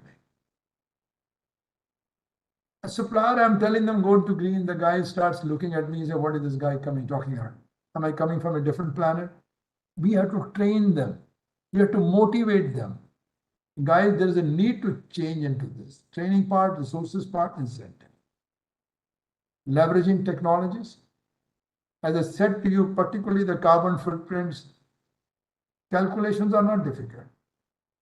But finding the whole path from beginning to end, and this is where the best tool is blockchain.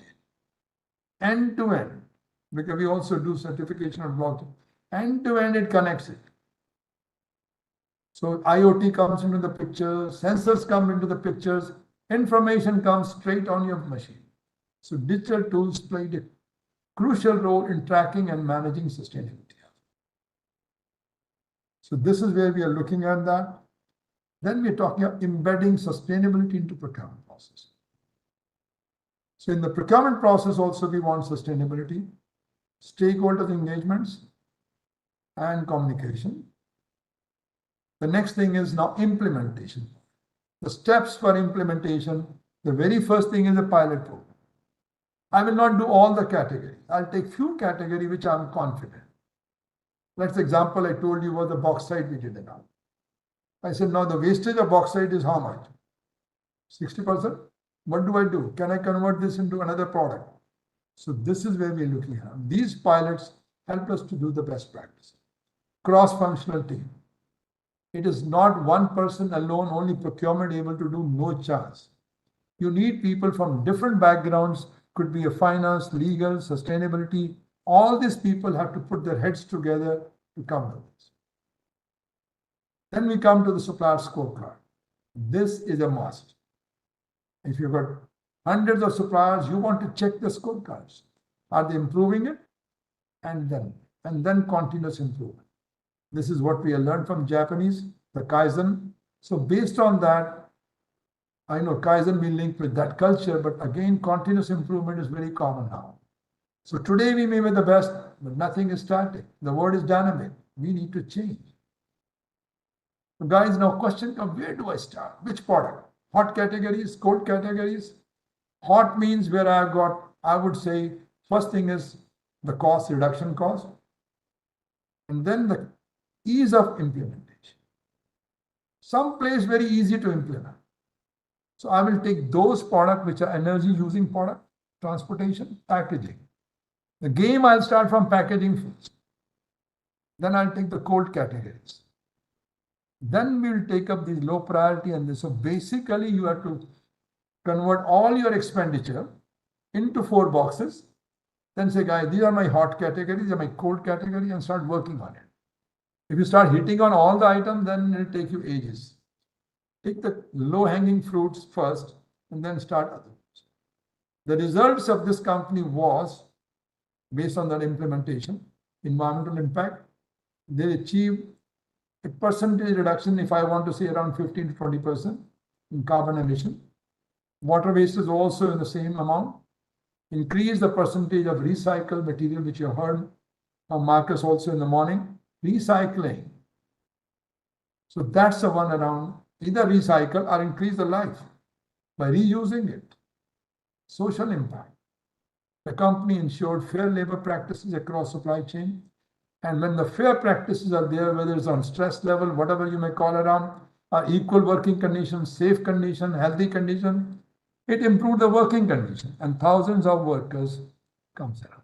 So working condition means the stress level also is part of it. Then the next results were economic benefits. While initial costs were higher, certainly, but long-term savings we were looking at through the reduced waste, lower energy consumption, and greater efficiency. So when we were doing the mathematics, we took all these three pillars around and tried to compare. Honestly, I would say we took those ones which were easy to implement. If I would have taken the difficult task in that company, they would have thrown me out.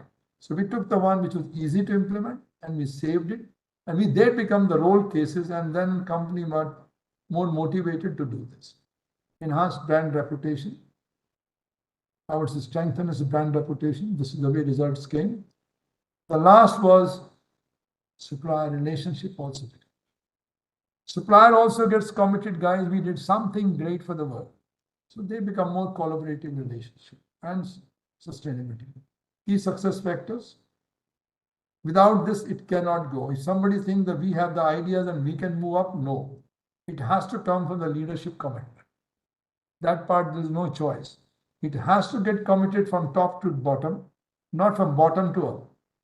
Clear goals and metrics has to be there. Without goals, without metrics, you need to have KPIs, performance indicators, goals. And then we come to the technology integration. Without technology integration, particularly the carbon footprints, not easy.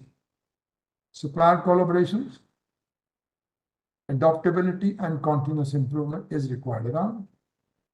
Conclusion, if I say around the case study, demonstrate that developing a sustainable procurement is not just about meeting regulatory requirements or improving public perception, just greenwashing.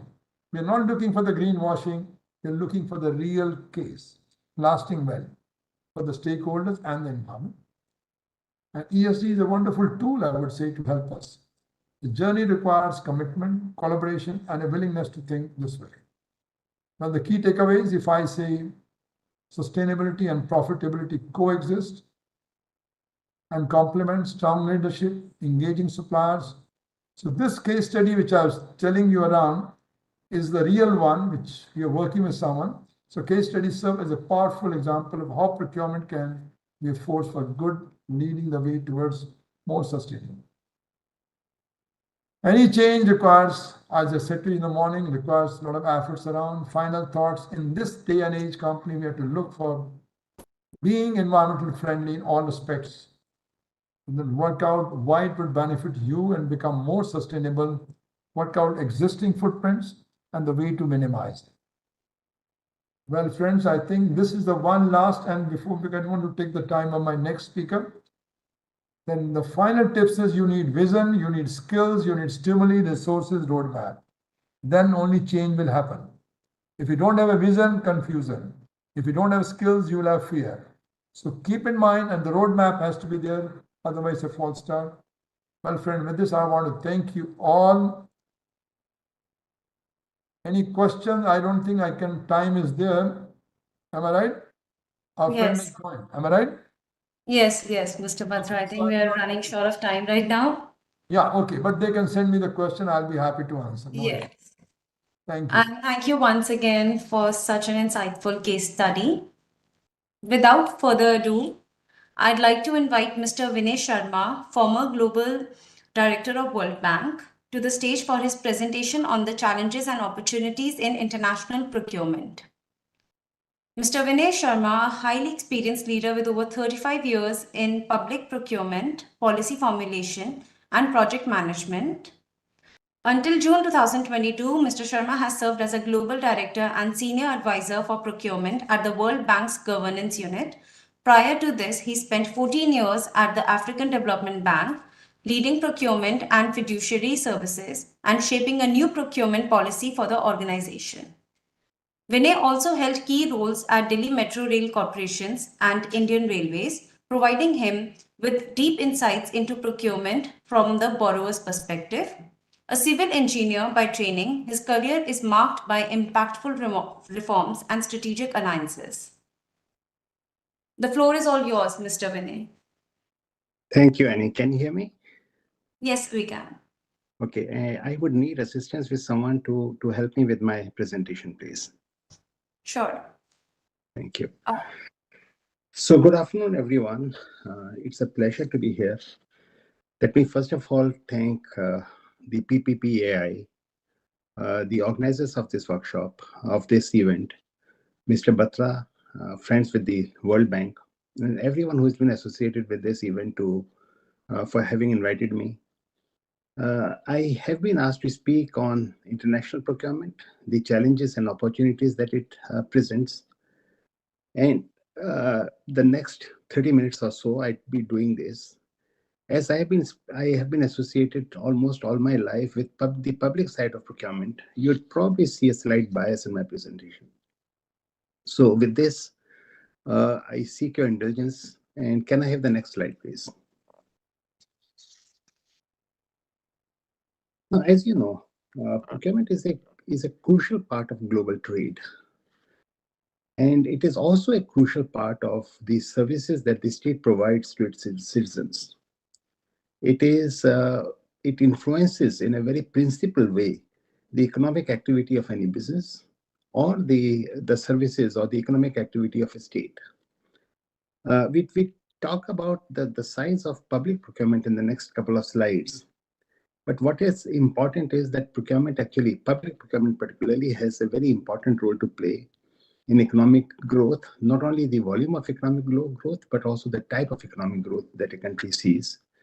There is an impact on resilience and there is an impact on development, the kind of development that takes place through public procurement.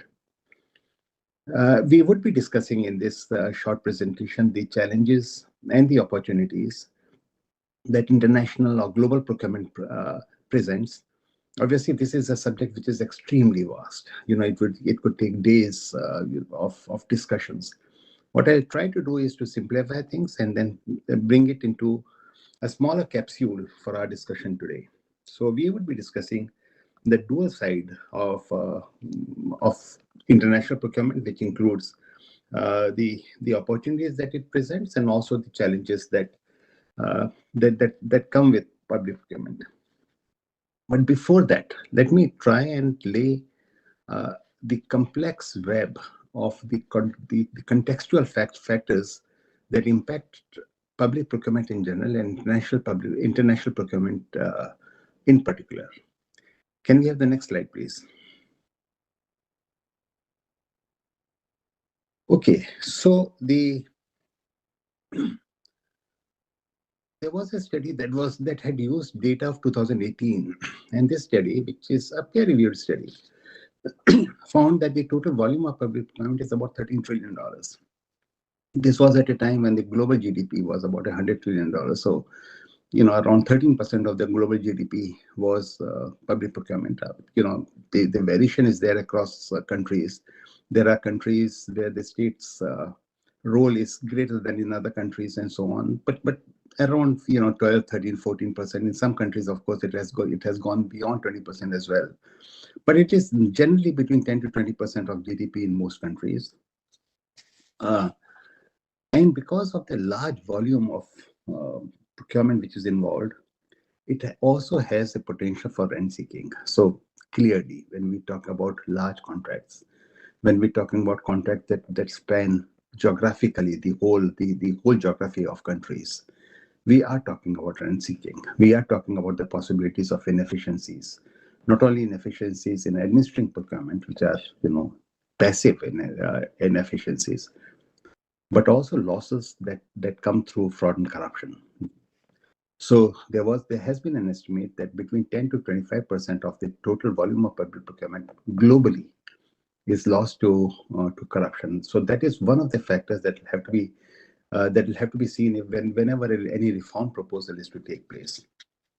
So there are studies that have also shown that the inactive losses, which is the losses because of bureaucracy, because of how processes happen, that can add another 10 to 20% of the total total volume of procurement. So we are really talking about 30 to 40% of opportunity that is available with us if public procurement was to improve. So let me also talk about, why international procurement has taken this central role today. What are the contextual factors? And for this, may I go to the next slide, please?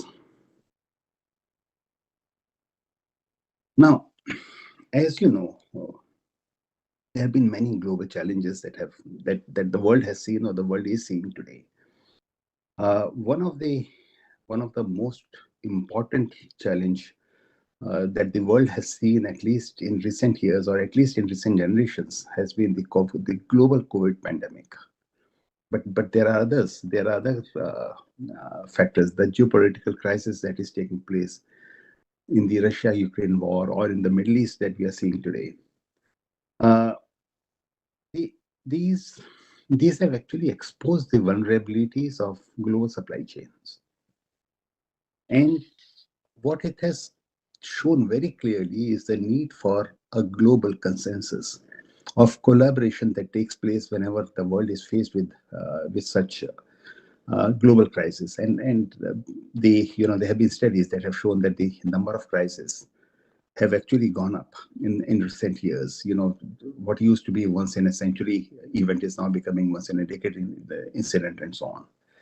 So there is a need for global collaboration, for a global dialogue. And I don't think there has been something, this has been shown as starkly as what we saw in COVID, where countries were not collaborating with each other. They were actually competing with each other. We had situations where suppliers, were asked to supply something. They had, written contracts, and some other country with more money would go to them and get the same stuff at higher cost. So, so clearly it was, some of the developing countries that lost out because of this. Can we go to the next slide, please? So what did the world do? One of the crisis that is normally, when we talk about global crisis, the other crisis that had struck the world was the financial crisis in 2008. And at that time, there was a great deal of state activity, and there were the countries tried to reignite the economy by injecting stimulus, and this is what they did in COVID. Except that in COVID, the volume was much higher. Now, the governments had realized that procurement can be a powerful policy tool to stimulate economies and to ensure proper service delivery. And as you would see from this chart,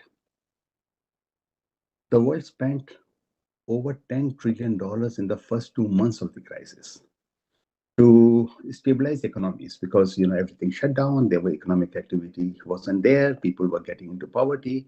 All the gains that had been made by the development institutions in the last many decades were feared that we are going to lose them, and therefore the government started pumping money into the economy to ignite it.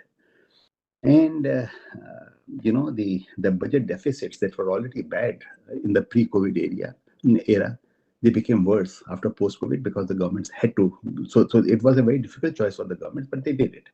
A large sums of money were injected into this, and the implementation of those injections were largely through public procurement. Through the state buying, infrastructure contracts and so on and so forth. And as a percentage of GDP, this completely outsized the total amount of economic stimulus which was provided, about 12 years ago in the financial crisis that the world had seen. So can we go to the next slide, please? Now, as a magnitude of public expenditure, countries took various measures to support businesses. And there are businesses with deep pockets that can survive months of inactivity or months of low growth and so on. But there are companies that are so dependent on day-to-day contracts that if there is a stoppage of economic activity, then clearly they are going to go under, and these are vulnerable companies. So the countries, they started taking various measures to support businesses, particularly for SMEs, to protect against supply chain disruptions, because supply chain disruptions were taking place all the time.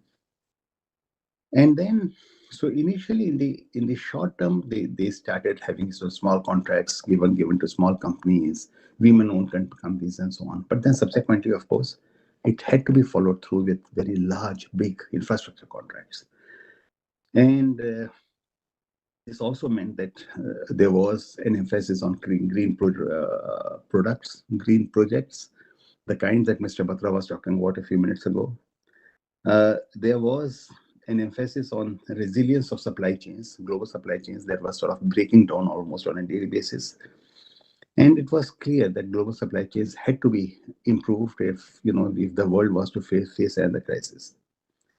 So it was clear that the governments had to balance immediate needs with long-term strategic solutions, particularly in green transitions and in digital transitions.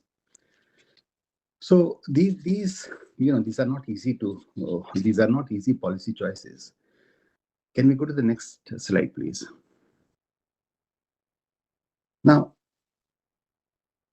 what was the extent of these crises? You would see from the left chart that even after 16 weeks of the crisis, which is more than 4 months of the crisis, the change in sales over the previous year, there was negative, and was negative by a large amount, almost 40%. But it was not affecting all the sectors equally. Small and micro firms, and particularly those owned by women and other disadvantaged sections of society, youth, for example, or other disadvantaged groups and so on, they actually faced the decline much more than the other ones did. Sectors like hospitality, food services, and retail, they show the largest declines. And these are, unfortunately, these are also sectors where the smaller enterprises play a larger role than in other sectors. So, the impact, the social impact, the environmental impact actually was very big as a result of those crises. So have we learned something? Can we go to the next slide, please? This was a study that was done by McKinsey in 2018, so before the crisis. And they took various sectors, and they said, okay, where can procurement make the largest savings or the largest impact? And they found that the largest impact would actually be made in public sector, where almost 28%, and 28% is a huge figure, 28% of procurement expenditure can be optimized by better purchasing practices, by better procurement practices. So by far, public sector was number one, compared to automotive sectors or pharmaceuticals and so on. This, in my view, is one of the most compelling findings of this study, where savings from purchasing optimization have the greatest impact, and therefore this brings into sharp focus the need for procurement reforms in the public sector. I mean, it is procurement reforms are extremely important in the private sector as well, but I think the impact, the scale of impact of reforms in procurement practices in the public sector are very significant, and they impact everyday citizens. Can we go to the next slide, please? Because that is important. And the study also found that if we were to have a graph with time to impact on one axis and the disruptive effect on the other axis, then procurement is right there in the third quadrant, in the strategic quadrant. And what McKinsey found was that it is actually possible to give a figure to this. At a time when they did it in 2018 or 2019, they gave a figure of $3.5 trillion. They said this is the missed opportunity, or I mean, this is the the productivity opportunity. The world can save $3.5 trillion. This $3.5 trillion is the kind of money that can be made available to the globe through improvements in procurement. Please remember the total volume of ODA throughout the world, including all the MDBs, all the bilateral donors put together, is 1/10 of this. So we are talking about procurement practices making such a huge difference. $3.5 trillion. Please remember this figure. $3.5 trillion is roughly the GDP of the entire continent of Africa. Can we go to the next slide, please? And now we'll come to the meat of this presentation. I realize that I have only about 15 more minutes before I take questions. I'll try to finish this in this time. So let us now turn to the main topic of this presentation. We have seen that international procurement is key to businesses. It is key to the government activities, but it also offers a number of challenges. And we are going to talk a little bit about these challenges. For example, we have regulatory and legal barriers, how different countries have complex procurement rules, and that makes international compliance difficult. There are currency and financial risks, different currencies that behave differently, sometimes very erratically. Exchange rate variations, again, a part of the currency risks. There are cultural and communication barriers, and these are not trivial issues. Practices, cultures vary. How the West does businesses and how the East does businesses can be very significant. And we are going to be discussing this in subsequent slides a little bit. And then there can, of course, be delays because of supply chain disruptions. We have seen this happen, and the enormous cost that it presents to the businesses, to the governments, and so on. But these challenges, they require strategies that are adaptive. And why are they important? Because the risks have to be managed, and the procurement processes have to be made smoother. Can we go to so we are going to be discussing each one of them in some detail. So, for example, when we talk about the regulatory and legal barriers, the companies face difficulties in navigating very complex procurement or trade barriers that happen in international trade. There are trade laws, there are tariffs that sort of sometimes vary from one country to the other. There has been, in recent years, an effort to harmonize many of those, but those efforts have been somewhat limited, and with limited success. If you do not know the laws, then sometimes you could make mistakes, and that could invite penalties, that could invite delays. Sometimes countries are also parts of international treaties like the WTO's GPA, the World Trade Organization's Government Procurement Agreement, and that lays an extra layer of complexity. And then delays are also caused by very complex bureaucratic processes. Certain forms to be filled and have been triplicate or in 4 copies, and a copy going somewhere, and then that being paired with something else, and so on. A case in point is, the ever-changing scenarios of tariffs between US and China. I'm taking this because these are the 2 largest economies in the world. When this happens, the companies obviously that have nothing to do with these changes, have to reassess their own strategies.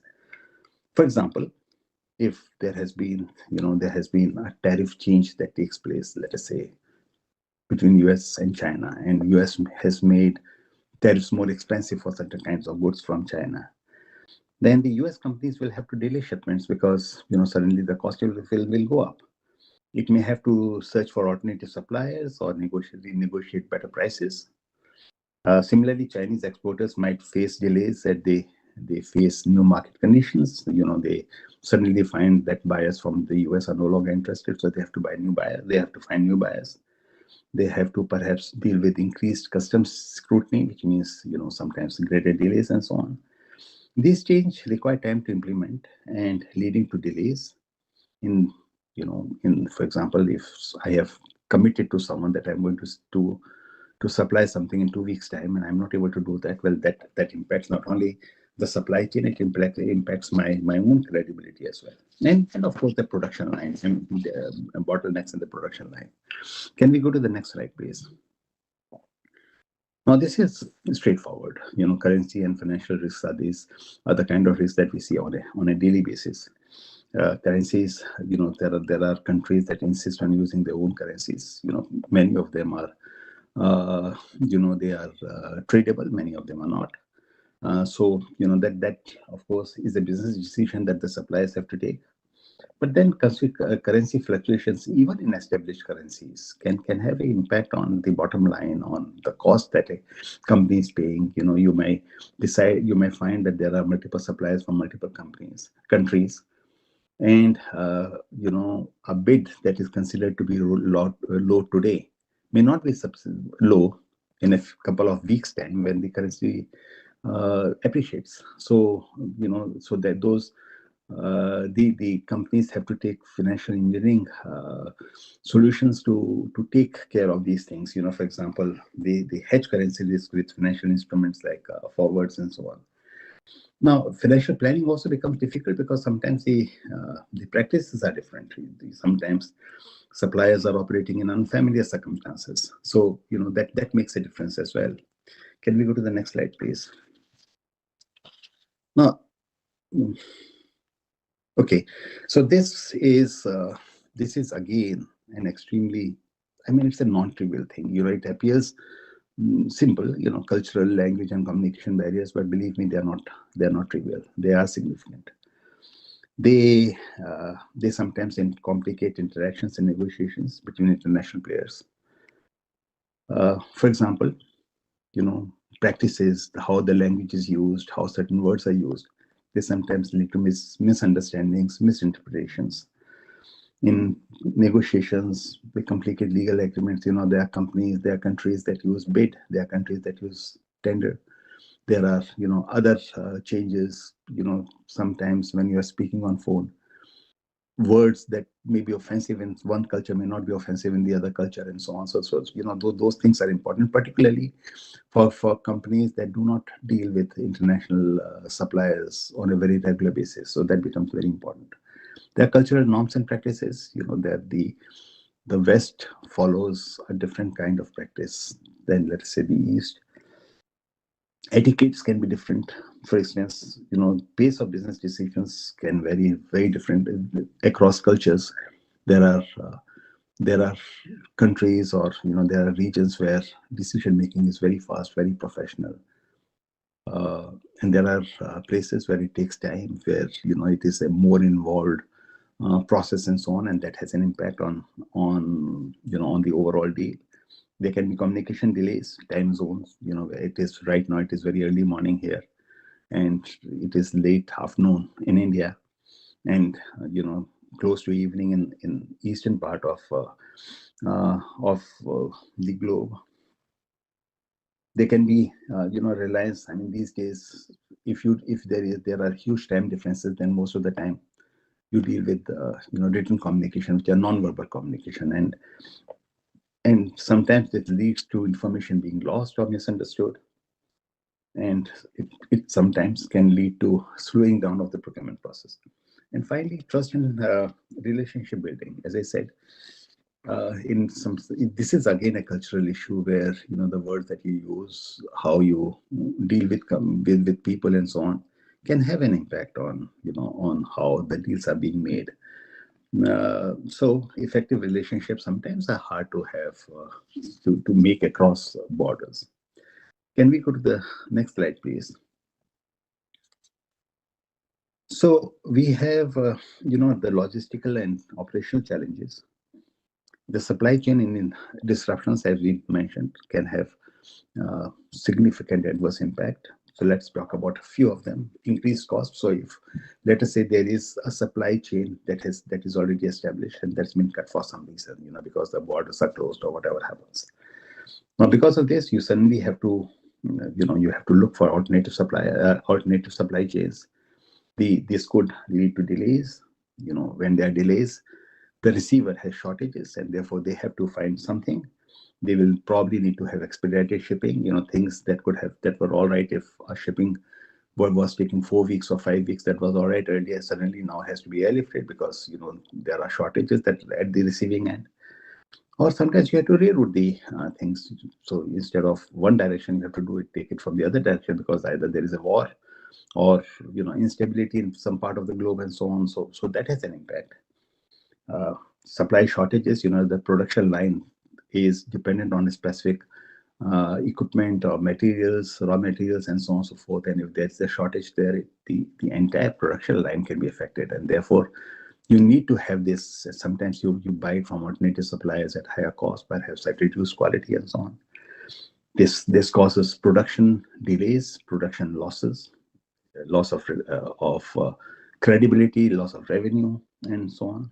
Contractual penalties. You have already committed to supply something based on your assumption that there will be supplies that will be received in time. They have not.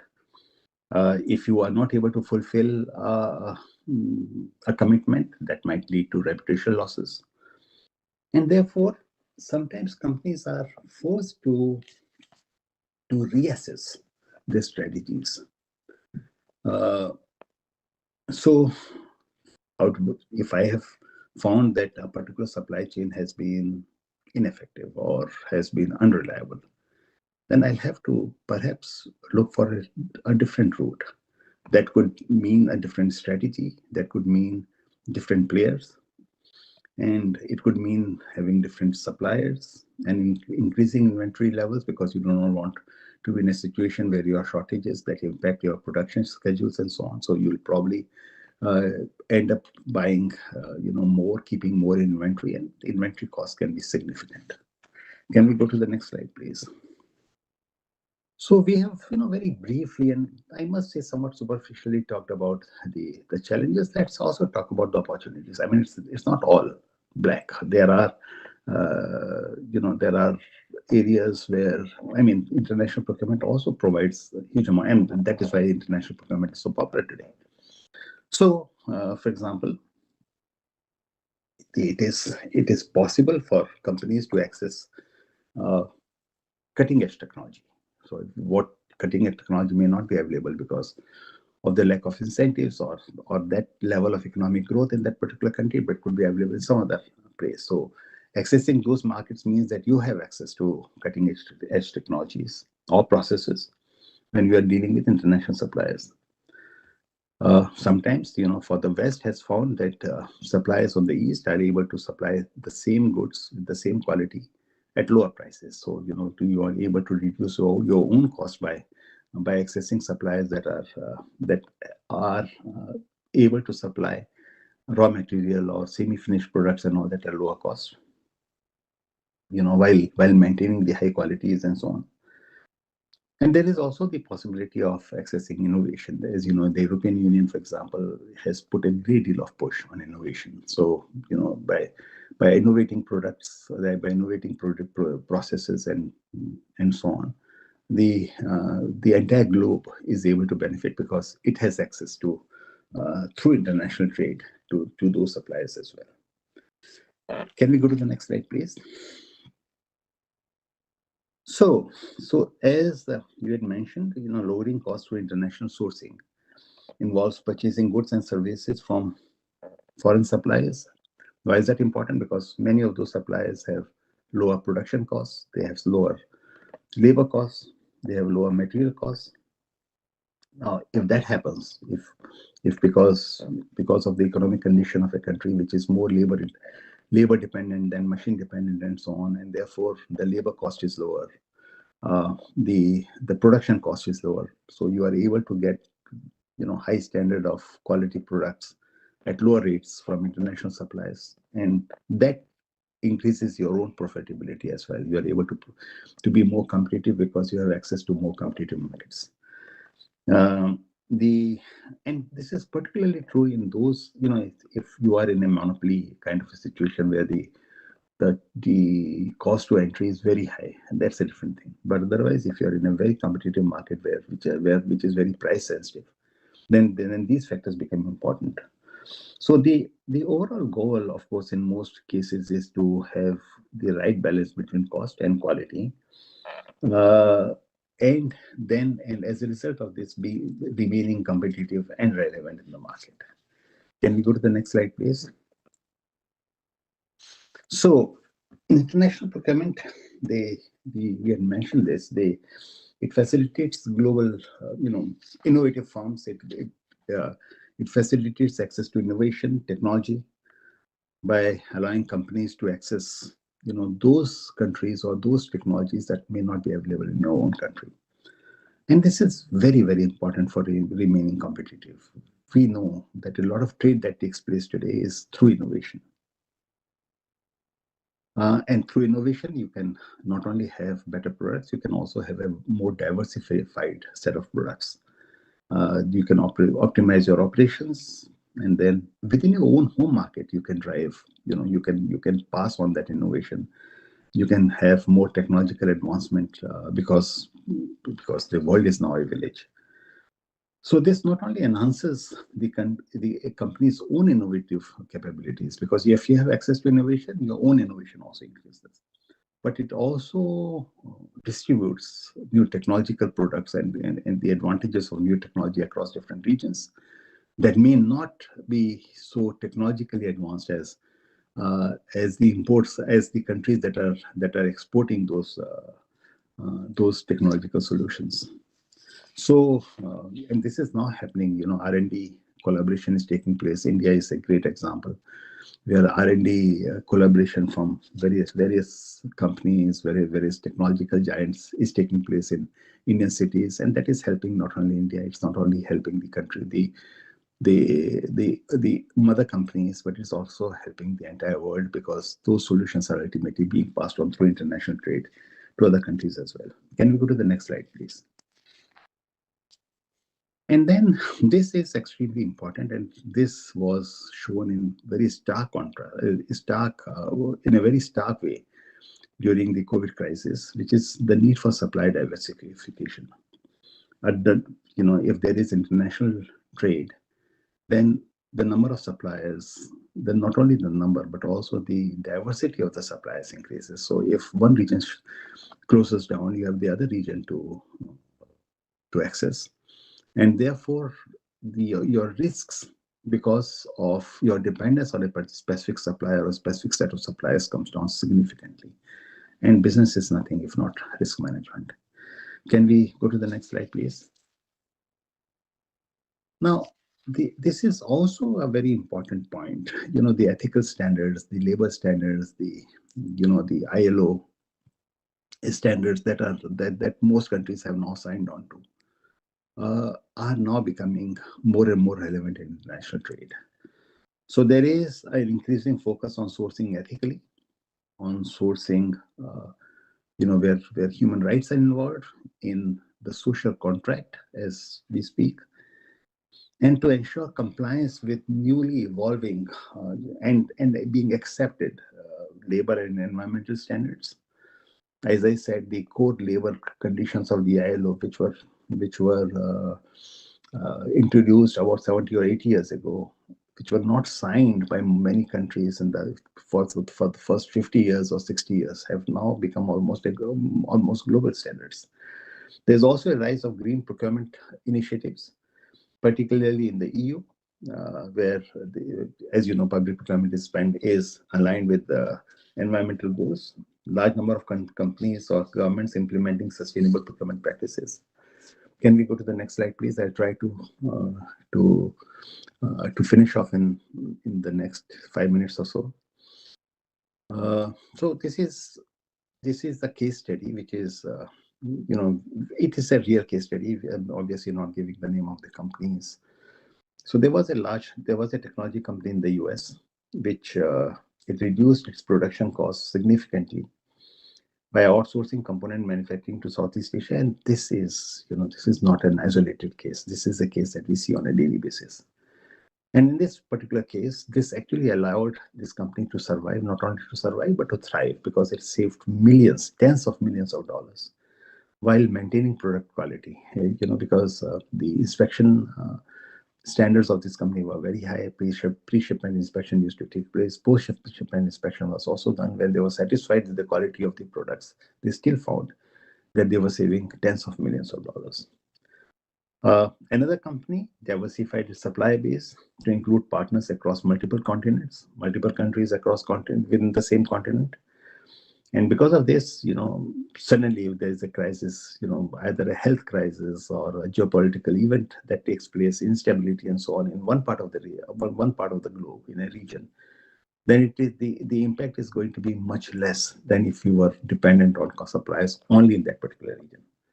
And for example, this had a huge impact. I mean, the first few months of COVID, I think everyone was paralyzed. But then subsequently, we saw that alternative routes started coming up, and they helped the globe sort of get back on its feet rather well. So these are examples that show that strategic procurement decisions can create competitive advantage and long-term value. Can we have the next slide, please? So what are the conclusions? So to summarize, procurement has challenges. So international procurement has challenges, like regulatory risks, logistics, financial risk, currency risk, and so on. But they have also significant opportunities for innovation, for cost savings, and for inclusivity. Very important, when we talk about a globe that is becoming more unjust, or where the difference between the top 5% and the bottom 5% is increasing. Inclusivity through public procurement becomes very important. So one can only encourage proactive strategies for navigating this evolving global procurement landscape. And this is a complex landscape. And emphasizing, so that we have across the globe companies that follow good ethical practices, good inclusive practices, and good sustainable practices. So this actually brings me to the end of my presentation. Can we have the next slide, please? Which is, I thank all of you for your attention. I know that I really have only 2 or 3 minutes that are remaining from my time, but in this time, if there are any questions or any comments, as I said, this is a very, very, very simplified version of what a complex international procurement scenario looks like. But within this, if there are any comments, I would be happy to take them. Thank you.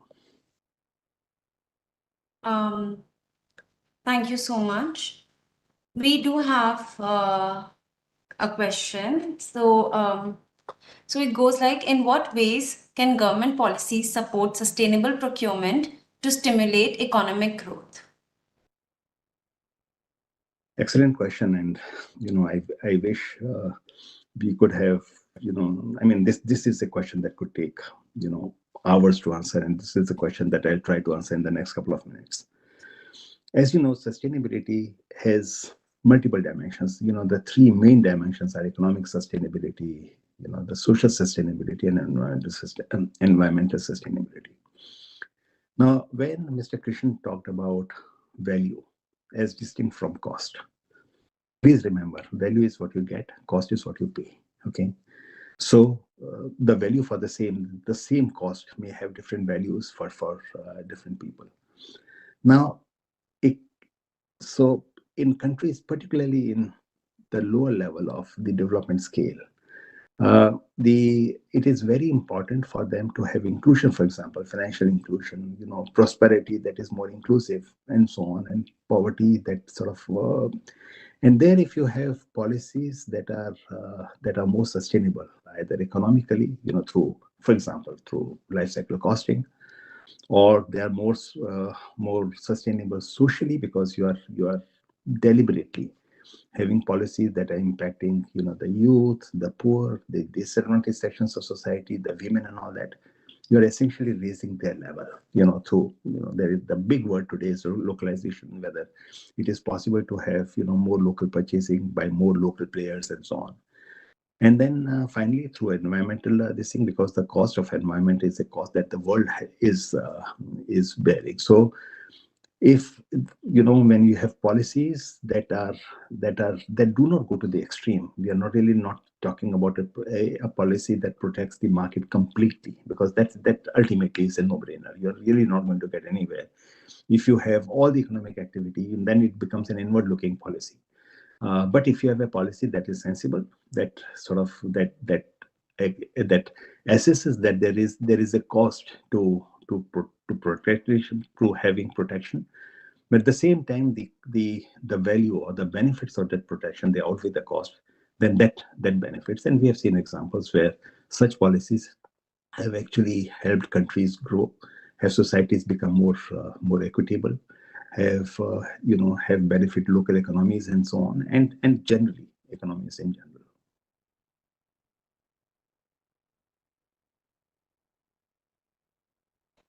Thank you so much, Mr. Sharma. Can we squeeze in one small question as well? Of course. So how do you see procurement paradigm taking into account ESGs? Okay.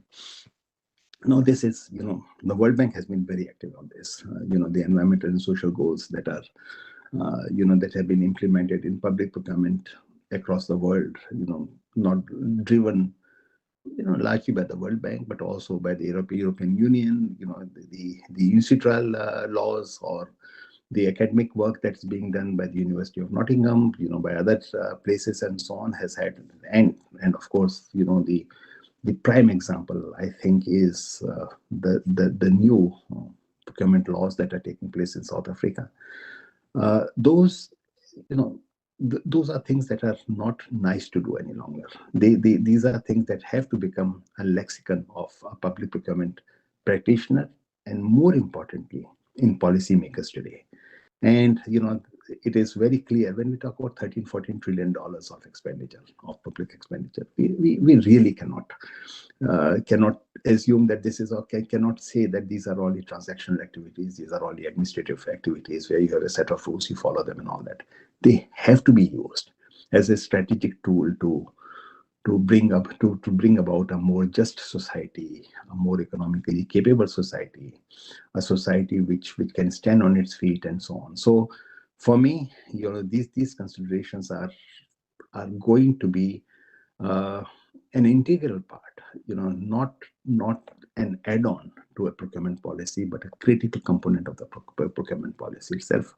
And I have been speaking about this earlier, but I think it bears repetition that the need for a global platform where all these things can be discussed, something which I call the global procurement partnership platform, is more critical today than it was at any given time. I know that there have been steps towards this, and I hope that they are successful, because I think it is important that we bring all the stakeholders together, with varying interests and all that, and come out with a dialogue which includes everyone and which ultimately benefits the globe.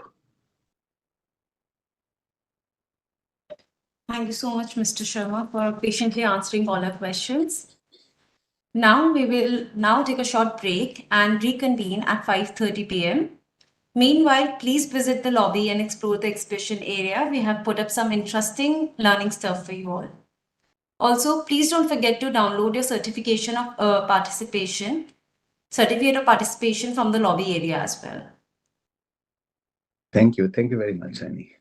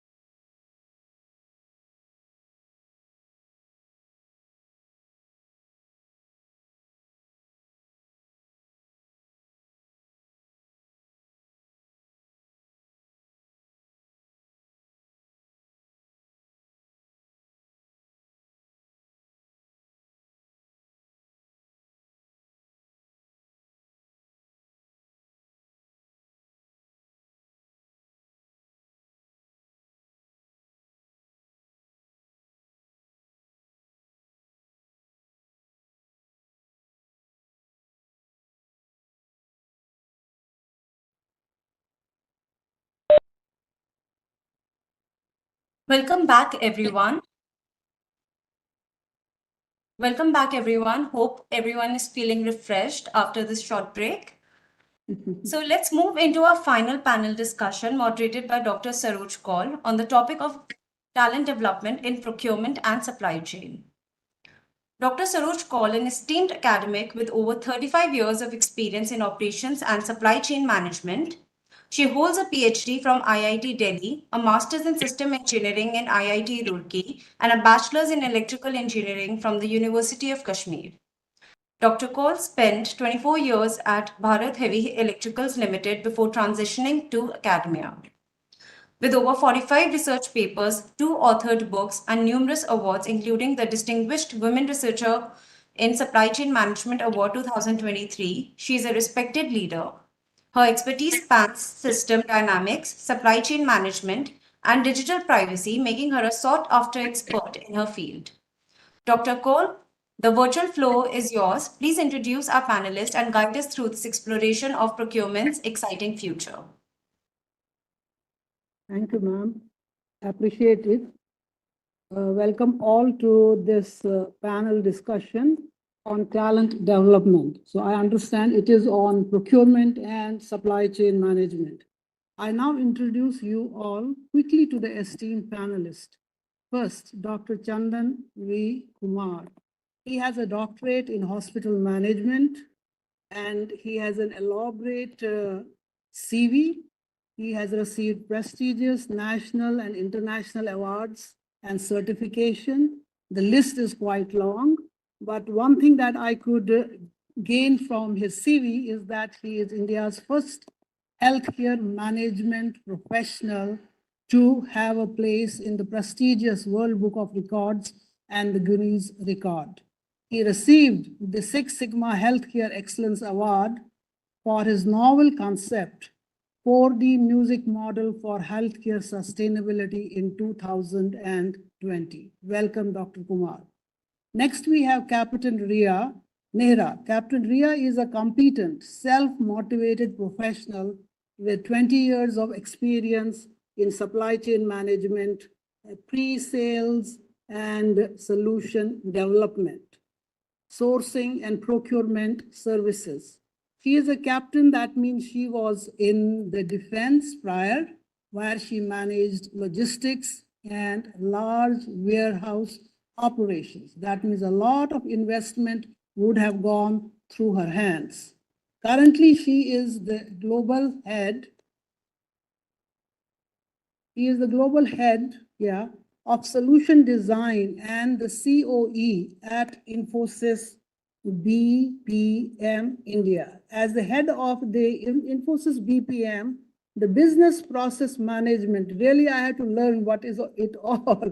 Subsidiary of Infosys, providing integrated sourcing and transformation services. So that means a lot of changes that is going today. We are talking about digitalization and things. Yes, we are able to do it and she is doing it.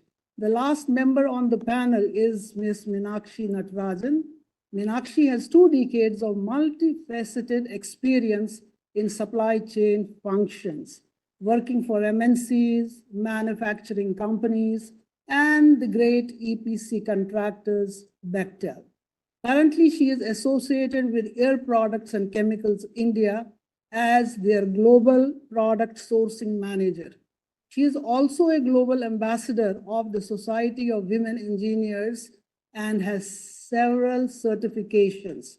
This includes the Lean Sigma 6 belt, black belt, the PMP, wonderful, and the CPSM from ISM USA. So with these brief introductions, let me now introduce the topic to the panel. So it is talent development, procurement domain, and supply chain domain. My 2 points. This morning at the IPC 2024 conference, online conference, through its various speakers and presentations from the private and public sector, they emphasized revolutionizing procurement. Digital transformation in the procurement sector, developing sustainable strategies, and the use of AI were some of the inferences. There are many of them, but these were typical which I would like to use them in our panel discussion. Depending on the organization's IT environment, both in the public and the private sector, we are either 1 or 2 steps up the ladder and need to climb more rungs. And this is in the area of procurement. I myself have been in DHEL for about 24, 25 years, and through my hands, there must have gone over 700 contracts. So it was all learning. So DHEL has been my mother. I learned all development, even how to develop specifications. It was all done by hand. It was all done by learning. It was all done by senior sending it to the juniors. So it was like that, but now it is not possible. So I want to talk about 2 points now further.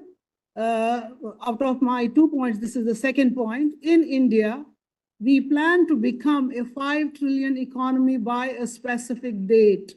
It entails massive investment in the infrastructure, be it public or private. Secondly, the National Logistics Policy 2022, which completed 2 years yesterday, upon complete alignment with the PM Gati Shakti framework, entails world-class modern infrastructure and logistics synergy for people and goods in India by 2027. Then the second phase is by 2030. Together, these 2 programs envisage improving logistics services, see here the word logistics, and human resources through streamlining processes, regulatory frameworks which are also not properly in place, skill development, that means for people who would be educating up to a certain level and joining the low rungs in the organizations. Then there's a point, mainstreaming logistics in higher education and adopting suitable, which is called as technologies, they can be digital and all that. So while massive expenditure is planned, 25% of GDP is happening in public procurement and additional development in the private sector, the development of specific skill set in the procurement domain, to me, remains unclear. They talked about logistics in higher education. What happens to the procurement people? So here in this panel, we identify the evolving skills landscape, the role of technology, and the strategies for building a future-ready workforce in the procurement and supply chain domains. So these are 3 small pointers that we will be discussing together, and this will become relevant to procurement and the role of leaders in developing talent and the possible routes Indian managers and officers can take to build or train talent in the procurement area. What I plan to do with this background, I would like to ask specific questions. They can be sometimes individual or they can be to the panel members. So in the first round, we would like to start up with 3 questions. So to Mr. Vinod, how can procurement leaders effectively identify and develop future leaders within their teams? So this is at the higher level in an organizations. To Ms. Meenakshi, I would like, because she is in the industry and she is trying to build her staff. So how do you assess the skill gaps in the staff and the ways that needs to be built up? And finally, the Infosys person, it would be very interesting to get some e-learning, enhancing talent development tools, digital tools in the procurement area. We will all speak for 3 minutes, and then I would like to summarize, and then we will go into a second round. So Mr. Vinod Kumar, the floor is for you. Thank you, madam. First of all, I thank ISM for providing me this opportunity. The procurement leaders, they can identify future leaders by looking beyond technical skills and focusing on behaviors that demonstrate leadership potential. To effectively identify and develop future leaders within the procurement team, we focus on both performance indicators and also leadership potential. We start by identifying the team members who consistently demonstrate strong analytical skills, negotiation skills, and problem solving skills. However, the soft skills are equally important, like for example, like communication skills, and importantly, the emotional intelligence and adaptability. These are all often the key differentiators for leadership potential. Once we identify the potential individuals, uh, we ensure they have access to the continuous learning opportunities. We encourage them, team members, to pursue certifications, attend workshops and conferences, and stay updated with emerging procurement trends, which can help develop their technical expertise.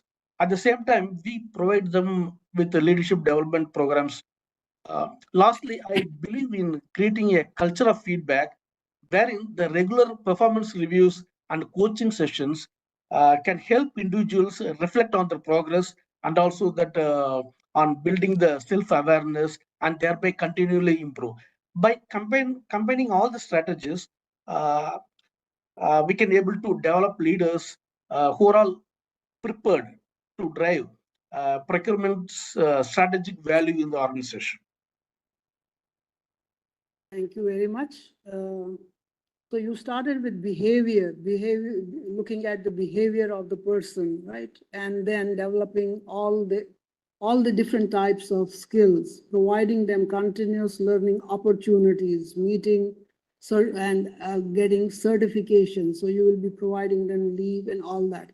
This happens at the top level, right? So Meenakshi, I would like to understand from you. I mentioned the question, but I would like here now to address it like that. So in the staff, how would you assess this skill gap? So thank you so much, Saroj ma'am, for the nice introduction, and thank you, ISM, for this opportunity. So to answer your question, Saroj ma'am, the skill gap is the difference between the current skills that the employee of an organization have versus that are required by the company right now or in the near future to keep up its graph of success. So these skills may be hard skills such as sourcing, procurement, expediting, management, or it may be the soft skills also, like problem solving, emotional intelligence, like Mr. Vinod mentioned, and some trade skills depending on the different job roles in question. So to identify the skill gap analysis has to be conducted. It is a three-step process which includes determining the desired skills, like Mr. Vinod mentioned, for a particular leadership traits. The main technical skill he may be looking is for analytical, and for the soft skill that he will be looking for this emotional intelligence, all those stuff. So, what are the desired skills in the current role or in the future? And then assessing a candidate's skills and identifying the gaps. So the first and foremost step is to plan. Planning shall happen in two ways. One is at individual level and then the organization level. So if you take an individual, like if they want to have a leadership transition, or prepare an employee to transit to the leadership position, it will happen in the individual level. So organization can identify the skill that a job requires, the leadership position, and compare them to an employee's actual skill level currently. And then if you take it in the organizational level, organization can determine if their employees have the skills to work on an upcoming project, or if they need to hire the external employees, hire externally. So this analysis can help organizations target their employee training programs to develop the skills they need. Say, for example, if the organization expects to get a mega project in a different geography, or a project related to the new products, then they need the experts for that particular region, or some special skills for that particular projects. So the organization has to assess whether their employees possess that or not. And then the second step, okay, we have planned what is required. And the second step is to identify the important skills. Even my co-panelist, Mr. Vinod Kumar, has mentioned, like, if at all he has to select a person for the leadership, what are all the key traits that he will be looking for, that any organization may be looking for. So we have to identify the important desired skills that is required, and the skill level. For a leadership level, the emotional intelligence may be of high importance, whereas the on the job, whatever the data reports or data, preparing the data, that skill may be at the very low level, for a leadership position. So we have to identify the key skills required for that particular job, and the skill level also. In that way we can identify the key skills. Then the third step is to having identified what are all the future projects and the key skills required for that, and what is the skill level. Then the third steps comes to the measuring. Currently, what are all the skills level available within the organization, and what are all the skills level that need to be developed, or we have to outsource, or we have to hire externally. So all these things based on the measurement of this current skills. So to measure the skills level, normally organization use the surveys, assessments, or in the portal they will ask all the employees to fill out their current skills level, where are the projects they have worked in the future, their past experience level, all those stuffs, and interviews with the employees, and obviously the performance feedbacks. So this is how the measurement of the current skills level will happen. So normally the skill gap can also result from the limited experience, especially in the case of new hires. So organization can bridge the skill gaps through mentoring, training, succession planning, and other initiatives to develop the skills. So this is how the various organizations that I have associated with, they try to bridge the skill gaps. Yeah, thank you very much. And now, Captain Ria, can we we understood what is happening at the senior level and what is happening at the lower level. So we would like to understand from you that what possible digital tools or e-learning tools can enhance talent development in procurement? Sure. I think it's been a it's personally been a very learning discussion so far. And I think some of the points that you brought on, and as well as Vinod and Meenakshi, I think they're all indicating towards two things. One, that we definitely need to build talent in sourcing and procurement and supply chain space, given the markets are evolving. The second and most important thing is we need to also have a plan in place to make sure that we are, augmenting or having very structured talent development interventions. Now, both these things, right? Every organization struggles to provide, or to kind of plan for this. And many a times there is a requirement to very quickly meet the requirements that are emerging, which means that our teams in procurement and supply chain have to be ready. Now, how do you do that? That's exactly where these, the digital solutions and come in. Now the world is evolving, right? There are two things which I would, want to kind of highlight very quickly.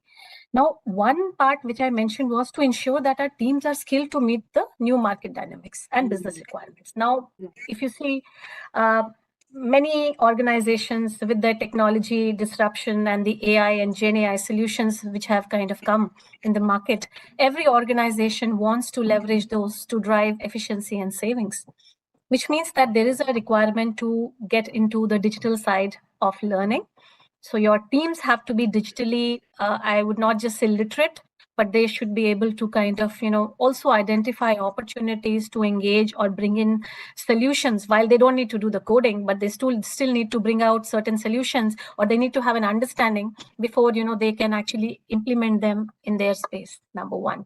The second thing, if you see the market, the market is very dynamic with the COVID situation that just went by, the war that happened in Europe, that has kind of changed the whole dynamics in terms of the markets have been shifting.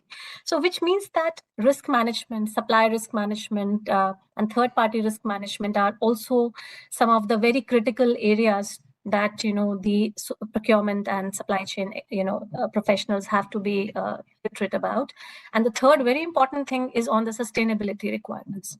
Now, every company, every global organization who is a responsible organization is looking, or they already have set target for themselves, with regard to the Paris Agreement. Now, procurement is very centrally located to deliver on these objectives.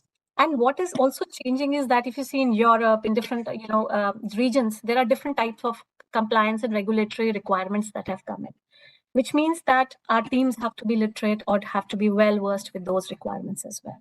So there is a huge lot of work to be done. And with that, I think if you have to look at it, it has to be done very quickly. So how do you do that? So that's exactly where the digital solutions would come into play. The way that I see digital solutions is there are two or three things which I will talk about. When you're talking about managing training programs for global organizations, the traditional methods were that you would get into a face-to-face classroom-based models, on-the-job learnings, and then specialized interventions. And many a times, we would also invite in esteemed experts to come and talk. All of those are very good. But I think the way that it is changing is that we want to have a consistent training experience in the light of global teams. The second thing is also that the work culture itself has changed, right? People are working hybrid, people are working remote. Now, how does that happen?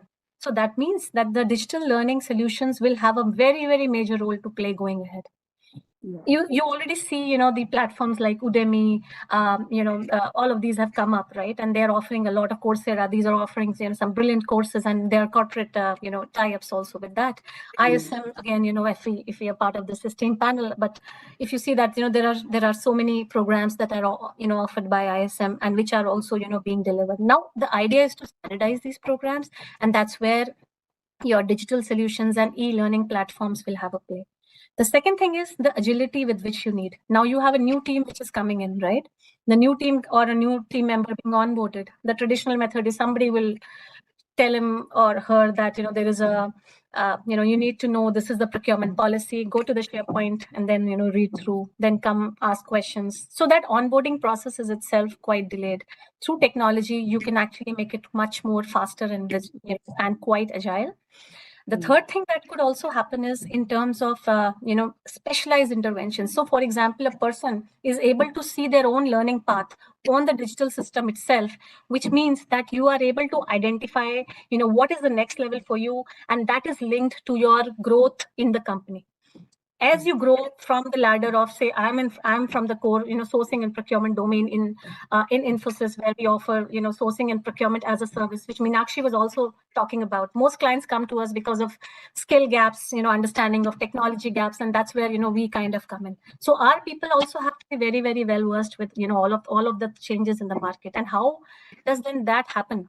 This is where, we are kind of leveraging already certain technologies. We have, implemented an online training platform called Lex, which is actually available to every employee within, the Infosys environment, which is not just, I'm talking about the business process side of it, which from where I belong, but the entire Infosys. Now, what happens is your domain, your behavioral, your digital, your analytical skills, your ESG skills, they are all mapped to your growth journey.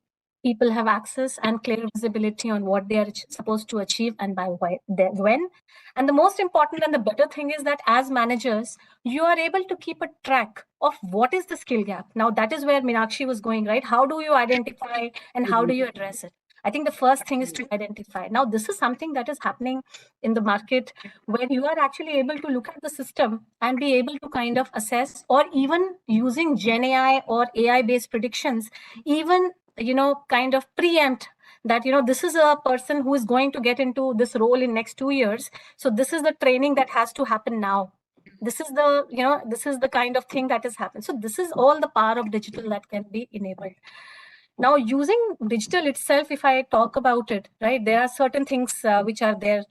Old learning methods were by video or by, traditionally by reading through, things. Now it is very different. Click-throughs, or you will have gamification, right? You are kind of completely creating a scenario of running a large-scale CapEx project as a project manager And as a project manager, there are different stakeholders that have been given to you, different scenarios, budget constraints, approval requirements, and buy-ins that you have to have with your business. And that is the simulation that you are actually, subjected to kind of, work on as a senior sourcing manager. Now, this is a very hands-on kind of a learning. Now, all of this is enabled through the power of digital. And as I said, right now, these are some of the things that we can look at and leverage the power of digital. The most important thing I just wanted to kind of close, and it is also important, us all being procurement people, it's also about the cost side of it, right? The cost side of it. I think once you have implemented a solution like this, you are actually able to kind of also manage your training costs to a great extent. So I think with that, I will take a pause, and I hope, I've been able to kind of do justice to the question. Yes. So in this round, we got a lot of inputs about identifying and developing future leaders. So that would mean looking at the various different types of skills, what are their potentials, would continuous learning for them be an important thing, what would be the strategies. Then, as Meenakshi said, in the skill gap identification is a 3-step. It happens at the individual level. It also happens at the group level. It also happens at we will not go into the organization at the procurement level. So we will be able to individually look at a person, train him, and even measure where he is. Finally, Captain Ria gave a very nice elaborate on how e-learning would enhance talent development in the future. So I haven't seen, except for a couple of simulations that happen in procurement from National Procurement USA. They have some simulations there available. I haven't seen any other simulations where you can train unskilled people or even college-going students. But eventually, to have digital tools for learning, it can be at a slow pace. It can happen that by this time you have to do it, or if you know that somebody is going into a different position and he has to get it available. So these would be real good things. Some scenario building would be one under a very nice thing, understanding different stakeholders and how it could be a simulation game also. So I'm saying it's simulation game.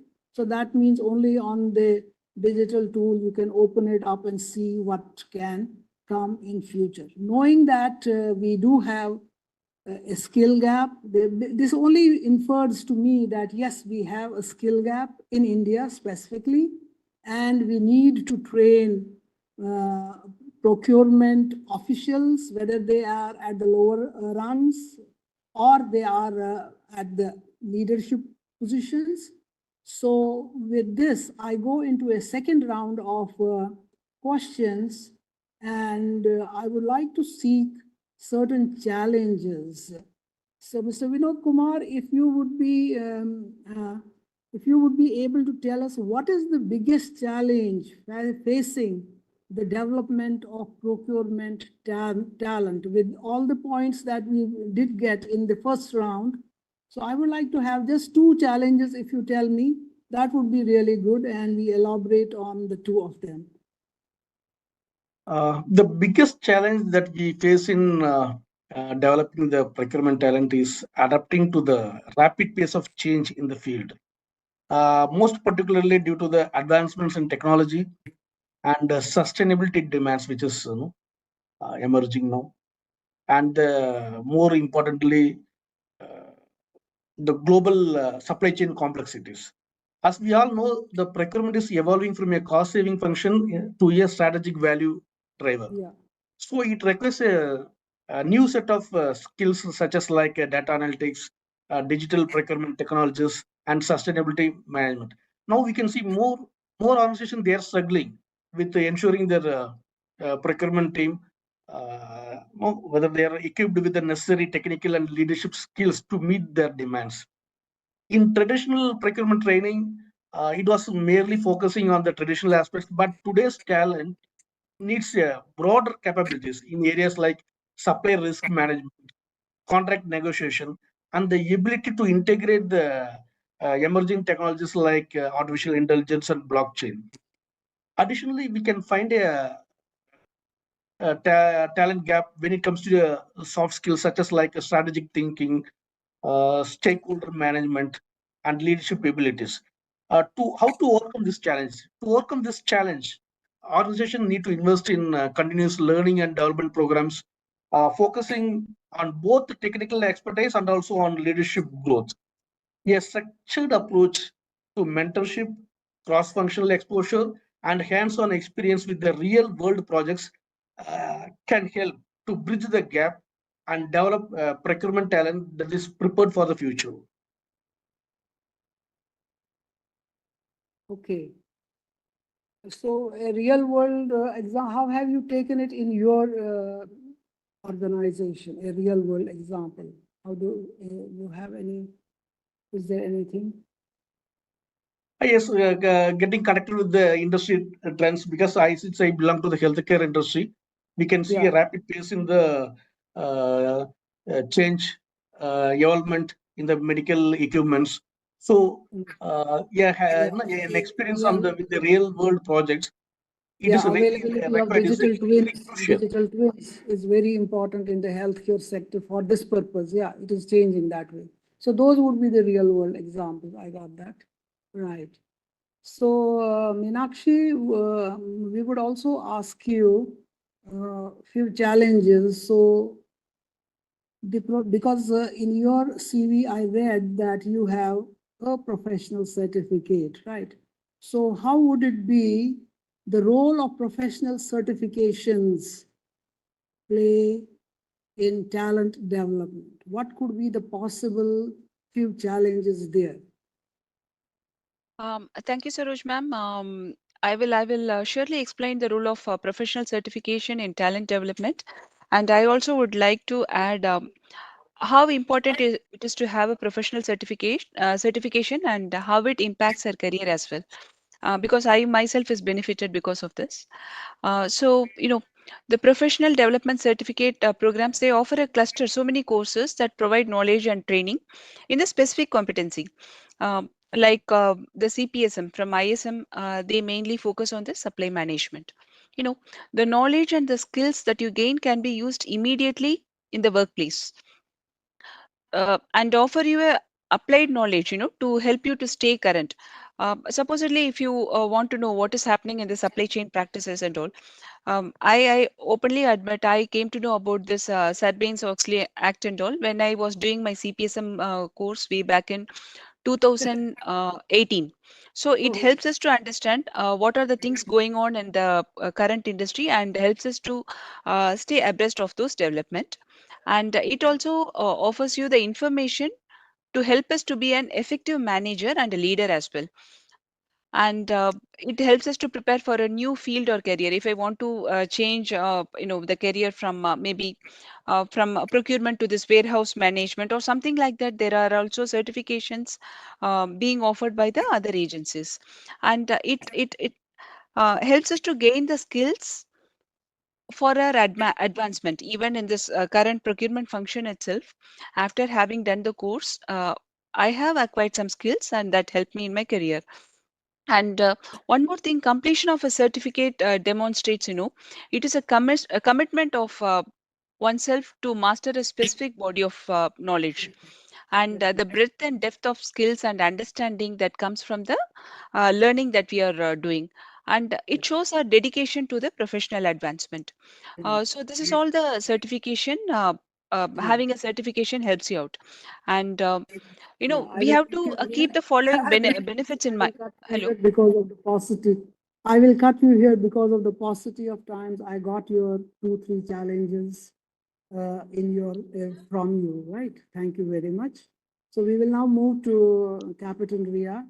So now that we received a couple of challenges, for example, continuous learning, mentorship, having real world examples, work on specific competency, stay current of development, Captain Ria, I would like to ask you some best practices in talent development at Infosys. Sure, I'll be happy to talk about that. I just wanted to add a point to what Meenakshi was also talking about in terms of certifications. I think it's very important. The certifications are actually, the value is twofold. One is to the organization itself, and the second one is to the employee in their own journey path. So I think from both perspectives, a certification, if it's the right certification, would matter. But a couple of things which I do kind of miss out is that many times certifications do not give practical hands-on knowledge or understanding of digital solutions, which many of the the stalwarts in this space like ISM, they have kind of been able to sail past. But I think that will be very important. And now coming to your question, Saroji, I think one thing I remember before I actually get into the best practices at Infosys is many years back, I was a part of a very large scale implementation of a warehouse management solution in the Indian Army. And we had a very large depot with almost like 500, 800 people. Starting level was a labor, and then moving into, packers, and then people, at different levels who were stocking, binning, and all of those things. Now to implement, this kind of a solution in this environment, people said it's unheard of.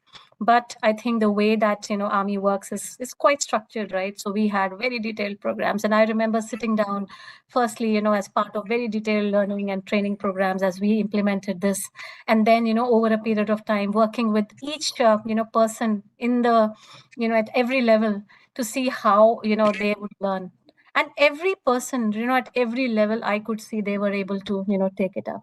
So I think learning, that's some, there's merit in saying that this is a very positive sign. And I think the people are very, I would say, if given the right chance, they are able to scale up.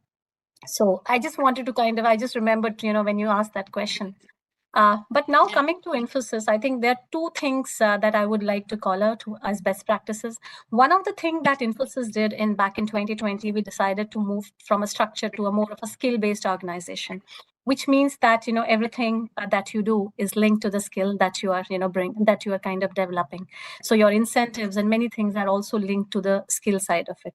So there is a skill tag program that was launched in 2022 across different domains, and sourcing and procurement services was also one of the areas where this this program was launched. Now what happens, I was talking about in my previous when I spoke about that each level of growth, there is mapped to a learning journey. Now that journey mapped to also a skill. So in a typical scenario, you will be a procurement expert coming more on doing peer-to-peer kind of work, and then moving into, say, doing a little bit of tactical sourcing, spot buys, and small events, and then moving on to, managing sourcing, and then even looking at categories. You create a niche for yourself, and you learn how to manage a category, and you become a specialist in that, or you are an industry expert in the industry area that you are. So this whole journey is mapped through a skill tag program. And there is, at every level, there is a set of trainings. Now, these trainings are different types. There is a domain training. So when I was talking about domain will have, this entire understanding of your, your sourcing and procurement, supply chain, at more of a, I would say, a theoretical level. That is your starting point. And then there are other things which get into it, like practical aspects of it. How do you negotiate better? How do you kind of derive value from your even from your low spend? How do you look at compliances to actually add contract compliances to add value to your sourcing? There is no leakage. These are the kind of practical trainings that we work with. And then it gets into the digital side of it. Within digital, there are multiple types of trainings. One is in terms of how do you kind of report and dashboard. So Excel-based trainings, something very important. Excel-based trainings using Tableau to kind of, also do, I think Vinodji mentioned that, you need to have a structured approach to business partnering, right? You are able to articulate your value proposition to business. So that is also a kind of training which is included in this. And then there are things like behavioral, how to be at different levels, it's different, right? At some levels, it could be just email and behavioral training, because we work with global clients. And so, it would be at that level. And then it would even get get into things like where you are mentoring senior people to do well. So this is all mapped as part of your skill tags, and there are incentives which are attached to each of the levels. So this is something that we have implemented, and over, I think in last year we have almost given almost like the incentives have been in the range of 2 crores plus for a team of, say, you can say about about 1,000-1,500 people who have gone through this journey of skill tags. So this is something that I wanted to kind of share in terms of learning. And it's very absolutely clear that all of the panelists have now given their what is happening currently, what we would like to do, and how we would like to proceed. So there are several learnings that I took from here. I would not like to touch upon the first portion where we said what we want, why we want to do, and where we are. But I will come on to how we are encountering these challenges, right?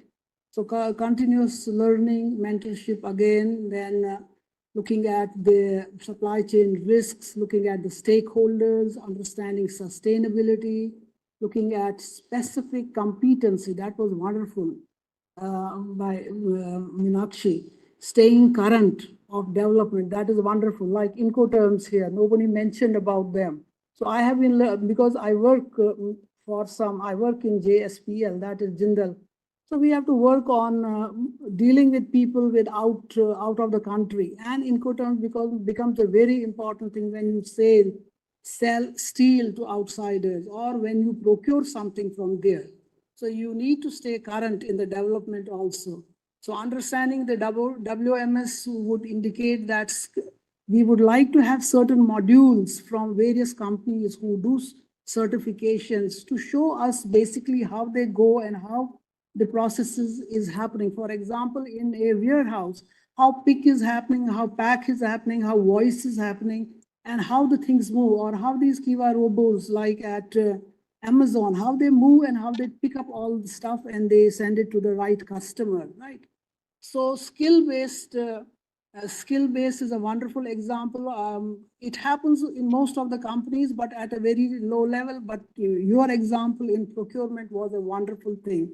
So I feel we can all collectively say that yes, procurement is a domain, a specific domain of the supply chain management. It happens at every place, whether it is a vendor, whether it is manufacturing, whether it's a transporter, whether it's a warehouse, or whether it is even reverse logistics. So it happens every time.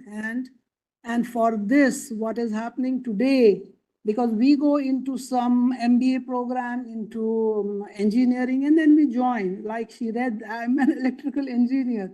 I have never worked on I have worked on a turbine also, that is true. But I have, the thought was not that I will work in procurement department. I worked in a procurement department, contracts department also. So now we would like to go to, if there are any questions from the panel that we would address, or if selected questions could be given and we can respond to them. Yeah. Arun, have you time? Yeah. Thank you so much, Dr. Saroj. But because we are running short of time, we won't be able to take questions. No problem. Just let us know the questions and I will respond to them. So I thank the audience, and I thank all my panelists who enlightened us on the much needed development of specific talent in the procurement domain and the importance of certification. Together, we also thank the event organizers, PPPAI, ISM-INDIA, the World Bank, ADB, AIIB, New Development Bank, and it will be very important for us to look at the certifications from ITC-Geneva, because those are the gold standard of the world for putting in this, basically this specific conference IPC 2024. Can we give a round of applause to them? Thank you again, and we close now. Thank you very much. Thank you all. Thank you, madam. Thank you. Thank you, panelists. Thank you, ma'am. Thank you so much. Before I take over the floor, I want to thank you. I enjoyed listening to you guys. Dr. Saroj Kaur, Captain Ria was there, then Mr. Chandran, also was the Vinod Kumar, and friend Meenakshi. Excellent. I know you talked about a lot about the gaps and soft skill, hard skill, challenges. I was enjoying all of them, but certainly I'll try to summarize now when I make the final. So I have been hearing this for the past 20, 25 years. I know we all have been here. So how really to get it? So every time we say the before I word forget, flux. in the US, we were doing the capstone assignment, and we did for one company here. The capstone assignment means you learn something. We tell them, come on, you guys come up with the project. Wonderful, wonderful, excellent. The project, and they have to implement, and they are awarded. And it was done in Reliance. We did it for another company, where we said, guys, learning is one thing, but tell us what you will implement, what change you will bring. And that they have to implement with the help of their supervisor. Then we score them, and then we give them award. That is called the capstone. All business school people go, you know it. Wonderful. Yes, we have a capstone program. Everybody goes to capstone. Right, sir. Thank you very much. Yeah. Mr. Lal is also here, so it is so nice. So let me now jump into my last 15 minutes, whatever 10 minutes, to share what we have done in this today. Okay, guys, we are coming to the closing remarks.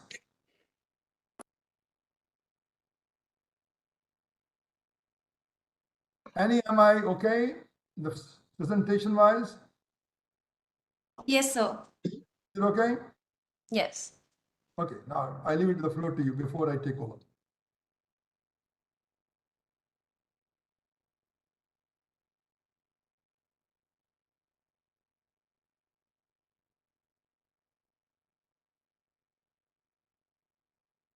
Mr. Batra, the floor is all yours now. Okay, I'll take it. Is Mr. Shankar there, or I could start? Mr. Shankarlal? Mr. Batra joined, yes. Okay, so kind. I'm very pleased because this is a combined show, but I'll touch few things and then vote of things will be combined. Why I'm taking Mr. Shankarlal? Because this program, if it is possible for the last 4 years, is all because of Mr. Shankarlal, who is the lead specialist and the governance global practice-wise of the World Bank. And he has been the man who was, I would say, credit goes to him for starting this PPPAI. I know he still pushes me, Krishnan, we have to do this, we have to do that. Anyway, let me tell you what closing remarks on this. First thing is the overview of participants and speakers. Total number of registration was 6,109. And they came from 151 countries around. But the people who joined us today, the active ones, 3,467 from 132 countries. I will say all regions of the world were covered. All regions, irrespective of the US or this, many were covered. Nearly 35% from Africa. Africa was the major, I would call. The number of speakers, we had 16. Then I would say the next is the participant from where we got the maximum. Nigeria ranks the top, Ghana, Nepal, Bangladesh, Sierra Leone, South Sudan, Sri Lanka, Afghanistan, Ethiopia. So they were the one, I know their examples are also quoted in the morning when we were discussing on some topics. When the World Bank was talking of digital transformation, I think many examples were taken from them. The type of people who participated, our participants, I would say the percentage wise, 38% is senior level, 48% is middle level management, and then 14% of the junior level participants. Coming back to the structure of the conference around, I would say the presentation, because the broad focus was transformation, and then we were saying digital transformation and AI. So we had two presentations. Case studies, again, relating to digital transformation, we had two, one from public sector, one from private sector. And we kept the balance of both because if I look at the number, private sector is a little outnumbering the public sector in that sense. Presentation wise, we had sustainable procurement. One was panel discussion, and then one was a case study on sustainable procurement. So another presentation we had on challenges and opportunity in international procurement, which was from our Mr. Vinay Sharma. The panel discussion, Dr. Saroj Kohl was moderating it along with other good friends. Like you heard already, Dr. Vinod Kumar, Captain Ria, then Meenakshi, all they were there. Now, the above were all covered under 6 sessions, broadly as you have seen the agenda part. Now, the key features were the video recording of the whole conference will be available. To anyone's around, so WhatsApp group was created and certificate of participation we are giving to everyone. And then the membership also, we are also thinking of giving to those people, because PPI, those who have come first time, certainly will give them. Key insights, if I say what has been covered broadly, I might have missed out a few things, but what are the key things around? First thing was in the very beginning when the keynote speaker was there, objective was the navigating digital innovation and sustainability. The broad thing was enhanced value. You talk of a private sector, you talk of a public sector. Everybody says my first principle is value for money. But when we ask them what is value for money, they only look at the price and the cost. But value has a bigger thing around. So we discussed quite a lot on it. And the next thing was digital procurement is rapidly becoming a necessity for most organizations. As evolution is happening around, new era is coming around with disruptions, so technology itself is becoming a disruptor. So in most cases, e-procurement should become digital. Now, some people have questions because those who have gone after ERP, e-procurement was the next step. And after e-procurement comes digital. And AI is a part of the digital, I'm looking at that way. So e-procurement provides a solid foundation for digitizing transaction process. Those who after ERP have not done e-procurement, I think this was the discussion that ERP is only giving 3 silos. 1 silo for rec, 1 for PO, and 1 for payment. But in between the sourcing, evaluation, contract management, performance management, that was missing. So e-procurement bridges the gap from end to end. It becomes an independent platform, is an independent ecosystem which can be connected to supplier as well. AI amplifies the capability of digital procurement. That was the one. Inclusive, I know this word came from the team when they were asking the question, inclusiveness in procurement. So inclusiveness means we're talking of everything. We're talking of equal opportunities, basically level field. And that is a part of the principle of, I would say, all the procurement. We say, guy, level field to everybody. Equal opportunity for everybody. So it's about the leveling the play field, which was, I know question came in the morning. So I thought, let me again emphasize on this. Understanding the concept of sustainable procurement, what is this, why it is this, and how to implement. And this case study, we took it up, one case study, how to implement. It was a real case study and how to do. Now, the steps to implement sustainable procurement, which was a part of the case study, international procurement offers organization the opportunity to reduce cost. I think this was very well done by our friend, Mr. Vinay Sharma. Opportunity to reduce cost. That's very important when we're going for the international. Access innovative products, diversify suppliers, enhance flexibility. However, when we go with international procurement, it's not without challenges. And these challenges are becoming more and more. Look at the transportation through Red Sea and all those things that are our globe.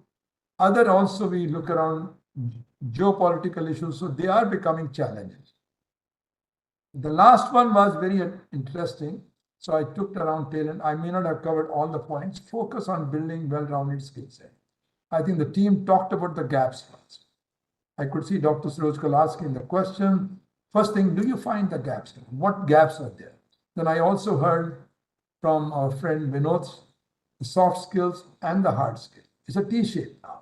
It's not the hard skills, I know step 1, step 2, soft skill, negotiations, communication, and other things. How to manage your stakeholders. So that was also there now.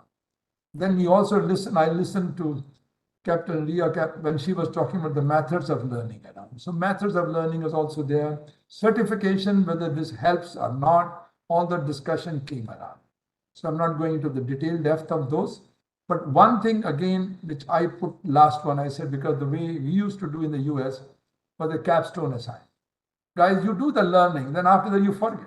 You know very well. Anything we learn in 2 days or 3 days, after the 7 days, you will find half the knowledge is gone until they implement. So this is the one we have done 2 or 3 companies in India where we say, guys, we want to implement what you learned. Tell us what change you are bringing. If there is no change, then the learning was wasted. Let me make it very clear. So if you learn something, implement it. And then we used to have the managers also of the team getting involved and giving award to them. And that project has to be implemented. So basically we convert the training into projects. So that was the one. So this is, I would say, the key insights around. Now, this is keeping in this one. I want to touch some of the training program which we are doing in cooperation with the World Bank. I have also gone through this. We used to have RFQ, quotation, price-based.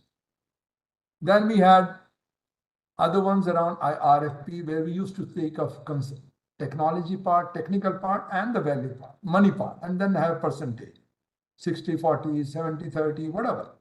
But now the concept is coming around this L1 is becoming more like it can be played around. So it doesn't help us to improve the quality. So now I think we are getting into it. I think I'll give it to Shankar later. That means we want in every activity is a combination of quality and cost base.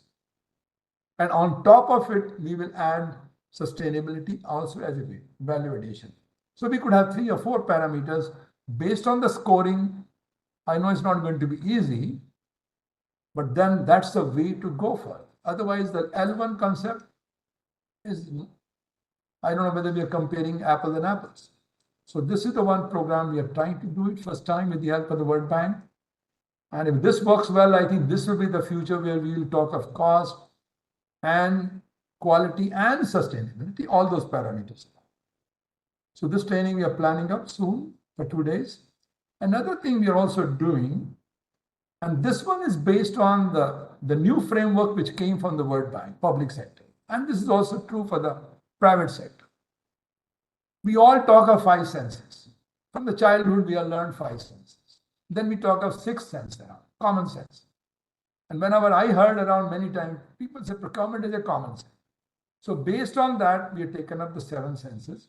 So I know very well when World Bank came with the framework, they focused on strategy. Guys, before you go into the procurement, make a strategy. They call strategy for project development. Then we have sense for value. Technology also they are talking a lot. And market intelligence, sense of relationship, sense of risk, sense of sustainability. So these are the parameters we are taking up in one of the programs which we are doing for the World Bank. Even for the private sector also we are doing same way. Because this is also being done by our headquarters on procurement excellence. 7S of procurement excellence. So S is the sounds like me senses, like 5 senses, 6 senses, obvious sounds. So these are the 3 you could say around. And the priorities first is strategy. The game starts from now friend Captain Ria, she comes from the army background. The strategy is the first thing. Without strategy, nothing will move. So that's the top pillar. So this training program also we'll be doing soon. And that's the name of the training around is Unlocking 7 Senses of Procurement Excellence. The last one you can see the plant is sustainability. So all of them there, risk is there, AI is there. All of the parameters will be done in a very detailed way.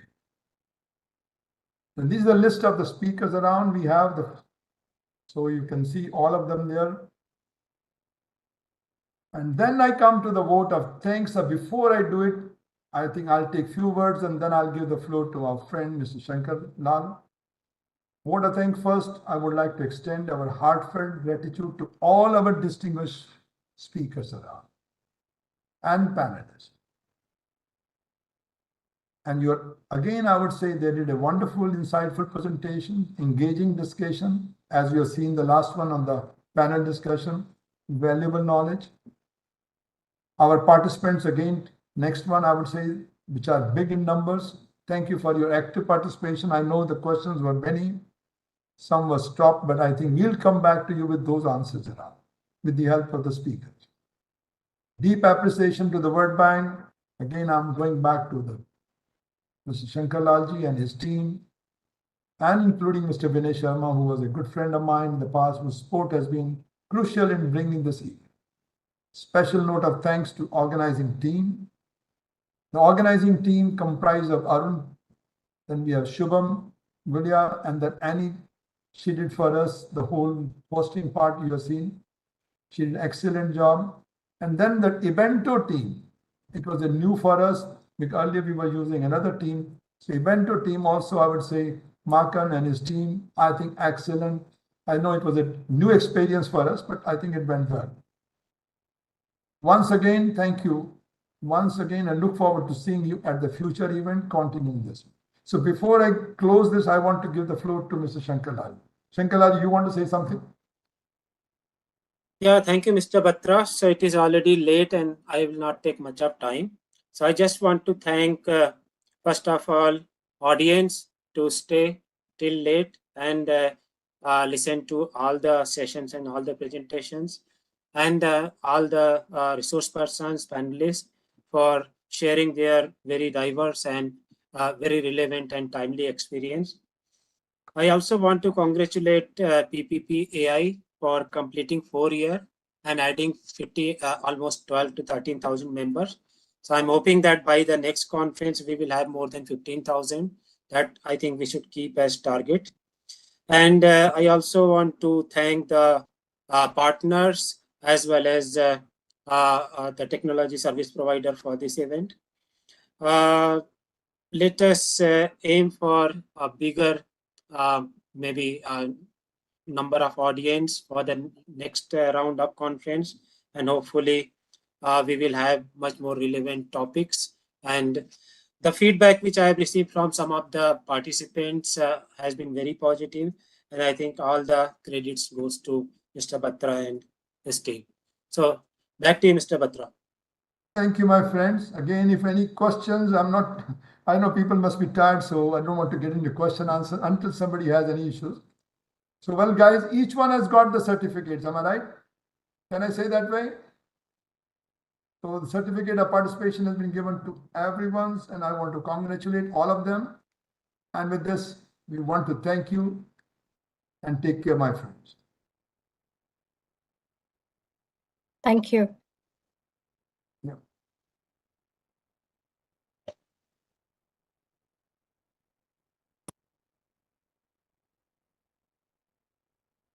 Yes. Anything last, anyone's?